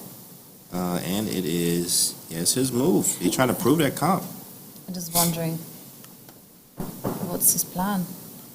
I mean, you wanted to get the knight to c5 or e5, right, to hit the pawn on d3. This is what, makes sense. But you can't do that. And I'm not going to take on c5, so. It's interesting. I wonder whether he just is abandoning the idea of compensation and, well, I mean, like trying to blockade the b pawn, and instead is going to go for the most aggressive ideas on the board, like f5. F5, yeah, definitely. That's probably the way, because, I mean, he's down a pawn. You are straight up down a pawn here, and compensation, it doesn't seem like it's there, unless the knight was very active. It doesn't seem like it's really there. Let's see if we can read his language here. H6. Oh, he's preparing it. Yeah, F5. Trouble is brewing. f5 in the air. Yeah, he wants F5. Yeah, I mean, I'm seeing it a little bit more now, that he's just saying my knight on d5 is just amazing piece. You can't really get rid of it Yeah. without conceding something, like, for instance, the bishop pair. Correct, the bishop pair, right? And bishop takes, and I'll probably take with the e pawn. Yeah, definitely. So we can have the option to take on b4 and maybe put this knight on e5, but it would be traded quite quickly because the pressure on d3. So there's something there, but hey, so far so good. Once again, from Bibisara is absolutely playing great chess today. Yeah, and it is Kramnik who has less time on the clock. Yeah, he's trying to prove Just that conversation. under Shows he's 9.5 not minutes. super prepped. I mean, or he's just like, it's a dilemma in a way. He's down a little bit of time, I'm down a pawn, he needs to prove the compensation. Yeah, well, we will find out. And Oh, the final one is shoot. Boris Gelfand against Vincent Keimer. I was really looking forward to this because I somehow feel that Boris and Vincent have very similar styles. I kind of categorize them both as positional players. Yeah, I mean, correct. obviously they're both universal, Mhm. but, you know, they have that positional inclination. Let's see what was played. In fact, knight f3. Yeah, Catalan, of course, from Boris. c4 takes.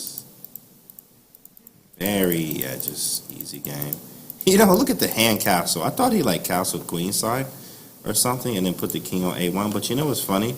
This looks like he castled, but this is not how you castle. So it was a very strange situation. You're like, oh yeah, he castled. Really? With the king on b1? Like he castled in one move. It's very funny. But wait 1 second. After king to b1, there's a threat on the board of knight to b5. Strong. Not very subtle, right? Right, very strong. And the whole idea is to obviously either go knight c7 as you've highlighted, or you try to defend against that knight takes pawn. Oof. That's a bit of a mean one actually, because you do not want to be going a6. This is a knight d5. Exactly, and then that that knight is going to park itself on b6. No, don't touch that one. So instead you're going to have, and obviously black can't go anything like castle kingside, so maybe castle queenside is the answer. There's some huge venom here. Yeah, you're right. But hang on a second, knight b5. Again. I forgot that there's no pawn on c2. King b8, bishop f4 doesn't work. Maybe he could castle on king b8. Is it bishop f4? There's an e5 there. Castle. We can play around here. This definitely feels wrong. Maybe bishop c6, and then a7's falling. Right. There's all kind of tricks I here. quite like the idea of just going bishop to bishop F4 check, anyway. E5, and then just G5, yes, so G5, bishop g5, and then go back to again E3. f6, fe3, Wow, and then just d6 is bad. Like, yeah. man, there's so much venom in a position that looks very harmless. And there's reason it's really black's move. If it was white's move, yeah, definitely knight b5 all day. Black's move here, he's trying to figure out what to do, and look how much time he's spending here. A lot of time. Okay, maybe not that much. It's like, say, 2 minute Maybe difference. he has to do something really weird like bishop e6. Oh, it's gross. I know it's horrible, gross. but I mean, at least it allows black to castle kingside. Yeah. Yeah. I don't, Oh, man. ugly chess. I don't care. Yeah, But that's hang on a tough. second. You do have bishop f5 check. Okay, right now, right. The tempo, Yeah. you know. Get the tempo. Get the tempo, right? And then do something else. Exactly. One move at a time. Bishop f5 check, definitely it. Because this is, man, I mean, he is on you right now. What a venomous position from something that looks so harmless, actually. I mean, knight b5, though, really strong idea from Boris Gelfand. We have a move. What did he play? Let's see. King b1. Oh, we actually have a, wait, is this a lot of moves? Actually, let No, me. he's played rook c8. Oh, rook c8, that was our plan there. Okay, man, sorry. Rook c8 and then knight b5 anyway? And then his idea is just to go A6 probably? Yeah, a6. Okay. 6, yeah. But still, And maybe I'll go back and try to go the other way, but then there's e6. I mean, knight e4 there. Yeah, definitely white. You have to be very careful. There's lots of tricks, believe it or not, in this lightly put position. Looks Yeah. very quiet, but it's not. Let's go over to Senderov, see if he has anything. Definitely rooting for him to at least stop the bleeding here, as he lost the first 3 games. So definitely looking for him to get on the board at least with a draw, if possible here. But he's down a lot of time. I mean, every game his time has been really his problem. In fact, it's been his downfall. Yeah. I mean, we've seen him play with seconds left on the clock, Mhm. and he's taking very risky decisions. Yeah. But, okay. Sometimes, though, you just have to play a few bad games, get That's them true. out of the way, Right. and then get Warm up. used to the whole situation. I like warm-up, yeah. Yeah, it's a warm up. And interesting enough, how Yifan actually did that, because yesterday she was playing in the Kazakhstan Oh, yeah, you're versus right. the rest of the world. You're right. And she didn't actually do so well. I think in the Blitz portion she got 50%. Yeah, she but for just her, didn't it know. wasn't so important about results. It was just about, obviously promoting chess in Kazakhstan, Yeah. but also just shaking off that rust.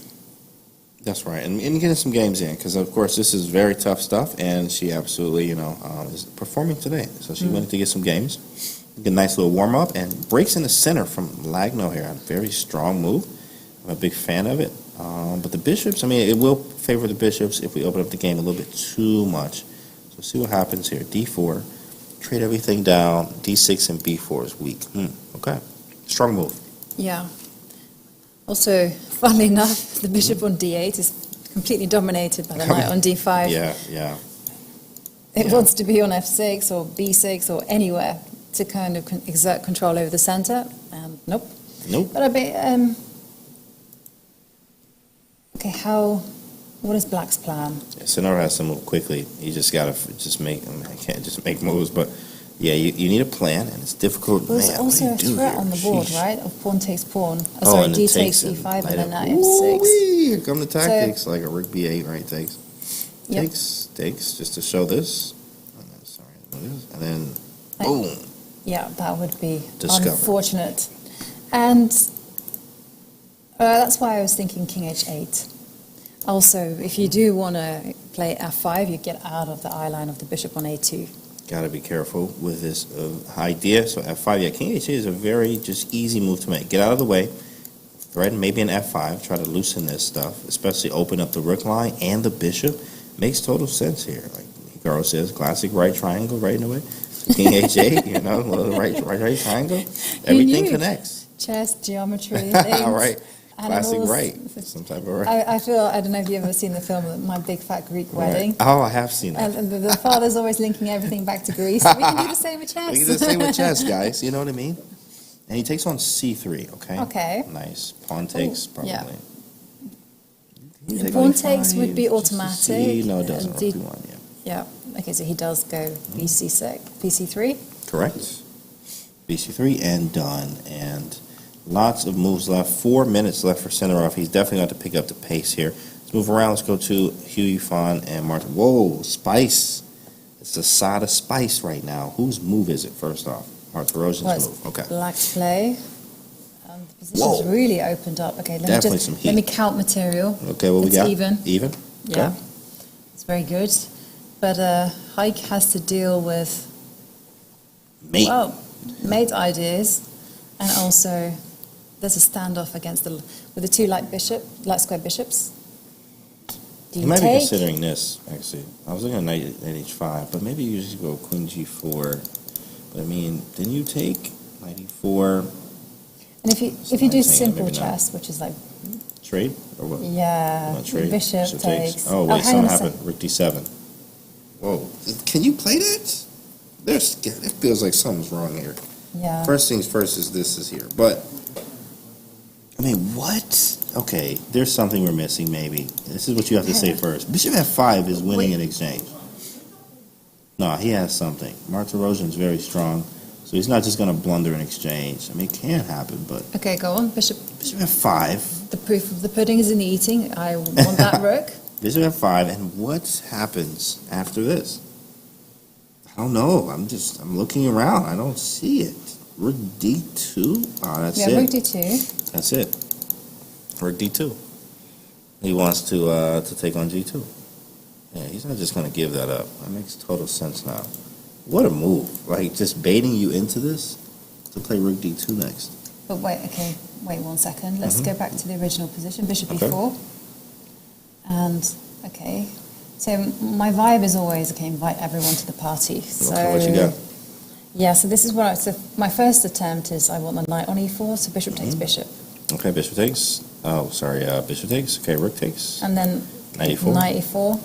Maybe I do, I don't know, rook Yeah, c6 rook or c6. something. And now rook to D1. Uh-oh. It coming. It's getting spicy. Rook d7. Can I do this? I think I can, weirdly enough. Somehow I'm holding. Unbelievable. Chess is a hard game. Like, Are unbelievable. you holding?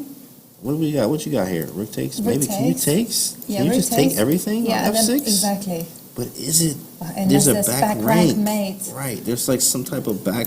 And I thought that I was What spinning. is this? Yo, there's like. No. Wait, who Queen, back rank who? Queen B. Oh, Queen B8. right. I was, Sorry. yeah, who back ranks who?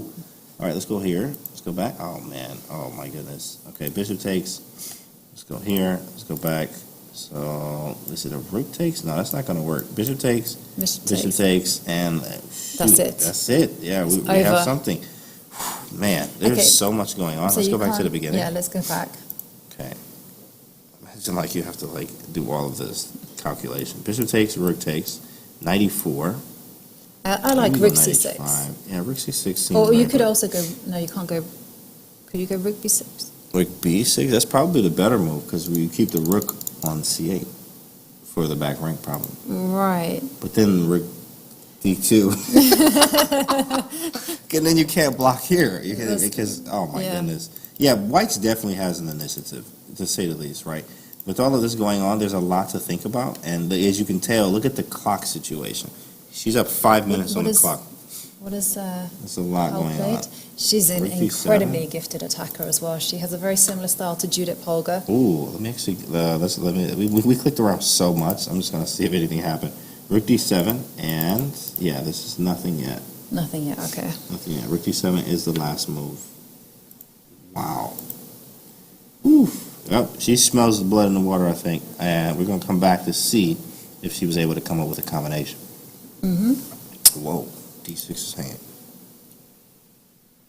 And who's Queen b3? Okay. Nice.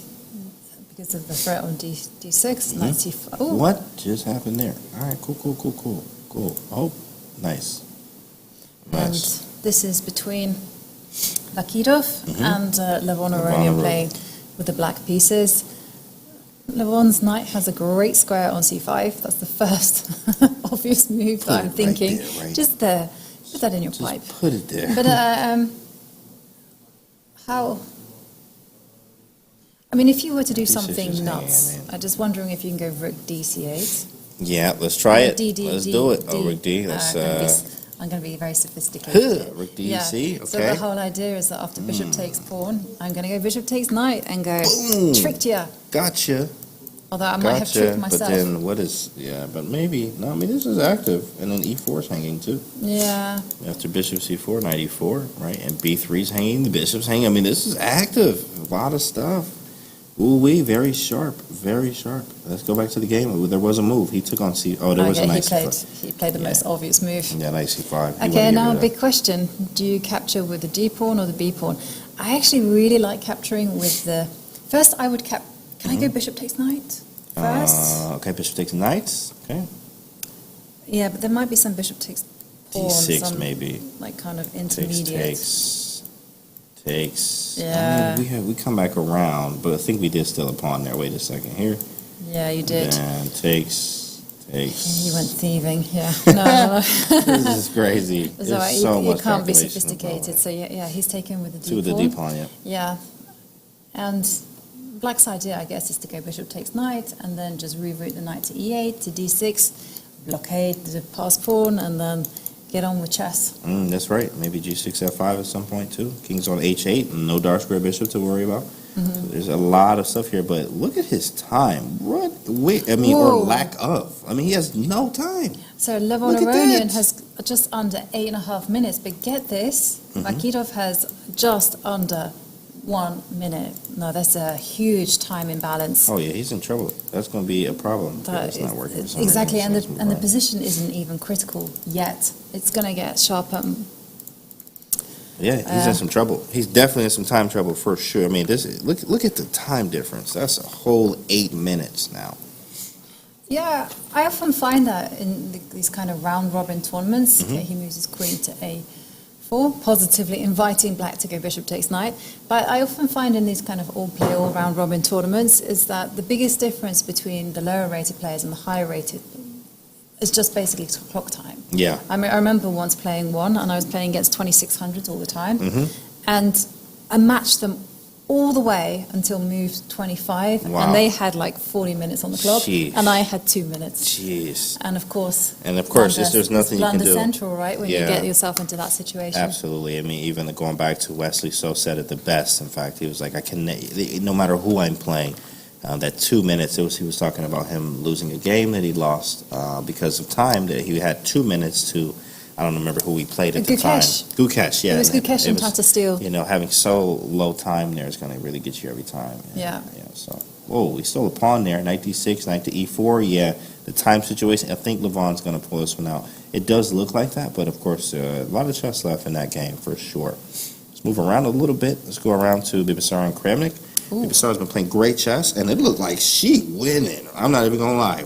I'm just, first glance, she got 2 pass pawns? 2?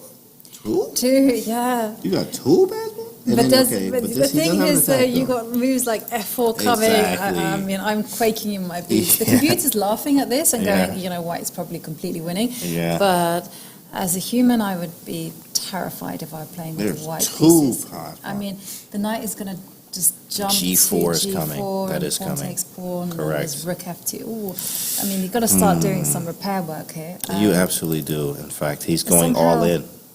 Somehow you kind of feel that the queen is very misplaced on A2 anyhow, but I mean, it should be on a dark square, hitting at the D6 pawn. Right. So A4, Queen A3. Yeah, but it's too, you don't have time. So that's why she moves over the queen E2? to E2. Queens they're fantastic attackers, but they're also great defenders. Right. They're not ideal defenders because obviously you'd rather have them as attackers. Right. But yeah. I think her idea is maybe Bishop F3. No, yeah. Yeah, Knight G4, Bishop F3. Can I play this? Yeah, I play you Bishop can. F3? You might have to play this. I mean, Yeah, you cannot let him sit here. Rook F2 is coming for sure. Maybe you go Rook F1, but Bishop F3 is an idea. We do want to take this knight, get rid of it, or make you move away as quick as possible. Maybe he goes Queen D7. What about if you go Queen F6? After Bishop F3? No, so now it's white to play, yeah. Bishop F3. Bishop F3, Queen F6. No, not Queen F6. No, I thought it was black to play. Okay. Queen D7. I mean, I'm actually kind of liking this move, so I can take with the pawn and play. Yeah. But then, no, I'm okay with that. I'm okay with you locking it down, because then I can just play on the other side of the board. But this pawn's hanging too. And if there's, what happens if you go pawn takes pawn? Oh, right now? Pawn Yeah. takes? We have to take back. Is there a knight E3? There could be. Yeah, maybe I just take it, though. Take it, knight E3. And then you just try to Take. hold. And then You bishop hold the takes. dark Right, squares. and held it, all right, and I just chill on G2.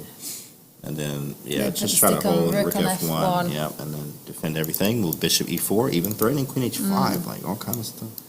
White definitely in the driver's seat, I think. A little, okay, not driver's seat, but it definitely, there's counterplay for black, for And could sure. you- And bishop F3, I think, is on the board. Yes. Yeah, bishop Looks F3 like has it's been played. I like Queen D7. I did like it too as well. I did like Queen D7. But then I realized after taking, I'm just going to take it. Queen D7, I'll just take. And then it takes, Pawn and I takes. want you to push, So King D2, don't ball under this, obviously. So maybe I go B6 or A4. B6. But there's moves. There's actually moves. But wait 1 second. Uh-huh. Isn't F6 still quite dangerous? Because I'm just thinking, you've got G5 ideas. One you avenue. do, don't you? Maybe you don't Spicy. even need to do it. Whoa, Maybe- you play G5 immediately, huh? Yeah. That's But still. spicy. Let me actually see. We have a few moves. Live game. Whoa, they went down this line. No, did They went down this line. Yeah, they went down this line with take and 93. But I mean, this Okay. is just fine. No, I'm not sure though. Because Yeah. after knight takes knight, Okay, knight takes. bishop takes, King king G2. G2, G5. G5. Yeah. Check. Oh, but I King- mean, king comes up, Oh alpha my zero. goodness! Come on, Wow. I get ya. Wow, Yavenka don't care about nothing, guys. It's not She my don't game. care about nothing at all. I Rook can F2, do what maybe I Rook like. F1, yeah, right. Jeez, this Rook F2 here, he's going all in. He's going all in, chat. Let's see. Very possible. Scary stuff here. Ooh-wee. Wow. I think she has to. Also 2 minutes on the clock here. We'll come back to this one. Very exciting game. And Boris Gelfand and Keimer. Okay, Keimer looks like the worst might be over. It was supposed to piece count. It's the same, yeah. Worst might be over for Keimer. But, I mean, look at the clock. Yeah, the clock's been the whole thing every game. I don't know whether Vincent is out of the woods yet because there's okay, obviously black does have this move bishop takes pawn. Yeah. But if he doesn't have this, then white is threatening bishop takes b7. We also do have some moves, by the way. Okay, He so took, yeah, I think he's going for He this had to one. do it. I might have a rook e1, which is play. Rook e1, bishop moves, take on e7. And the Prague style of chess, because Pragnanda always does this. He's like, I'm not going to defend my bishop. I'm going to go bishop h6. Right, do something else. No, he Bishop doesn't. b5, Bishop yeah. b5. And there Quick you moves. Whoa, took on b7. Dang. Quick stuff. Yeah, you're right about this. I don't know. This is still dynamic. 3-4-5. I do have the 2 for 1. Maybe I go bishop d4 and just try to be, go. Right. you know, I And got then the 2 you versus can just 1. claim that your pawn majority Better is than more yours. mobile. Yeah. Exactly. And can we dash back to the Which one? Bibisara game? Oh, absolutely. I'm super Absolutely. excited to see that one because either we're looking at a huge upset. Mm-hmm. Huge, in fact. And Yeah. did he? Oh no! What did Kramnik do the last game? He drew last round, or was that? I forgot. He lost one round, but that was Yeah, like he lost 2 rounds ago. no, he lost Something. last round to It Vakidov. was the last race. So Yeah. sometimes bouncing Yeah. back, you know, after Yeah. a loss. Also, he took a very quick draw against Alexander Yeah, Bush. correct. And, Cassia, the goddess of chess, she likes to punish people who take quick draws. That's correct. Be careful with Kaiser. King G7. I think he handled this quite well, though. This is, these pawns are loose. I'm also threatening to take both. And my bishop is better than yours. I do wonder whether she has ideas of going bishop takes pawn. Yeah, just bail out maybe. Takes, queen takes. I mean, attacking, it's kind of difficult. Maybe not, though. We do have queen G4. Check afterwards. But then how do we make progress is the question. Another idea is just simply to go... so the move I'm thinking of is bishop e5, e4. Bishop E4? Yeah, that's the move. That's the square. Yeah, right. Bishop E4, So then... bishop e4, so with the idea of, making some big trades, Yeah. and white can actually go on the offensive by going g4. Oh, yeah, I was thinking, the reverse. Instead Yeah. of G5, right, G4, yeah. Doing what you were Yeah, saying with the I black wanna- pieces do with white. But yeah. somehow I kind of wanted to do it with the bishop on e4. With the bishop on E4, yeah, that makes total sense. Absolutely. That makes total sense. Maybe you could play G4 and then bishop E4. Actually, you could probably reverse it.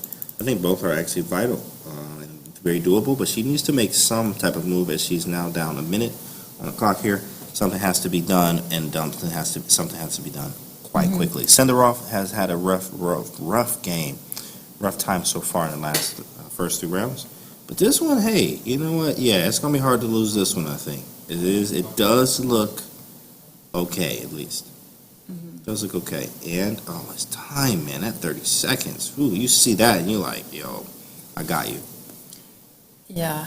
Well, in fairness to him, he might only have 30 seconds on the clock, but he does have a big threat on the board of playing rook Boom. f to d8. Uh-oh. Doubling on the, what was it called? Double up on the bubble up. Double up on There the you bubble go. up, yeah, Come on, very y'all. good. She got it.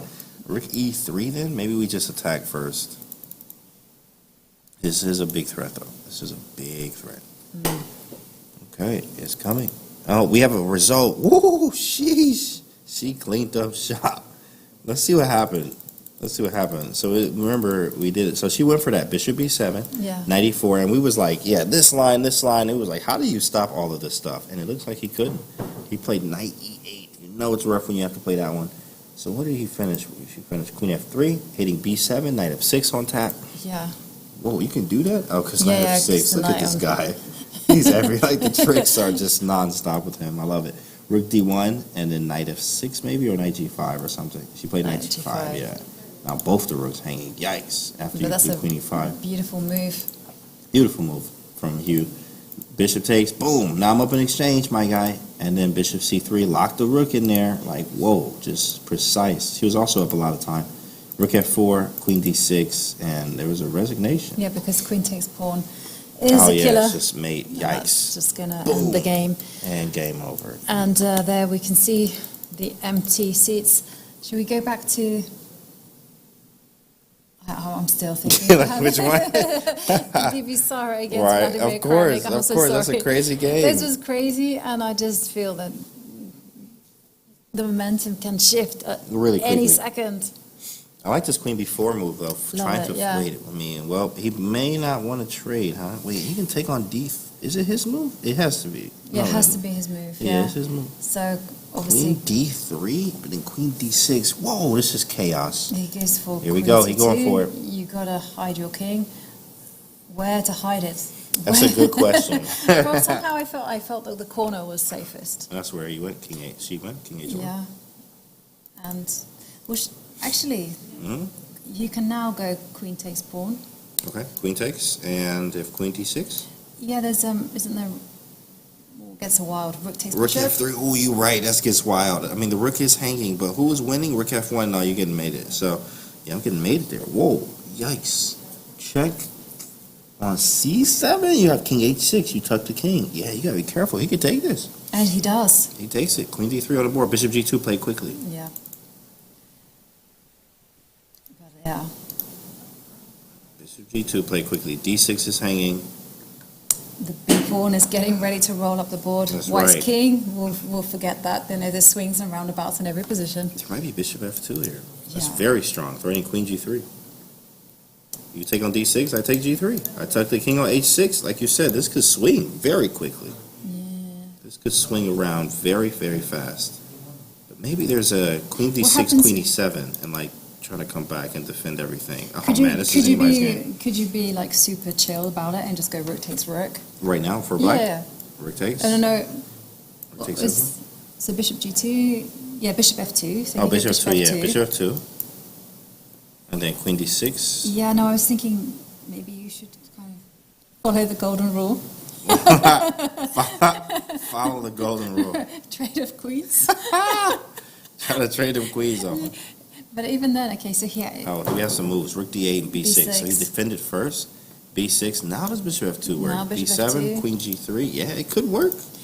It's definitely there. Maybe with the golden rule, right? Yeah, Should have traded you them boys try up. to Queen b3 or something. or rook b3 Or or, rook B3, yeah. try to defend along the horizontal row. Yeah, correct. Correct. Oh, this one is my... And we do Spicy. actually have a We result. got another result. Whoa, Cinderov wins. Cinderov's won, so Whoa, he got a win. He ends on a high. Yeah, he got a win there. How did that happen? In fact, Even- what happened after that? Like, so she went, oh yeah, I actually looked at rook e3 too, but he just played f5. So you can't play f3?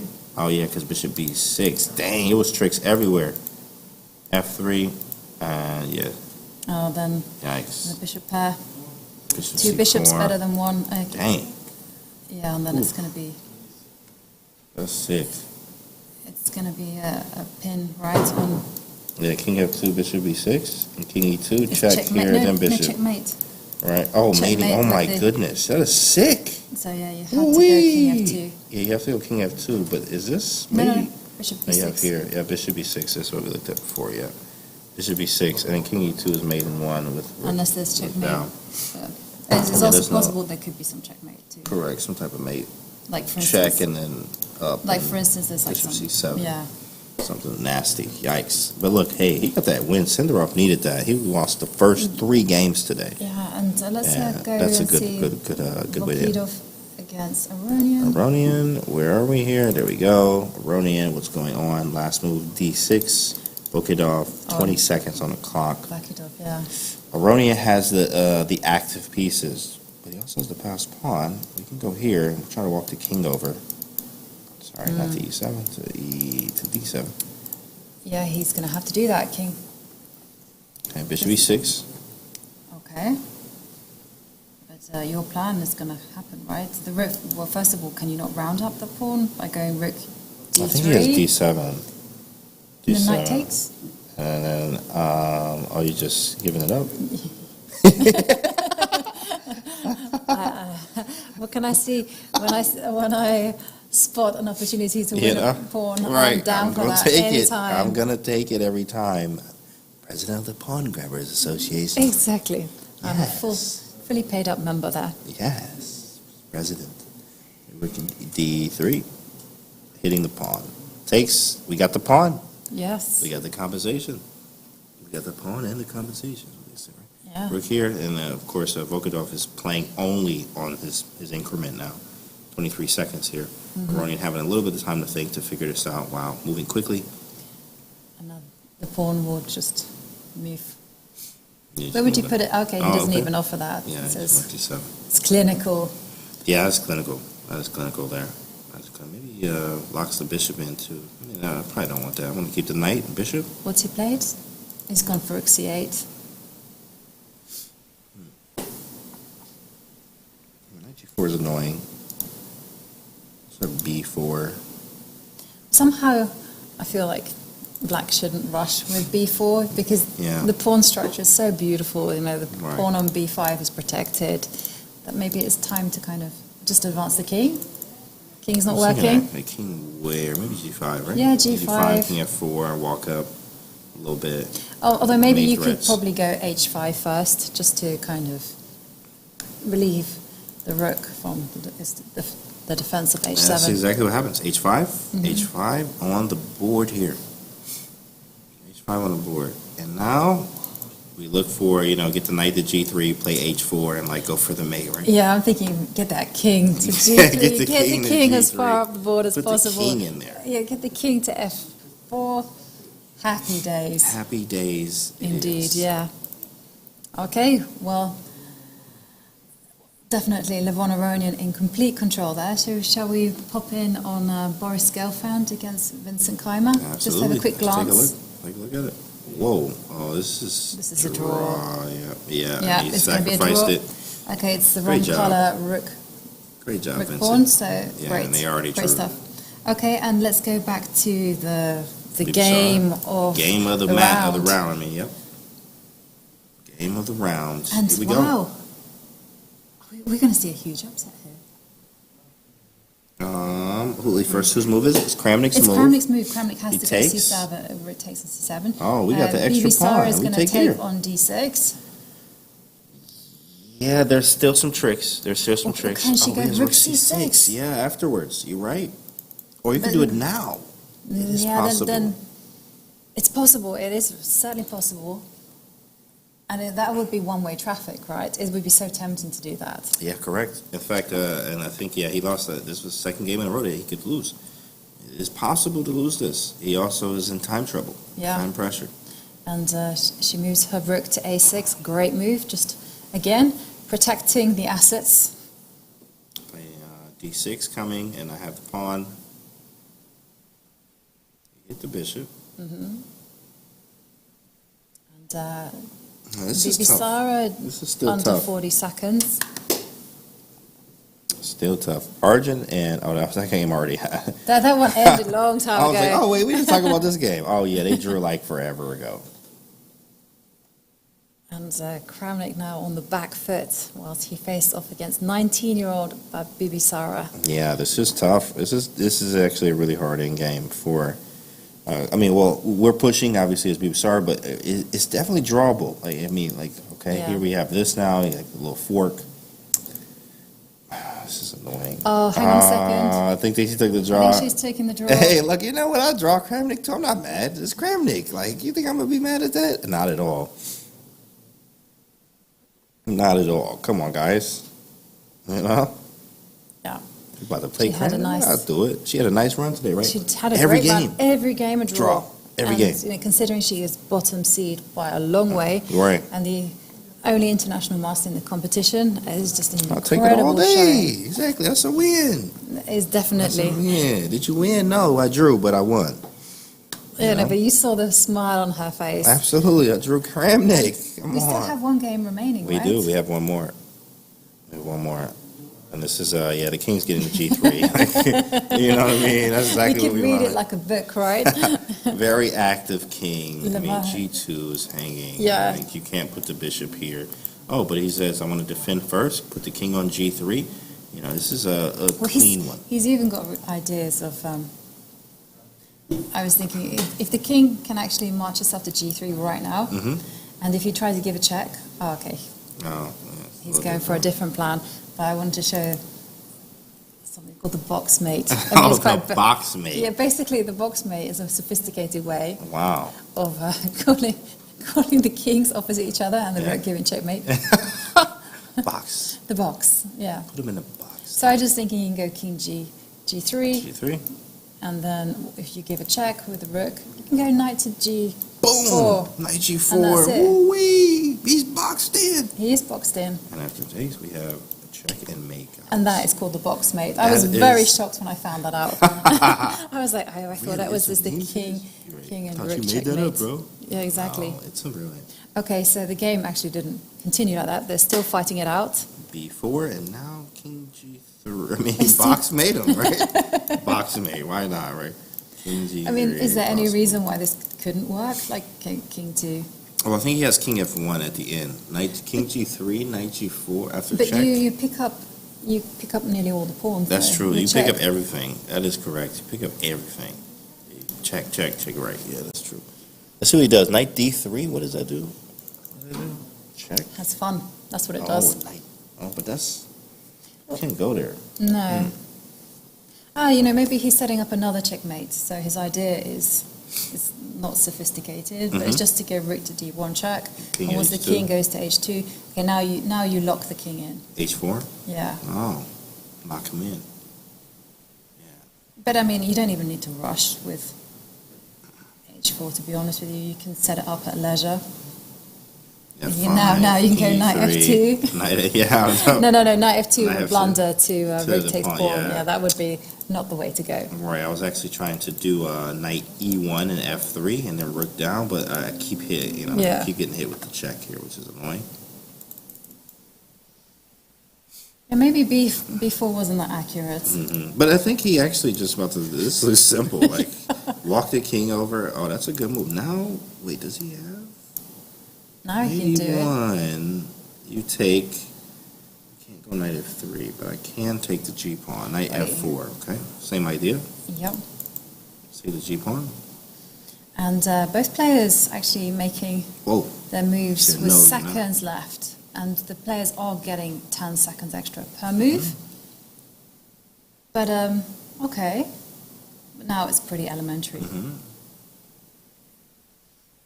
Okay, pretty elementary. Bishop F1. Yeah, you can just... 95. Yeah. Defend everything. Looking good. Oh, 93 is coming too. Yikes. Yeah, that's all right. Fast moving too. Oh, they both under the time. 93 bishop takes. Oh, where is this at? Man, he's a slippery player. Look it off. It's not going down without a fight. Oh, look at this, setting up a nice trap. Oh, Whoa. if you make a no move, like then rook E4 is dangerous. So you And have- he's threatening and he's A6. threatening A6. Wait a What's second. happened? Whoa. A turnaround. Whoa. You're going to have to be careful here. No, he's... Oh, 16 seconds. He makes a move. What's he done? He played check. Maybe he takes another draw. Wait, isn't it? Wait, but maybe this is not a draw though. Okay, big threat. Oh yeah. Rook to I think, D1. Check, Rook to and then D2. king goes to F2, so rook E1, Oh still, my goodness. you know. Did he block it? He said, I saw a head shake. I saw a head shake there. He's made it more complicated, that's for sure. But still, I mean, black has complete control over the A pawn and can just focus on walking the B pawn to its final destination. Hopefully he's trying to get it in Yeah, with made a few moves. Got a little bit of time there. They're playing off the increment. they are. Knight to And C3. what is white going to do? Just rook A1? Okay, no. He chooses to push the A pawn. Oh, this is so tricky because now he can push his pawn. What is going on? F5 here. Don't let him just take with check.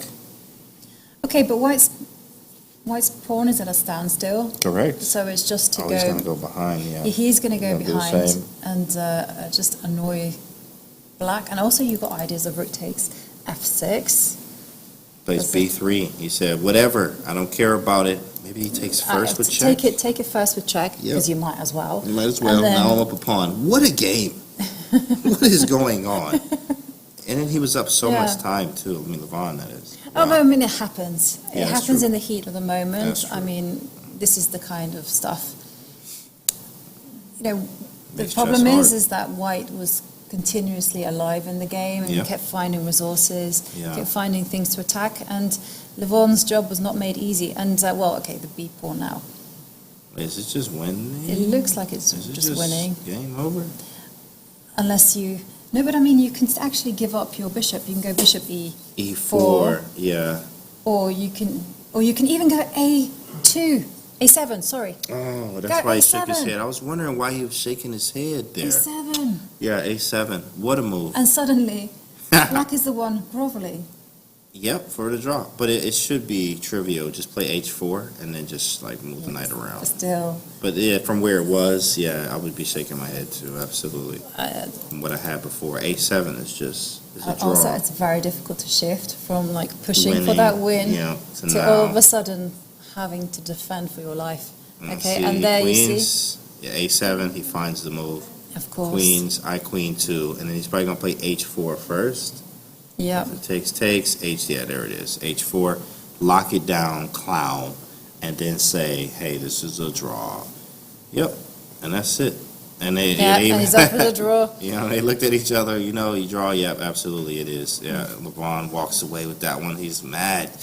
He had that one in the bag. He It's did. tough. Yeah. Oh. Got away. Look at him, not even getting up from, shakes the head and like, I got away with that one. Got away with that one, he says. Yeah, for him, for Vakirov, I mean, it really was like a draw was as good as a win. Yeah. Because he just, It's like you say, he exhilarating, escaped with you it. know? He had a bad position, but what an incredible day of chess My we've had goodness. so far. The first 4 games are just all decisive. The first round was so decisive, and then everything else, I think they got the kinks out, and like chess was a little bit different from everybody there. It was just great chess today overall. Yeah. 100%. Especially Arjun, 3.5 out of 4. 3.5, and he's just 19 years old. My goodness. And just really red hot. I'm really Yeah. impressed by the way he's handled this position. And he's played really fighting chess. It's Right, not like every he's game. opened every game in some kind of Absolutely. classical way. Right. He's really gone for some aggressive chess and Way to very start. impressive. Absolutely. And of course, impressive from Bibi Sara too as well. Yeah. 4 draws. She drew every game, but everybody's higher rated than her. Exactly. Everyone is higher And rated. everyone is putting her through her paces. Yeah, It's she was not actually like... up on Kramnik too as well, right? That last Yeah. game, it's just you feel good. Huge confidence booster from Bibi Sara. Definitely. And shall we take a look at the standings so far? Absolutely. Let's take a look at the standings. And whilst we work on getting the standings ready, other impressions that I've had, I felt sorry for Sindarov. Oh yeah, the first 3 games. First it 3 was games, like, man, so bro, tough. It's hard. And lost 3 games in a row, and it wasn't like he got crushed in any game. One game was an end game. One was just a crazy game with Arjun, right, and then another game that was just unfortunate. But then he was finally able to strike back and beat Lagno in the last game there. So. It's always good to finish on a high, I have to say. Absolutely. And another player who's impressed me is Boris Gelfand. Oh yeah. Starts off with a win, Right, and then just right. kind of, it's just classy chess Yeah. all the way through, Yeah. even though he didn't get any more victories. That's it just right. was enough. Yeah, especially that first game showed that strength of his in-game and positional play and understanding, right? Extremely Yeah. strong. Boris is always a beast. Yeah, some very unusual chess, I have to say. We've seen players be incredibly creative, Yeah. and I just feel that this is the time control, and these are Yeah. actually the combination of players. You have Absolutely. your legends, you have Right. your prodigies, Right. and you have former Everything world between. champions as well. Yeah, and the rapid chess, lots of mistakes and lots of decisive results, in fact, that happen, especially when the time gets low. We saw a lot of that today. Lots of entertainment. So, are the standings ready? Standings up. We're waiting for the standings, There we go. and here we go. And there we can see the cross table, and we can see at the top, Bibi Sara Asabiaeva. She has started with a great score of 2 points out of 4, drew every single one of her games, and in the last game she had against Vladimir Kramnik, he was on the ropes. And someone who was just absolutely started with a blistering pace is Arjun Erigaisi, also 19 years old. Incredible talent, 3.5 points out of 4. And in second place would be Levon Aronian and Boris Gelfand, both on +1, 2.5 points out of 4. Well, this has been great stuff so far. It's been Absolutely. a pleasure doing commentary with you, It's been a James, pleasure. and I'm looking forward to the next few days, and we will see you tomorrow. All right. That's Same right. time, Same place. And see you then.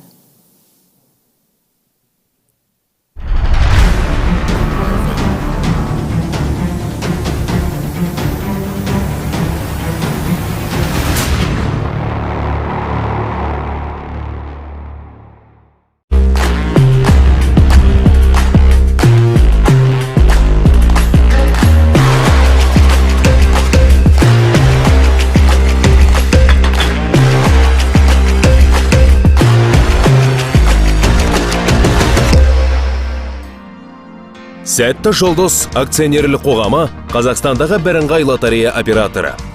Ұлттық лотерея ақшалай ұтыстардан бөлек талай қазақстандыққа пәтер мен автокөлік сыйлады. Біз лотерея ұйымдастыру кезінде заң талаптары мен әлемдік стандарттарға сай қауіпсіз әрі сапалы өнім ұсынамыз. Және әлеуметтік жауапкершілікті ескереміз.